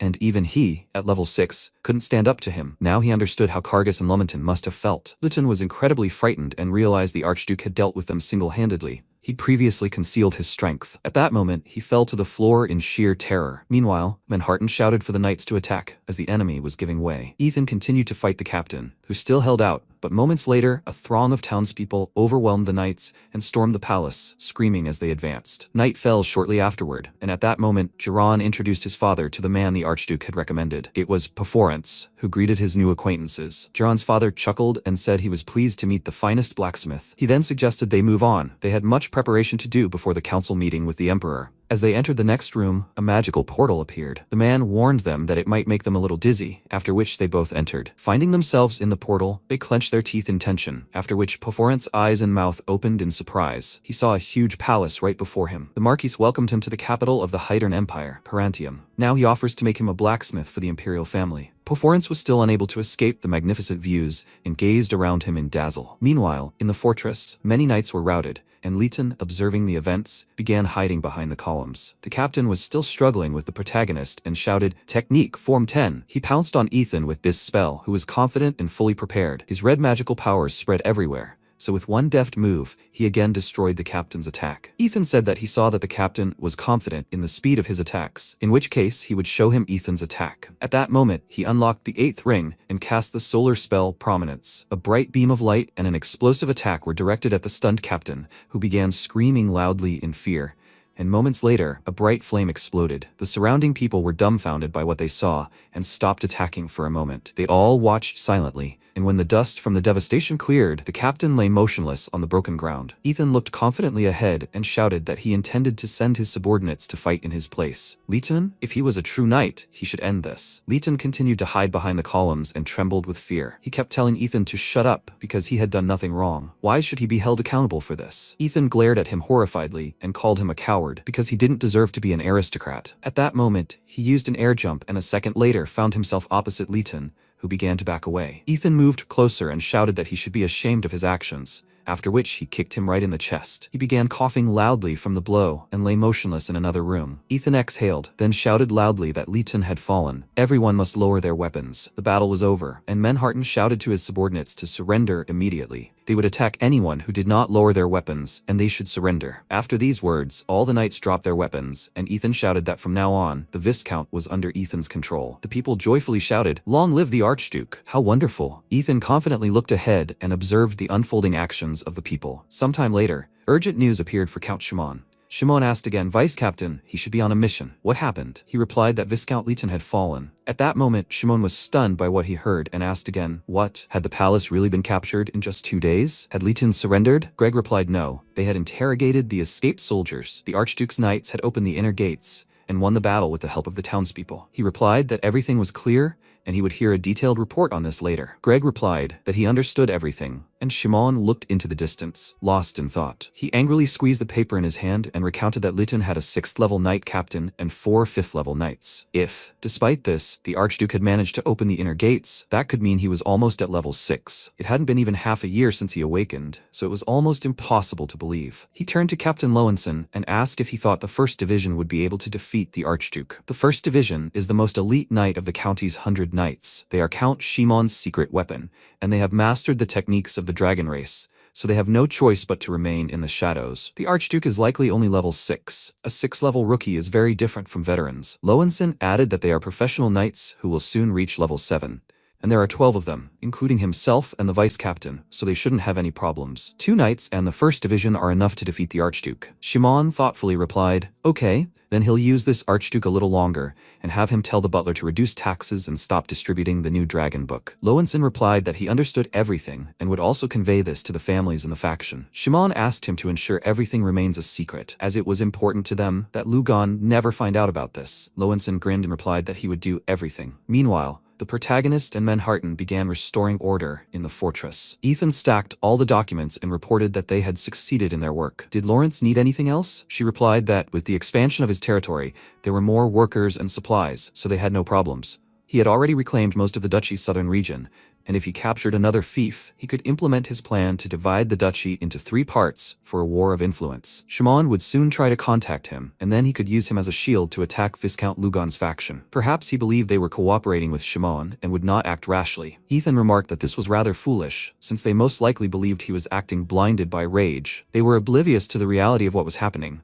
preoccupied with the war and the faction. He left it to her. Let Lawrence make them think so before the Enlightenment ceremony. She bowed and replied, okay. Sometime before the incident, Lytton had picked up the documents while the captain was waiting. He said this was the next day's tax collection area. Suddenly, they looked at each other questioningly and saw a magical crystal ball. They both gaped in shock, wondering what was going on. A man in a veiled robe emerged from this magical ball. The captain began shouting, "Who is it?" The stranger held out his hand and announced that he had appeared early, so they would know he was coming. Did he surprise them? The captain began shouting that he was a freak, that he was doing here in the middle of the night. It was the mage the 5th level knight hadn't sensed, so Lytton knew things were bad. He suddenly tried to stop the captain, who had begun attacking the unknown character, shouting that he would grab him right now. Suddenly, the man smiled and looked him in the eyes with a magical light, and the captain froze and couldn't move. Lytton realized this was the veiled area, and was dumbfounded by what was happening. At that moment, the man held a knife to the captain's throat, who continued to shout, "Who is he? What does he want from them?" He kept saying he should calm down, because he was there to negotiate. He needed to know the Duke's secret. It looked like he'd been extorting money from many people. After these words, Lytton was dumbfounded and asked, "What's wrong with that?" Maybe he was an assassin hired by the Lugon faction, driven mad by this. The man grinned and asked if he wanted to become stronger. He handed him a magic sphere. When Lytton found himself in a prison cell, he announced that his power was more staggering than his territory. He felt that if he didn't accept his offer, he would kill them on the spot. This meant they had accepted the Dragon Clan's texts, and their knights had gained great power. Ethan replied that the dragon technique had side effects. Didn't he feel guilty for deceiving his subordinates? He smirked and replied that even in the duchy where dragons are hated most, many people have already learned their techniques. Ethan tensed at these words, and Lytton continued, "What did he think other regions would do? They simply followed the general trend." At this point, Ethan became extremely angry and clenched his fist, then said that he understood everything, and now he must tell about the mage who appeared before them that night. Let him tell the organization he belonged to. At that moment, Lytton began to shake in fear, but Ethan grabbed him by the neck and pinned him to the wall. He began coughing. Ethan said he was a coward, and as soon as he was in danger, he reversed his attitude. Was this really the right time to test him? Webtoon continued coughing, then shouted that if he spoke about this, not only would he be in danger, but his family as well. He lifted him up by the neck and scolded him for being a stupid idiot. Why did he think he was asking about them? If he told them, he would be forgiven for getting rid of them, and then his family would be safe. He exclaimed and said, "Okay," after which Ethan threw him straight into the wall. He hit his head and back, and remembered the magician, which led him to reveal that the magician who had come that night was a go-between. He told him to go to the Viscounty of Delgorn to find someone with such a sign. It was a special sign, and Ethan realized the situation and was dumbfounded. Sometime later, many subordinates were waiting at the table for their ruler. They were confused as to why strangers were in the office. When the king arrived at his throne, he asked again, "Is everyone here?" Before the meeting began, he noticed a new member. Could he please introduce himself? It was Poference, who announced that he was present at Archduke Ethan's seat. He bowed and announced that he had received a letter from him. At that moment, the people at the table began to mutter and discuss the situation. Was he sending the dwarves for a specific reason? A servant of the king whispered some information in his ear, and he asked, "Is this true?" A certain document appeared in his hands, and he read it carefully, then grinned and said it was interesting. It stated that the royal blacksmith was collaborating with the dragon tribe. Everyone around him was stunned by what they heard, and didn't know how to react. At that moment, the king cleared his throat, crumpled the papers in his fist, and the Marquis realized the emperor was extremely uncomfortable. Was this because one of his subordinates was connected to dragons? Or was there another reason? Perhaps because he himself was collaborating with them. At that moment, he continued to ponder what was happening, and Poference turned to him and looked at him silently. Meanwhile, Ethan became curious. He must be in the palace right now. He leafed through the papers and thought that the preparations concerning the Viscount were perfect. Now it was time for them to begin the matter of the dragon race. Suddenly, he heard footsteps approaching his office. It was Ilya who had shouted, "Archduke." She had succeeded in developing what he had asked of her. Now she held a well-rounded whetstone in her hands. For this, he could sharpen his sword anywhere. Ethan was displeased that she hadn't knocked on his door or answered. She approached him closely and began shouting angrily. Was he listening to her? He pretended to read documents and didn't answer, prompting Ilya to also look at his papers and see. "Molasses? That curmudgeon? That weirdo?" Ethan asked in surprise. Did she really know him? She replied, "Of course, she knows a lot about paperwork." Was he really looking for that old weirdo? Ethan said yes in bewilderment, after which Ilya became embarrassed and said that she was very busy, but if he begged her, she could help him. Ethan continued to look at her in bewilderment, not understanding. "You should beg?" At that moment, he smiled and told her, "Okay, let her pack her things. They're leaving right now." Ilya was overjoyed by this news and followed Ethan. Sometime later, they were already in the carriage and moving to the desired location. Ethan addressed her by name and asked again what molasses was. She thought for a moment and replied that he specializes in enhancing the properties of ingredients, a kind of alchemy, and everything he touches, even an ordinary piece of metal, can be used to create a famous sword. In comparison, his magical skills are not so impressive. She thinks he's at best level 4, but why is he asking this? It doesn't look like they are going to tea, since they brought swords with them. Ethan said he needs to check something and ask. Whether these swords are useful or not depends on his answer. After some time, their carriage stopped in the middle of the forest. When they emerged, Ilya looked around and thought they were in the right place, since she could sense his mana. She was delighted that traps and magical security circles were set up everywhere, and it would be annoying to just go there. Ethan asked again, did she have a better way? She smirked and told him to trust her. Because she was an 8th level mage, she could easily get rid of these weaklings. It was so quiet here that he wouldn't even know it happened. Suddenly, a bright flash of light erupted in the middle of the forest, and a moment later, many birds flew away. She was incredibly angry and used her magical powers, causing bright beams of light to scatter in different directions. She screamed that he was an old paranoid. How much had he created? Ethan followed her and she continued screaming. Did he really want to compete with her? In that case, she would destroy everything. At that moment, she began to laugh loudly and shouted at him to just wait for her, old man. Ethan watched her actions in bewilderment and thought, she told him they'd do all this quietly, but judging by the fact that she disguises herself as an old woman, they must be close. He smiled, and suddenly, Ilya managed to create a magical shield. A powerful explosion occurred in front of them, and they found themselves at the entrance to the gate. She called the old man stinking and asked how he dared make her do all this work. At that moment, they entered the room and she shouted the mage's name. He should come out now. At that moment, his footsteps were heard, and he kept saying that every time she came here, she destroyed all the magic circles like a bandit. How many times had he told her to just warn him of her arrival, and he would tell her how to bypass all the traps? Had she forgotten that? She grew angry and snorted, then asked again why she had to ask permission from someone like him to come here. He should have known she'd come and remove those circles. The protagonist looked at her in bewilderment, and realized she'd simply forgotten about it. At that moment, Molasses grabbed his head and asked her not to be stubborn, as undoing the creation of these circles would take too much time. It didn't matter, and she didn't seem to be listening. It would be faster to talk to the Archduke. Ethan was surprised that he knew who he was. Molasses replied that this place might be in the middle of nowhere, but news had reached him, and he realized who he was when the first magic circle was destroyed. He thought he knew why he was here. He allowed them in, and the guys followed him. When they arrived at a comfortable room, they decided to talk over tea, and suddenly Ilya started shouting again. What? He's collaborating with a dragon warehouse? He's gone too far and ended up losing his honor. Molasses replied that times had changed and she should be open to new ideas. As he understood it, they hadn't come to get rid of him. Ethan replied that he was more than just a killer and wanted to hear him out. Molasses grinned and replied that he might not have heard of it, having recently emerged from a coma.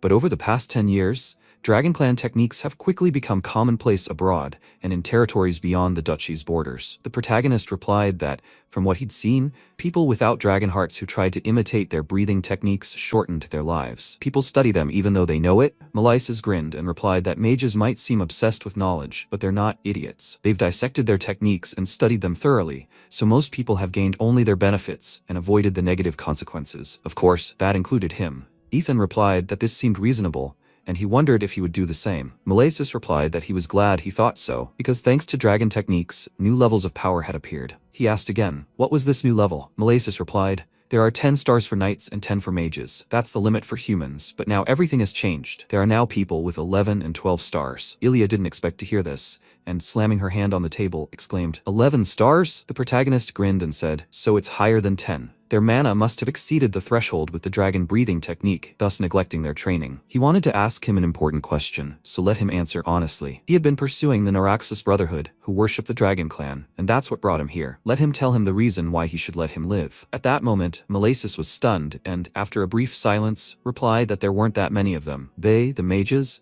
desired knowledge on the highest level, and the key to this were the Dragon Clan texts the Brotherhood offered. So they made a deal. He has no interest in the Brotherhood or their faith. He hasn't joined an order. Ethan asked in surprise, what order? Then he pulled out the very object Webtoon had given him and asked if the order was connected to it. He confidently replied, yes, it's the symbol of the Arcana Magic Association. Everyone was dumbfounded, and Ilya asked again, the Arcana Magic Association? She'd never heard of it before. Malasis replied that it was a secret organization of powerful mages, selected by the Hydern Empire, a group representing all mages. He had, in fact, received an invitation, but before he could finish his sentence, Ilya nearly choked and burst into laughter, as it was the funniest joke he'd ever told her. A representative of the nation had contacted him? Then why hadn't they contacted her? Let him not lie about it. Malasis got angry and started shouting that she was a rude little brat. Every time she gets the chance, she underestimates him. He was better than a doppelganger living in a cave. At that moment, Ilya was dumbfounded and asked him what he meant. She told him not to call her that. He replied that she had started doing it. Ethan mused that mages become stronger thanks to the techniques of dragons, a secret order of the elite. The argument between Malasis and Ilya continued,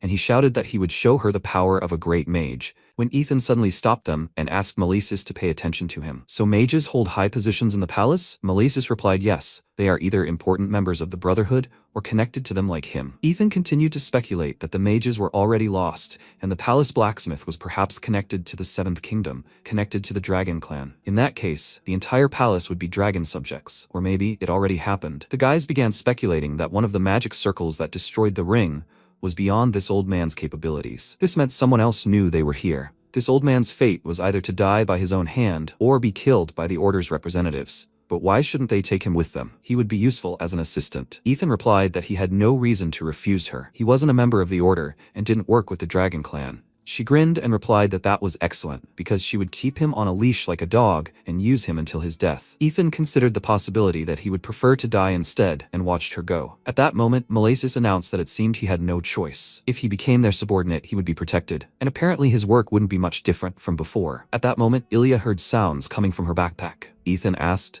did she bring the communication crystal? She replied, yes, and offered to let him take it. Lawrence said she needed to contact him. He asked again, who is Lawrence? At that moment, the protagonist listened to Lawrence and realized that Count Schumann had sent him an urgent message, as he expected. He replied that that was fine. She should take Manhattan and the knights and invade the Viscounty of Eton, and he would leave immediately. At that moment, Lawrence replied that everything was fine, and Ethan left the room, saying that they would all travel together and that it was time to move on. The Pleston district of the Viscounty of Eton was ablaze. Many people screamed in fear and fought the knights. At that moment, Manhattan used his magical powers and shouted for everyone to hold their positions, because their enemy was strong. They could not fail their lord just because he was alone. Before them stood the captain of the Viscounty's knights, Narian Portacles. Manhattan gritted his teeth in anger, thinking that the Viscount's envoy was right there, and it was very strange that only one person had stopped them. Narian rushed into battle, and Manhattan shouted to the other knights that he was advancing and that they should charge, but they should stand their ground and hold their positions. At that moment, a multitude of knights were attacked from behind Nurlan with a single light swing. Manhattan realized it was simply a curse and could not compete with it. Narian declared that the Order of Knights and the Duke were a complete rabble, and he would bid them farewell immediately. Narian swung his sword at Manhattan, who realized his dire situation and tried to defend himself, but at that moment, the bright red magical powers of the protagonist appeared behind Narian. He turned in surprise, and at that moment, they were swallowed by darkness, a cloud of dust and bright rays. A moment later, Ethan appeared among them,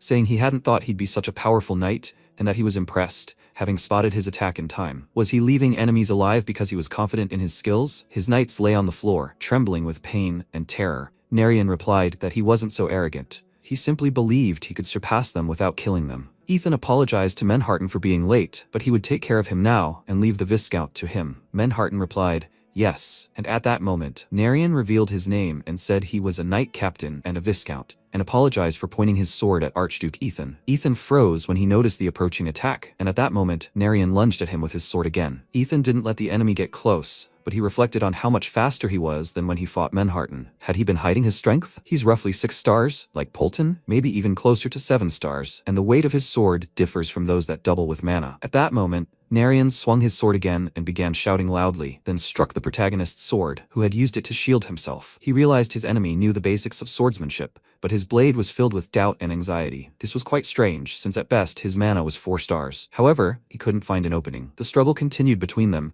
and after a moment, he jumped aside from the blow. Ethan smiled and said he wanted to ask something. Narion asked again, "What is it?" Ethan explained that all the sideline knights use techniques similar to those of the Dragon Clan, and Ethan's secret technique. Why doesn't he use them as the knight captain? At that moment, Narion was stunned and silent, after which, reflecting, he replied that the basis is correct thinking and the body, and he did not allow his body to be destroyed for the sake of power. Ethan smiled and declared that a good answer, then opened the 8th ring of his magical powers. Narion was stunned by what he saw. He hadn't expected such power at all, and said he would fight him with true strength, as a true knight would. The protagonist used a sunbeam of light and an explosive sword. Narion was incredibly frightened and stunned, and a moment later, an incredibly loud and bright fiery explosion erupted on the battlefield. When the dust cleared, Narion found himself trapped, kneeling on the ruined bridge of the fortress. Ethan approached him and said he should already know what it meant for him, and that his knights would be able to break in here along with the civilians. He still had time to make amends. If he was a true knight, he needed to remember what he was fighting for. He approached him closely, and they exchanged glances,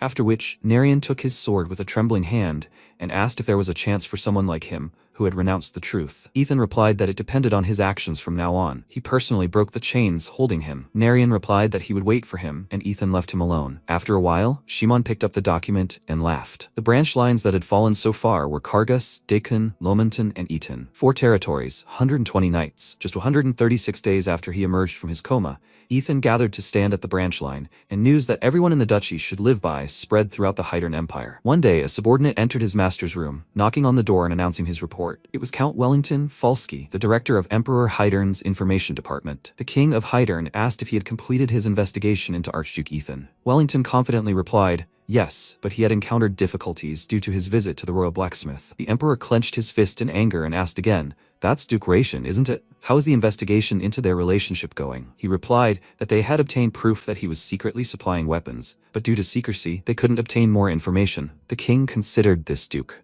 He had opposed the Dragon Clan's policies and had barely been given the chance as representative of one of the 7 kingdoms, yet he was the leader of the aristocracy. This wasn't someone he could easily deal with, even from his position as emperor. At that moment, he bowed and announced that they had demoted Williams but still hadn't been able to remove him from the imperial court. "He had failed, your majesty." Hydern replied that it couldn't have been otherwise, given the opposition of the count and the aristocrats. He had done well, and so he should hold his head high. It was normal for the investigation to proceed slowly, and he just needed to ensure the spies' identities weren't revealed. The Red Moon spy organization, which collaborated with him, was their last remaining weapon against the Dragon Clan. After a while, the protagonist reported that he thought everything had gone well. The Imperial Court blacksmith, William, had been fired, and Poforance had been hired. Although that was only a small change. Ethan asked again, was this a temporary position? In that case, he assumed it would become permanent if something went wrong. He thought the Emperor was sincere about the Dragon Clan's policies. But what was the reaction to the fighting within the duchy? Lawrence replied that for now he would simply wait and see. Ethan smiled and said that in that case, he believed he was doubtful and that everything would be fine as long as he didn't intervene. Balance at the imperial court was like a slowly approaching evening. Soon, there would be an opportunity to verify the strength of each side. Ethan walked out into the square, where the knights were training and sparring. Ethan asked how the training was going. Narion placed his hand over his heart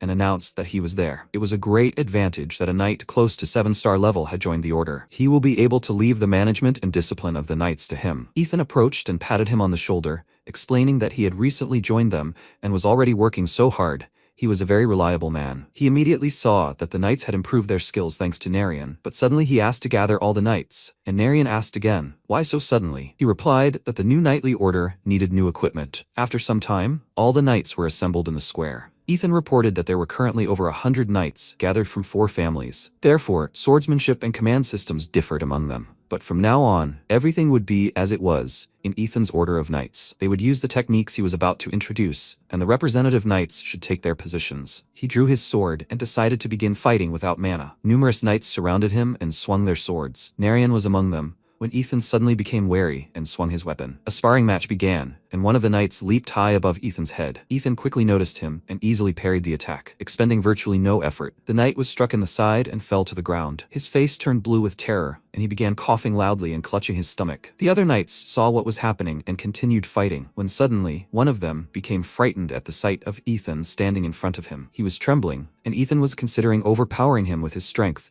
when he suddenly grabbed him by the arms and flipped him onto the ground. He began to cough loudly and scream in fear and pain, after which another knight approached Ethan. He continued his fight with him, but suddenly the two knights opposite him became wary, and moments later, they were both attacked and scattered. They screamed in pain when Ethan suddenly moved on to the last knight. He thought how incredibly sweet this was for an archduke so great beyond fire mana. What kind of sword technique was this? At that moment, he was dumbfounded by what he saw when Ethan appeared behind him, and in that same second, flipped him upside down and slammed him into the ground with incredible force. All the knights were destroyed and weakened. Narian thought this was rather strange. After all, he thought that he would teach them the art of his family's sword in order to restore honor. What kind of swordsmanship was this? At that moment, he rushed to attack Ethan again, and they connected. Ethan was surprised and suddenly looked at his sword. Narian screamed loudly, but suddenly his mouth dropped open in shock and saw a magical beast appear behind the protagonist. He was stunned and unable to move. At that moment, Ethan stomped his foot and his beast roared even louder. Narian was startled and covered himself with his sword, after which Ethan swung his monster's sharp arm and grabbed Narian's arm. He was surprised and backed away. Narian tried to catch his breath, but was kicked and sent flying. The protagonist looked at him confidently and approached again with an attack. When Narian suddenly wondered what was going on. Was this the technique that involved such a low stance? He swung his sword again, but Ethan only smiled and parried the attack with such ease that his opponent's sword broke into pieces. He put his sword to Narian's throat, who was trying to catch his breath, and said that he had lost. The surrounding knights also watched in bewilderment, wondering how he'd managed to eliminate 6 knights with a single sword. Everyone looked in amazement at Ethan, who stood calmly and smiling. Narian addressed him and declared it incredibly wonderful, but Ethan interrupted him and asked the others to listen. Most of those present were there out of love for Arden, but some had no choice but to swear allegiance to the Senate because of the tyranny of the collateral branches. How did they come to love Arden? Perhaps because they know how skilled they are and are considered the best on the Western continent. But the blade is fair to all. Do they know how the Arden family achieved this level of excellence? They weren't bound by their aristocratic status and studied the ways of the barbarians and perfected them. After hearing this, the boys were stunned with surprise, and Narian wondered. Barbarians? They were the ones who unleashed the war against the Hydran Empire 100 years ago. Ethan replied that there are no good or evil techniques. Everything depends on the person using them. The swordsmanship he demonstrated was a combination of his families and the dragon clans. This was a new sword technique he had invented, and he called it the dragon-slaying sword technique. Those around him wondered,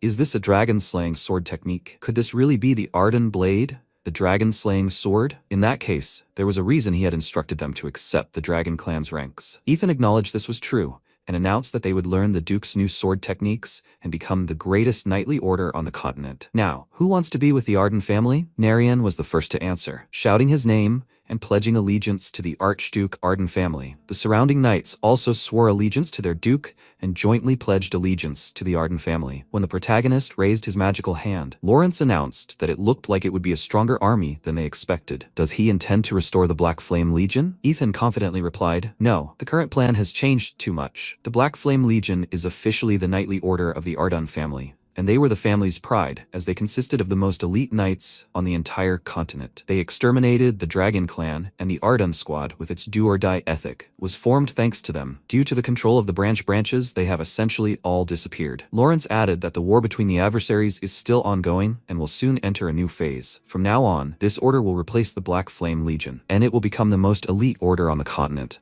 one that will exterminate dragons. After a while, Shimon, still in his seat, grinned and decided to discuss the fact that the Viscountcy of Yitong had also fallen. Essentially, the Archduke and he were allies, and Lugon still didn't know the Archduke's goals. What an idiot he was. At this rate, he'd take care of Lugon, and when the time came, they could think this thought through. Suddenly, he heard loud footsteps approaching. A servant arrived and announced that something urgent had come up. Shimon asked again. Was it so urgent that he'd even forgotten his manners? The servant, trying to catch his breath, said that the Archduke had announced he would attend a Senate meeting. At that moment, Shimon jumped up from his seat and shouted, what did he just say? It had happened much sooner than he thought. His hands shook with anger, and he realized that this would cause his rage to spread to him. Not just Lugon. They should call an emergency meeting of the Senate and inform everyone else. The servant replied, yes, after which Shimon walked to the window, looked into the distance, and thought he had no choice but to speed things up a bit. After some time, Ethan gathered his army and shouted that the time had come. They must reclaim the duchy and cleanse it of the parasites that were sucking the blood of the Arden family. The knights lined up and listened attentively to their master. This had been happening on behalf of the Senate for 10 years. His family members and friends listened with smiles on their faces. Ethan raised his sword and shouted that right now he was declaring that they, a squad of dragon slayers, would overthrow the Senate and create a new duchy. Glory to the Arden. The knights and the assembled company shouted in response, honor to the Arden. Ethan declared that this was the true beginning and looked ahead with a confident expression. Sometime later, the action took place in the city of Sinern, the territory of Viscount Raymond, one of the 10 branch houses. Servants shouted that Archduke Arden was coming, and one of the knights shouted for the crystal ball to be brought quickly, as they needed to report this to the Viscount immediately. Ordinary people whispered among themselves,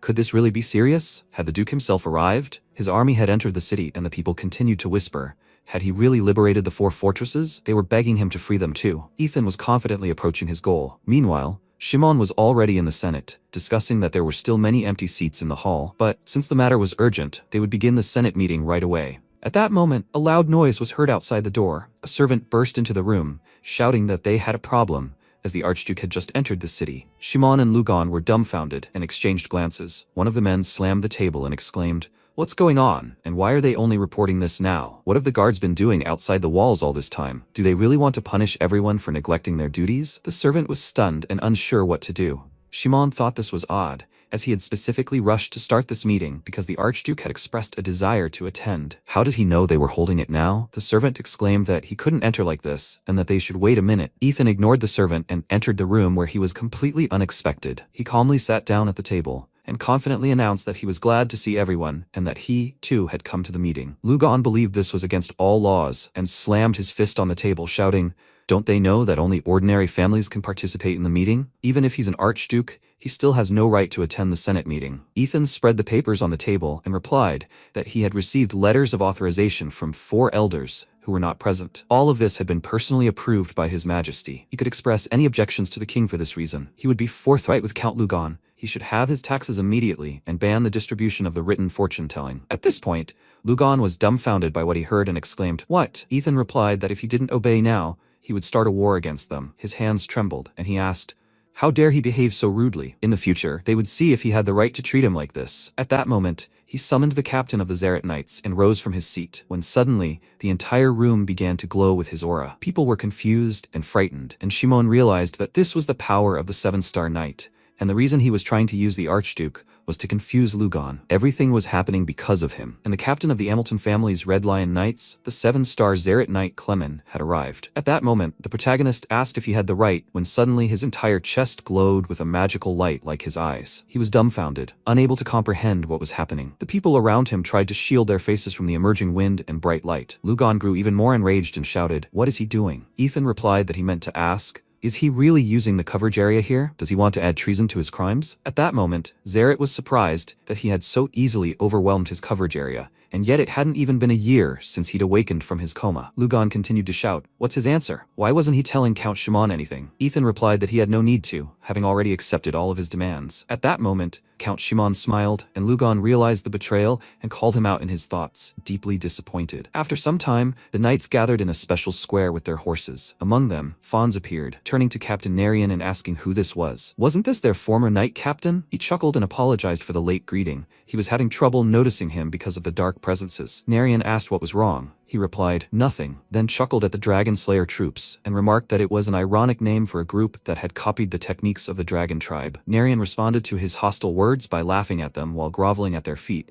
He should adopt those same techniques. It was quite amusing. Fons became very angry and asked him again, what had he just said? He dared insult the Order of the Red Lion? Narian asked him again, was someone like him really the vice-captain of the Order of the Red Lion? He supposed they'd all been demoted. Fons grew even more angry, clenched his teeth in hatred, and declared that he talked too much for a traitor, and that the Archduke must have lost his mind to hire someone like him as a knight captain. At that moment, hostility arose between them, and Fons drew his sword, put it to the face of his enemy, and asked, is he finished with his remarks? If he wanted to fight, he should stop his chatter and draw his sword. At that moment, Fons chuckled at his fall for his trick and asked what he was doing. Narian told him to stop being a fool, as they wouldn't be using lethal techniques, and he shouldn't cause the Archduke any trouble by killing someone like him. Fons laughed at these words, then bowed and thanked him for his concern, noting that he shouldn't worry about his death, but he should rest assured that he'd make him spend the next 10 years chained to a bed like his master. At that moment, he used his magic powers and approached his opponent. Narian responded by saying that if he did, he'd make sure he spent the rest of his life licking dragon boots, and they began to duel with swords. Fawns became extremely angry and yelled at him to shut up after these remarks,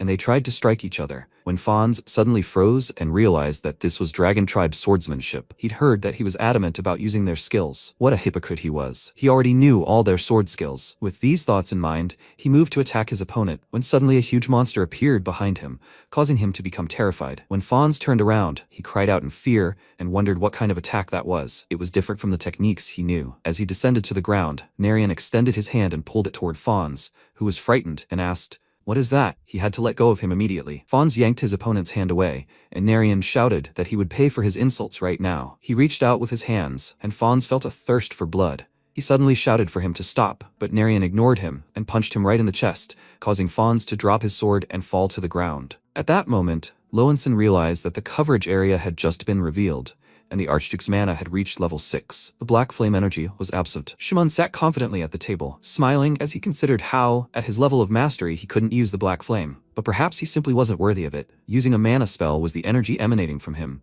and it seemed less than that of a 7-star mage. The protagonist glanced furtively at Shimon and mused that he wasn't sure what they were thinking, but they probably thought they had the upper hand. They should savor this feeling while they could. After a while, Ethan rose from his seat and asked Count Lugon to answer for his actions. Was he obeying his orders? His voice trembled, and he angrily said he needed some time to discuss it. He'd give him a week. Ethan slammed his fist on the table and said, "Enough of this nonsense. Don't they really want him to wait another week while they fleece the villagers for the last 10 years? Then maybe they should start a war here and now." At that moment, a terrifying aura appeared around him, frightening the people around him. Shimon tensed, wondering if he felt bloodlust. Was he really that serious? He knew he was quite arrogant, but he had no idea he would be in such a hurry. Lugon was furious that this freak was simply doing whatever he wanted. Even if they won the war, he couldn't kill the Archduke, but if he obeyed his orders, he would face the collapse of the faction. When he realized this, he froze and bit his lip, unsure of what to do. A moment later, he bowed his head over the table and announced that he obeyed his orders, and everyone around him was surprised by such a quick response. They started whispering, could he really do it that easily? After all, the income would be cut in half. Ethan stood up and announced that in that case, they would deal with it starting today. He had finished and was taking his leave. He left the table and headed for the exit. When the meeting was over, Shimon turned to his subordinate and announced that since everything necessary had been said, he was adjourning the meeting. They would also be leaving. At that moment, Zaret turned to his count, seeing him shaking all over. He became so enraged that he started shouting loudly, slamming his fist on the table. "That bastard Archduke. He only acts so arrogant because of personal immunity, and it's a curse." He quickly ran out of the office and yelled at Zaret that they should go and get back to preparing for the attack. He listened to his order, when suddenly Lugon froze and looked ahead questioningly. Not far away, he saw Narian defeat Fawns in battle. He shouted, "What are they doing here?" Fawns turned around in surprise, and Lugon started yelling that he should get up right now. He was so angry that Zaret tried to stop him, shouting back that he was asking him to wait and let him figure out what had happened. At that moment, Zaret approached Fawns and asked, "What happened here, Vice Captain? Was he ambushed? They'll rouse the entire knightly order right now." He replied that it wasn't that simple. He'd simply lost a duel. At that moment, Zaret was very surprised and asked, "What did he just say?" The Dragon Slayer army was just a bunch of vagabonds gathered from all over the world, and they defeated the vice captain of the Knights and the Red Lion? That simply couldn't be true. He clenched his fist and shouted at Fawns to get up because they were all returning to the main castle. At that moment, Ethan approached Lugon and, grinning, said that the Count's knightly order was just some kind of joke. Lugon's mouth fell open in shock and he couldn't respond. Ethan, passing by, continued to say that they were also called Red Lions. What a shame. At that moment, Lugon was so furious that even his skin had turned blue from the tension. After a while, Ethan boarded the carriage with Lawrence, who remarked that the meeting must have gone well. He replied that everything had indeed gone smoothly, and that now they had to wait and see how Lugon would react. They should increase the number of spies in the area, and then they would set a trap. Meanwhile, Lugon, who had arrived at his estate, slammed his fist on the table again in horror, and shouted that Keston hadn't responded at all. How dare he betray him? He stared at the crystal ball, stunned, unsure what to do. How had the people reacted? He supposed they complained less now, and after all, taxes had been cut in half. His servant reported that it seemed a sinister rumor was spreading there, and people were saying that taxes had been reduced because he had lost to the Archduke. Lugon swung his hand at him and shouted that they should bring in whoever was spreading these rumors right now. The servant was terrified when Lugon threw a glass bottle at him, which shattered on the floor. He continued shouting that he had simply listened to them, and then, as if nothing had happened, had simply dragged himself in to report it. If he didn't bring them to him, he would do something to him. The servant, frightened, replied that he understood everything and would take care of it right away, then hurried out of the office. When Lugon was left completely alone, he tried to catch his breath sitting in his chair. At that moment, he heard someone's voice, indicating that he seemed to be in a difficult situation. He was incredibly frightened and turned around to ask, "Who just said that? That butler?" A hooded Malays appeared next to him and asked, "Is it him? He's affiliated with the Arcana Magical Association and is also the 8th spiritual leader of the Brotherhood." Lugon was terrified and fell to the floor from his own screams, then opened his eyes in amazement and asked, "The Naraxis Brotherhood?" He replied, "Yes," he thought, as if he was in a difficult situation because of the Archduke, and they would help him with it. He asked again, why would the Brotherhood help him? Malays replied that they didn't like the Archduke either, and that by getting rid of him, they could avoid all suspicion. He pulled out a special symbol, the emblem of the Rimdale Kingdom. They constantly clashed with them because their territories bordered each other. That's right, and with it he could get out of his situation. If that's the case, they'll send the Knight Captain, Vice Captain, and a dozen elite knights. The mage smiled and said it was amazing, and they would contact him later as soon as they were ready. At that moment, the mage disappeared, leaving Lugon alone and silent for a moment, after which he suddenly laughed loudly and declared that the assassin was the spiritual leader of 10 elite knights, and Ethan was just an arrogant jerk. He would be finished. After some time, Ethan asked Lawrence if she had discovered a spy from the Brotherhood. She replied, yes, there were only 6 Lugon spies, and one of them was connected to his brother. He replied that, judging by everything, he was working with them. So, what was their target? Lawrence replied that it looked like all the spies were trying to find out what he was doing. Ethan asked her for some information, that he was going to a secret tower for an inspection, and was traveling outside the territory. Lawrence asked again, did he mean he was going alone? Of course. She didn't doubt his skills, but it could be dangerous because the Brotherhood was involved. Ethan replied that if he took the guards with him, these guys wouldn't relax, and it would be more effective if he drove them out himself. Lawrence suggested, in that case, what about her? Ethan asked, puzzled. Her? A short time later, Ilya arrived with loud steps. When she entered his office, she exclaimed and laughed. Archduke. She heard him desperately need her indispensable help, so she showed up to help him. After a brief silence, Ethan said that this time they were going to battle and mused that she could knock. He knew she was a great mage, but he thought she was more of the inventive type. Was she sure she could do it? Ilya grinned and replied that he would regret his doubts as soon as he saw her in battle mode. Ethan emphasized these words and asked again, battle mode? Ilya replied, yes, her battle mode is the highest level a great mage can achieve. At that moment, she pulled out her staff and showed it to him. He should look forward to this opportunity with impatience. Sometime later, they arrived in the forest on horseback. Ethan walked first, saying they were very careful. Ilya replied that they had been circling each of the cities for a month, but no one had been noticed. Was he sure someone was planning an ambush? He replied that this was their only chance, which was why they were being so careful. At that moment, Ilya froze and tried to mentally convey the information to the protagonist that he should listen to her, but she continued walking. He was surprised. This whispering technique on mana frequencies? There was a magic circle about 50 meters ahead of them, and it seemed they had really put a lot of effort into it. But it was still nothing. Seriously, this was spatial interdiction magic. As soon as they entered the circle, they would be stuck. What was he planning to do? Ethan realized they'd been waiting the whole time. What else were they going to do? Of course they'd enter. At that moment, his horse stepped into the magic circle, and they both found themselves inside. Bright beams of light began to expand around them, and a multitude of knights appeared, surrounding the two. A mage in a long cloak and hood stepped into the center, and grinning said they'd fallen into a trap. Ethan asked who they were. He greeted him. His name was Eric, the 8th spiritual leader of the Naraxis Brotherhood. He was sure they'd already guessed why they were there. Ethan dismounted and said, Brotherhood. He sees that they're real professionals at assassination, and he recognized him. Zaret stood next to the mage, grinning at his opponent, and already drawing his sword from its sheath. Magic rays appeared around him, and he said that the 10 years he'd been in a coma had been the most peaceful, and that this was the end of his tyranny, Archduke. At that moment, everyone glowed with magical powers, and he declared that this impenetrable wall was better than the magic circle and their brotherhood, so he shouldn't even try to escape. Ethan also grabbed his sword and said that he'd been talking too much, so he suggested getting to the point. Eric mused that he was rather careless about all this, unlike the others. By this point, he'd already killed countless people, but he thought it would be much more fun with him. Unfortunately for the child behind him, they don't even spare the very young. Ilya heard these words and didn't react, after which Eric shouted that he should just call it bad luck. At that moment, he directed his magical powers toward the guys, and Ilya, using her magic, called him a fool. Bright beams appeared around her body. She raised her staff and shouted that they would now taste the power of the great mage Ilya. Now the boys could not leave without her permission. At that moment, their magic square began to glow with yellow beams of light, and the knights watched in stunned silence. Eric was also surprised when he realized what was happening and asked, "Ilya? But she's the inventor." Ilya replied, "Yes, and he will go with her." At that moment, she directed her magical powers toward him, and he began to dissolve into thin air, disappearing moments later from the sight of his subordinates. They shouted, "Spiritual leader," but he was already in a completely different space and didn't understand what to do. This was a spatial pocket that was distinct from the coverage area,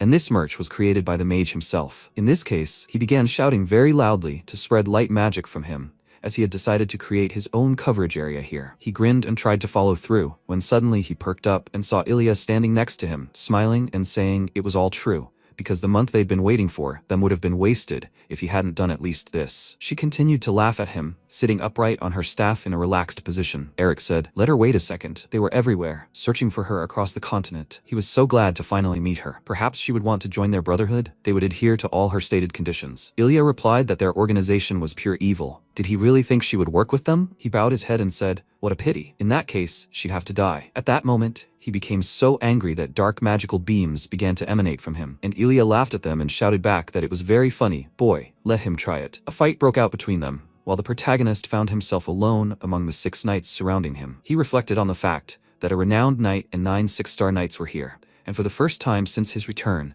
he was facing so many powerful opponents in the forest. But he wasn't afraid. If he had been a coward, he wouldn't have had the courage to swing his sword. He recalled the situation with the terrifying monster that had befallen him in the past. At that moment, he smiled and shouted for the others to attack him. Meanwhile, Ilya aimed several magical swords at her opponent, who was trying to dodge. She laughed at him for running around like a little rat, and Eric didn't know what to do. She truly was a great mage, but how could she handle someone like that? At that moment, he tapped into the dragon's magical powers and commanded them to empower his humble servant. His body began to replenish these powers, and he used the technique within the dragon's body. He shouted loudly with joy at being able to handle her, and Ilya looked at him questioningly, wondering what it was. At that moment, a monster with terrifying claws appeared before her, possessing Eric. It was the form of a dragon, and it ordered her to leave. Ilya stood still and watched intently. She believed this skill was unique, increasing her mana reserves and using dragon language magic. Eric angrily shouted at her that he would ridicule her, a great witch, and that she would die in the magical space she created. Ilya replied that he was very funny, and he simply made this game a little more interesting. At that moment, she whispered a spell and created a magic circle in front of her. Eric directed his monster toward her and shouted at her to die, prompting Ilya to protect herself with a lightning wave and shield herself. Meanwhile, Ethan was spreading his magical aura everywhere, and the surrounding knights were pondering the Archduke's sudden increase in mana. He was angry at himself for being such a scoundrel and having managed to deceive them. He didn't want to admit it, but he was definitely strong. Ethan looked at him confidently, and at that moment,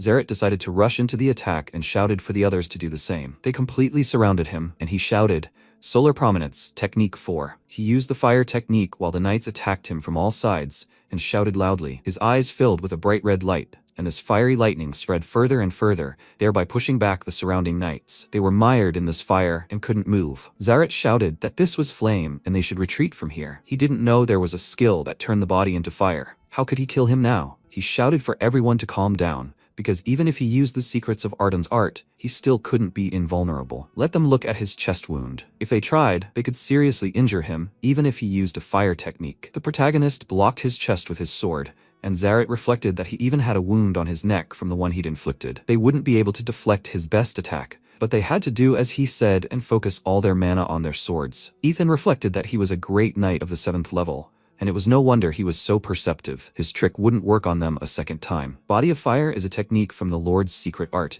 that makes the body fiery and deflects all attacks. If he were in the same dimension, their attacks would be completely useless. But this technique has its drawbacks. It consumes a huge amount of mana. He only had 50% of his mana left, and then he must deal with them as quickly as possible. At that moment, he became enraged and used the Solar Prominence spell, the first move. The knights were dumbfounded by what they saw, and the protagonist used the Fire Fist Dance spell, with incredible cries, he pounced on his enemies, who began to fall under his blows. One of them was completely destroyed, his blood spilling. He cleared his throat, and the protagonist realized he had 40% of his mana remaining. At that moment, Zaret shouted that it had worked, and that they should all attack together and not give him any respite. He turned and used the fourth move of his spell, Chi Fracture Attack. He directed a bright beam of light towards another knight, destroying and exploding him. A nearby knight cried out in horror, and Zaret and Fawns became enraged and tried to pounce on him. The protagonist, however, realized it was a curse and that they had only scratched him. Ethan leaped into the air again and charged at the remaining knights, though he still had 30% of his mana remaining. He used his third spell, the Ultimate Explosive Sword Strike. After casting the spell, a wave of fire spread across the battlefield,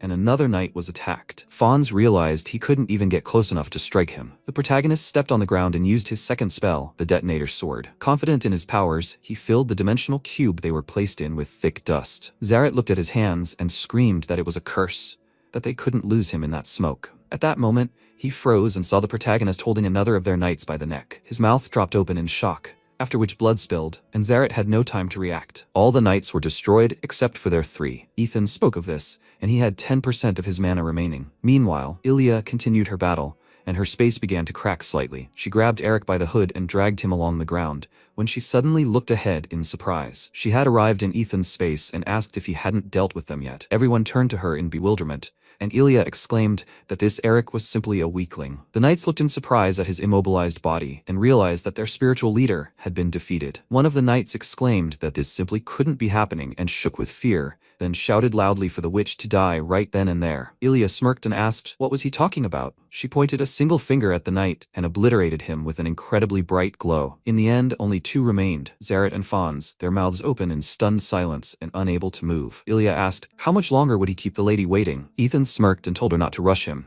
as he would be finished soon. Zaret knew this simply couldn't be happening. She had even defeated the spiritual leader. They would have a hard time dealing with the Duke, let alone the 2 of them. Ilya looked at him in surprise and asked, is she interfering with them? He shouldn't be afraid, as she would leave them to the Duke. She wouldn't interfere in their fight. Zaret grew angry and gritted his teeth in anger, as she was underestimating them. He turned to Fawns, who asked again, what's wrong? He replied that he would take charge of the Duke, and he should look for gaps in his defenses and immediately strike there. If that was his end, he would leave him in charge of the Red Lion Order. At that moment, Fawns froze and shouted at his captain to stop, but he pounced on Ethan with the Red Lion Order's secret sword technique, the Lion Attack. Ethan covered himself with his sword and realized he had noticed, shouting at Fawns to be ready. The protagonist replied that he was having interesting conversations in the face of the enemy, and Zaret shouted that he would not waste the opportunities his subordinates had given him. Even the Duke couldn't have infinite mana, so at that moment, he kicked off the ground and thought that even if he spent all his mana to wear him down, he would have a chance. He cast the spell, Furious Lion's Charge, and the protagonist attempted to parry it, despite having no mana left. He realized he had succeeded and exclaimed with joy. At that moment, an incredibly loud explosion thundered through the forest, and blood spilled. It was Zaret's blood, which had been pierced by the protagonist's sword. He grabbed his hand and shouted for Fawns to act, and at that moment, he pounced on him from above. He swung his sword with such force as to obliterate his opponent, and the protagonist used the 9 rings, a wyvern breath technique. Zaret was stunned by what he saw and realized he had absorbed the energy, and Ethan cast his own spell again, Blast Wave of Fire. After this, his enemies were defeated, and the protagonist was restored. Ilya, who was watching, was also amazed at how he had achieved his victory, and moments later, the magic square began to dissolve into thin air. Eric, sitting near a tree, tried to gather his strength but was trembling. Suddenly, Ethan approached him, and an awkward silence fell between them as all his knights were defeated and killed. Eric wondered if they had really killed them all. The protagonist lifted him up by the neck and said he had many questions for him. First, where could he find a great spiritual leader? Eric chuckled and said he seemed in a good mood, but he wouldn't be of any use to him. Ilya was surprised and shouted that he had used a phase shift. Lightning force began to emanate from Eric, and she feared it was too late. She cast her spell to protect the protagonist, but Eric chuckled and said it was over. Ethan realized he was probably using this technique in case he was captured, when suddenly, bright red magical power began to flow from his hands, and Yarek asked again, what is he doing? Suddenly, Eric found himself in flames, screaming in pain. A moment later, he dissolved in his hands, and Ilya asked him what he'd just done. He replied that phase shift was an advanced technique used by the Wyvern tribe. It had vulnerabilities, and major ones at that. Ilya asked again, vulnerabilities? He meant its effects on the brain. He replied that phase shift gave incredible healing and regeneration abilities, and even if a person's head fell off, it didn't restore their memory. So he focused the flames on his head and stole his memory, making him a simple, harmless fool. At that moment, Eric sat in bewilderment, looking around. He had absolutely no strength left. Meanwhile, the spiritual leader, who had picked up the papers, reported that this had happened to the 8th spiritual leader after using phase shift. He should explain himself. The servant replied that he would gladly do so, but they were still investigating, but would try to do it as soon as possible and give him an answer. This happened because of the battle with the Archduke, the great spiritual leader. He mused that among the leaders of the Western Lands sect, Gersten, a priest of the dark arts, oversaw the mines and was killed by Archduke Ethan, closing the mines. High Priest Burstan, who oversaw a publishing house, was killed by Archduke Ethan, and the publishing house was also closed. The Wyvern tribe's Book of Magic is banned in the lands of Arden. A battle had recently occurred in the region overseen by the 8th spiritual leader. Was the Archduke to blame for his current state? The servant replied that the conflict was undoubtedly connected to the Archduke, but according to the report, the Archduke was on reconnaissance with a woman during the attack, and no one else was with them. While the 8th spiritual leader had a squad of Count Hamilton's elite assassins with him, Eric even mastered dragon techniques. The spiritual leader wondered if this was really the work of King Delphrion. He replied that he believed it was, that the Knight Order was not under suspicion, and that he believed the government had also accused King Delphrion. He kept saying, "The Shadow Knight Order, they're his knights, aren't they? Let him send an elite squad against the Knight Order and the Shadow of Jordan, because whoever did this to his students will pay dearly." Sometime later, in Toledo, the city of Count Lugon, night had fallen, and the man sat at the table, reading a note, reflecting on his arrival. He heard a sound at the door and went to open it. Menharten entered, asking if he was the second spirit responsible for the missions. The man replied, yes, he should call him Marcus, and sat down. Menharten sat at the table and wondered, so this was the person appointed by advisor Lawrence to the position of intelligence captain? He'd heard he was part of Baron Kargas's organization. What a coincidence. Marcus reported that everything was ready to begin the operation, and only asked him to ensure there were no unnecessary casualties. Menharten replied that he shouldn't worry, as the mission would be completed with distinction, and he swore by his honor as a soldier of the Archduke of the Dragon battle. After some time, people in the city began to speculate that Count Lugon had orchestrated an assassination attempt on the Archduke. What had happened to him? People said he'd gotten away with it. The knight captain and his deputy had attacked him, and she, in fact, hadn't seen them for several days. Suddenly, one of the city's knights came out into the square and shouted at the people, asking how they dared spread such slander. They should be grateful for Count Lugon's demoting them. One of the men began shouting, they certainly know the Count only did it on the Duke's orders. He shouldn't think them fools. The knight got angry and kicked the guy in the chest, and when he fell, he said he was under arrest for treason and the others should take him and throw him in jail. At that moment, Marcus arrived, shouting for them to stop, because this was the Liberator Warrior. He asked again, the Liberator Warrior? He knew he was the leader of these reactionary traitors. Marcus shouted, reactionaries? Let her look at herself first. He should let the townspeople go. They're not criminals. The knight shouted at his subjects to take him, and Marcus became angry, after which Menharten protected him using his magical powers. The knight asked, is this a curse? Who is he? Menharten removed his hood and replied, why should they know that? As if that would change anything. The man grew angry and began to wonder, who is this bastard? He didn't know there were knights among this revolutionary scum, and here was a high-ranking razor too. He shouted for his knights to form an attack line and finish this. They took advantage of the Red Lion's combined hunt and pounced on Menharten, who was alone and surrounded. Menharten decided to use Dragon Sword Art, Strike 1, a crushing blow, and at that moment, many knights were sent flying. The leader wondered what this was. He had never seen such a technique in the Wyvern arts. Menharten continued his attack and used Dragon Sword Art, Strike 2, a devastating dragon strike. He struck several more knights, and the leader attempted to strike him with his sword, but Menharten dodged and used Strike 3, a devastating single flash. At that moment, all the remaining knights' swords flew away, and the leader was pinned to the ground. He realized that the Archduke's devised evening art was simply superb. At that moment, Menharten exhaled and reflected that even though they were both level 6 knights, he was stronger. Of course, he was stronger than he had been when he served the family of Baron Kargas. He was deputy captain of the infantry and the battle dragon. At that moment, Marcus raised his hand and cried out, the Order of the Red Lion Knights is not their enemy. The real enemy is the Count and his exploitation of the masses. At that moment, the surrounding people began to shout loudly, Warrior Liberator. At that moment, Lugon exclaimed to his subordinates, why haven't they arrested this tattered warrior yet? The servant replied that, as he saw he was no ordinary guy, he had support. Lugon exclaimed, what support? He replied that he had information that the knighthood and guards were behind him, and that the Order of the Red Lion had been defeated and disgraced. Lugon realized that the Arden Knights were already here, and it was a curse that Zeret and Fons were there. He still hadn't managed to contact them? He grinned and replied that a week had passed, and they hadn't contacted him. He was almost certain they were dead. At that moment, Lugon became enraged and slammed his fist on the table, knocking aside the crystal ball. But considering they had a larger army than the Duke, they should have the advantage. He should immediately appoint an acting captain of the order and order a detachment to suppress the rebels. At that moment, someone knocked on his office door and shouted bad news. A servant burst in and announced that Archduke Arden had captured the fortress of Toledo. At that moment, Lugon was stunned and asked again, "What?" The servant replied that he was indeed leading the knights into battle. This further angered Lugon, who shouted to his butler to convey the order and have all forces assemble in the palace. They would fight to the death. After some time, many citizens gathered in the city, and one of the knights realized that this simply couldn't be happening. "Is this where all the bums of this city have gathered?" One of them was Narian, who stamped his foot and shouted at the palace guards to surrender immediately. He was the infantry captain. At that moment, all the townspeople supported him, shouting that the true ruler of these lands had come for the traitor's soul.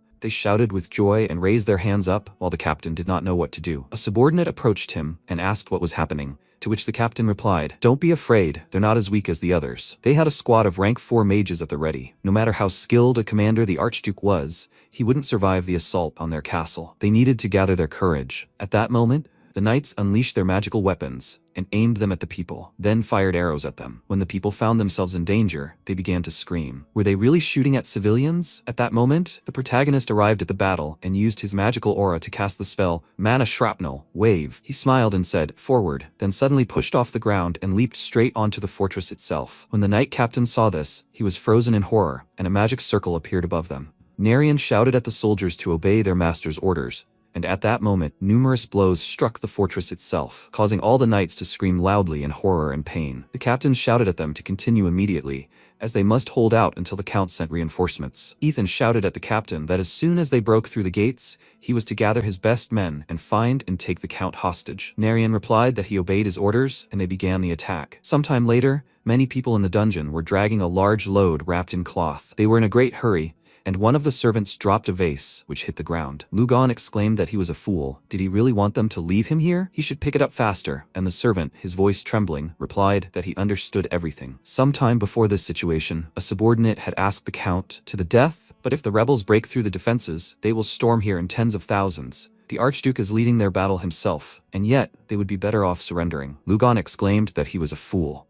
Had he already forgotten what happens to those whose cities the Archduke captures? Let the soldiers fight to the death and detain him, while he goes and takes refuge with the Marquis of Eltarnus. The butler will go with him, taking several servants and his treasures, so that no one but them knows anything. At that moment, in the dungeon, he turned to the butler and asked if he hoped they weren't being pursued. The butler replied, "No, sir. He keeps looking back." When suddenly Lugon froze in terror and screamed loudly. His servants were also perplexed and froze in terror. Lugon realized it was a curse, because the castle had fallen, and he hadn't expected their soldiers to last so long. They should hurry, because they were almost at the exit. As they approached, Lugon looked ahead and saw several unknown men in cloaks. One of them smiled and asked if he thought this was Count Lugon. One of his knights shouted that he was Ardon's dog and ran to attack him, when suddenly Lugon shouted for him to stop. He smiled, looking at his lord, and with one deft movement destroyed the knight who tried to attack him. He was pleased with his sacrifice and severed his head, causing blood to spill on all the family members. Lugon was frightened and asked again, "Are they from the Brotherhood?" What did that mean? He asked. What will they do with them now? He replied that they would only leave the Count alive, since they needed to interrogate him. At that moment, he declared that this was simply wonderful and pounced on the frightened Lugon, who began screaming loudly in pain and horror. Sometime later, Manhattan, who entered the room, wondered what it was. He arrived there with Ilya and Lawrence, who replied that it was what remained of the Count and his servants. They were all lying covered in blood from the attack they had suffered. Manhattan said he ordered the soldiers to stand to the death, and he himself ran through the tunnel, a pitiful sight.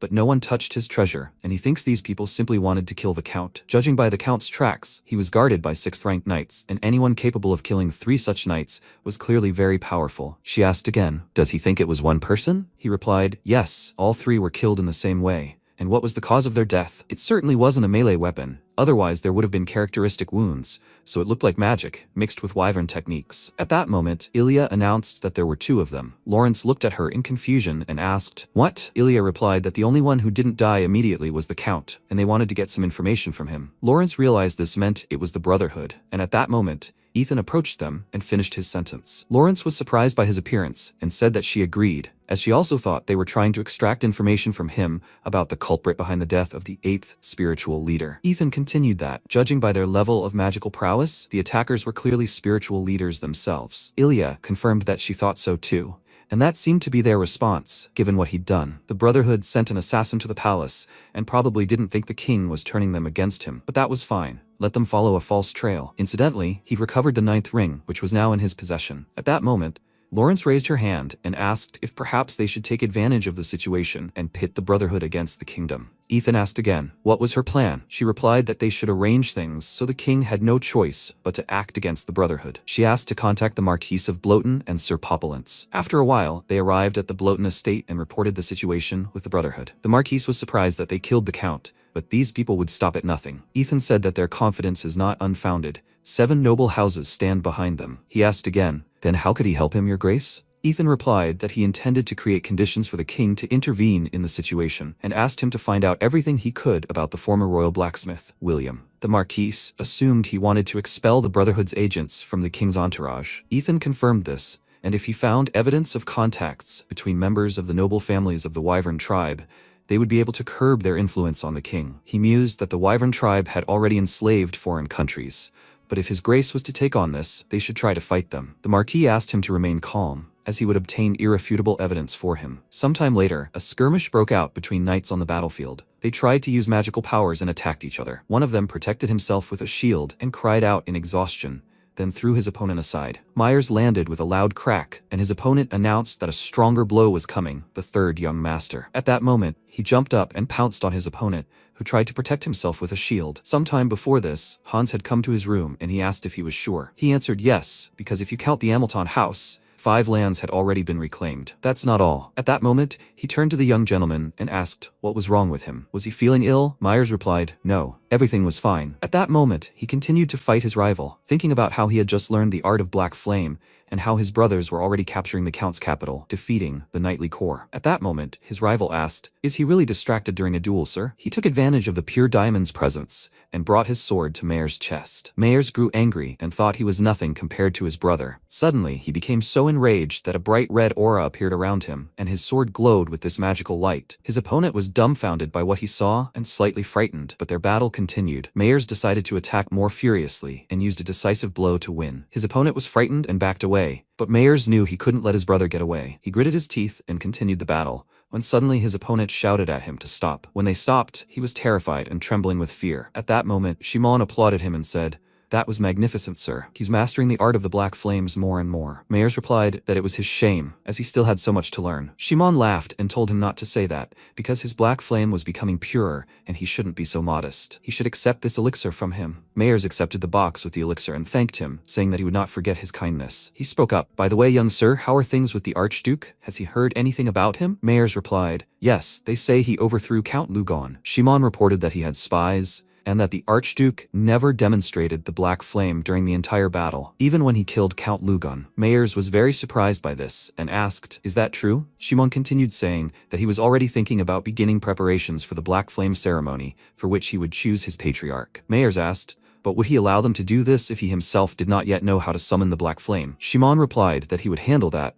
and glanced ominously at the protagonist's brother. When evening came, Ethan communicated with Shimon through a crystal ball, who asked him again what he was talking about. He mentioned that he had not yet turned 20, so he was talking about his ban on performing the rite of opening fire until the candidates had reached adulthood. He knew this, but he would soon be 20, and His Excellency, the Senate had no reason to change its plans over such trifles. After all, nothing would happen after his birthday, would it? Ethan paused and said nothing. Shimon continued to say that since he didn't object, they would expect him in a month in Rondinium, the capital of the Archduchy. If he didn't arrive, they would consider him to have renounced his claim to the patriarchate. After these words, he disconnected, and an awkward silence fell in the room. At that moment, his sister wondered what they should do now. At the fire opening ceremony, one must summon a black flame. Prexian said that unfortunately they haven't seen their black flame yet. His lord forgive him, he was simply worried about him. Ethan turned to Lawrence and asked if she, too, saw no prospects. She was dumbfounded and unable to answer, causing Ethan to exhale and smile, saying that he had trained so hard to attend the fire opening ceremony and was asking his friends to take heart as he would soon put an end to the reign of unworthy heirs. Marie turned to him, and Ethan said it was time for them to return to their father's house. Sometime later, near the palace, servants were packing things into boxes and carrying them. Lawrence said she would provide them with this, and one of the servants said he understood and wrote it down in his notebook. Suddenly, Lawrence heard something strange and remembered Ethan asking if she was alright. She apologized, not understanding what he was talking about. Ethan mentioned that he'd heard she had trouble sleeping and always got drunk to fall asleep. That's at least 2 bottles of alcohol. People also said she barely ate, and he understood that she was working for the greater good. But did she really want to die young? She bowed her head, clenched her fists, and replied that she didn't want to do that. The protagonist explained that she had to take care of herself, and that they now had many people reporting to her, so she could delegate some tasks since he needed her for a long time. Let her take the box from his hands. Lawrence looked at it with bewilderment and asked what it was. He replied that it was a gift made by his dear sister. It was a magical amulet that would give her strength, and she was worried, so he asked her not to take it off. At times like these, she needed to get a good night's sleep and learn to delegate her tasks whenever possible. That was an order. Lawrence looked at the bracelet on her wrist and blushed. One of the subordinates reported that they needed to move everything before sunset, when he suddenly noticed a smile on Lawrence's face and wondered if she was actually smiling. Apparently, heartbreaking screams would be heard from the dungeons tonight. After some time, Ethan found himself alone in the room and attempted to use his magical powers. He exhaled fire magic from his mouth and wondered, what is pure flame? It was a flame composed of pain, alien to the natural characteristics of fire. In other words, unstable flames have limitations. There should be no bitter feelings here, only the pure breath of fire. The protagonist tried to create this in his hand when he suddenly heard a strange noise and turned questioningly. It was his sister, asking if he was already here. She had come to tell him that all preparations were complete. He smiled and looked at her happily, then announced that he was ready and they were returning home. The day of the opening ceremony had arrived. The boys were already approaching the capital of the Duchy of Arden. When they arrived at the gates, people were delighted that the young lord had arrived. Finally, he was back. They even cried with joy, and when the carriage stopped, Ilya looked around and realized that things were even worse here than she imagined. Could this really be the capital city? How dare these half-breeds ruin the young lord's hometown? At that moment, Marie took Lawrence's hand, and she looked at her in surprise and asked, "What's going on?" Marie turned away, wondering if Ethan should teach them a lesson for how their people were suffering. Ethan, on horseback, suddenly stopped in front of the Lord, who greeted him and announced that he was a long-awaited guest. Ethan asked if everything was ready for the ceremony. Shimon replied, yes, the ceremony would be held in the arena. Ethan decided that if that was the case, he was proposing to begin right now, and Shimon couldn't understand where he got such courage. He still doesn't know how to summon Black Flame. At that moment, he paused and said that this was a grand event that hadn't happened in decades, and they had prepared a reception for the occasion. Ethan, without turning around, told him to cancel it, as he didn't want to spend another minute with the traitors who had trampled his domain and turned it into a desert. He became very angry and clenched his fist, thinking that they would still see what awaited him at the ceremony. He had carefully ensured that everything would go as they desired. When the ceremony began, a fire appeared in the arena, and Ilya looked around in surprise. It was an incredibly spacious room, and she realized that there were magical seals in the center of the arena, so he should be careful. Ethan replied that he hadn't expected any honesty from them, so she shouldn't worry. Many people who had gathered in the arena rejoiced when they saw her and their master. It was wonderful, and now was not the time for banquets. They began to discuss among themselves who they thought would win. One of them shouted for the others to watch, as a third young master entered the arena. He approached his brother and was surprised by his appearance and the fact that he had grown. When they stood facing each other, Shimon announced that it seemed everyone was gathered. Ethan asked again, wait, where's Taran? There were 3 contenders for the position of head of the Arden family. Shimon replied that he had tried to contact him, of course, but he never responded. Ethan wondered if he wanted to sit it out even while they were going through the rite of opening fire. Shimon asked again, can they begin now? Ethan remained silent, after which Shimon stamped his foot and shouted that they were beginning the 18th rite of opening fire of the Arden family. At that moment, many people in the arena began to shout loudly, and the brothers exchanged glances and smiled. The stunned people didn't know what they were about to see, and Mayers thought, okay, he'll show his brother how much stronger he's become. At that moment, he swung his sword and considered activating. Numerous mages activated their powers, and Mayer spread them across the arena when he suddenly looked at his sword in surprise. Dark rays of light began to emanate, no longer bloody, but black. Shimon smiled ominously, and Mayers asked himself, what's going on? It's all Shimon. He's pumping mana into his field. This way, he can transform into... But before he could finish speaking, his brother suddenly whispered to him not to be afraid. He must do everything he can and trust him. Mayer smiled as he looked at him,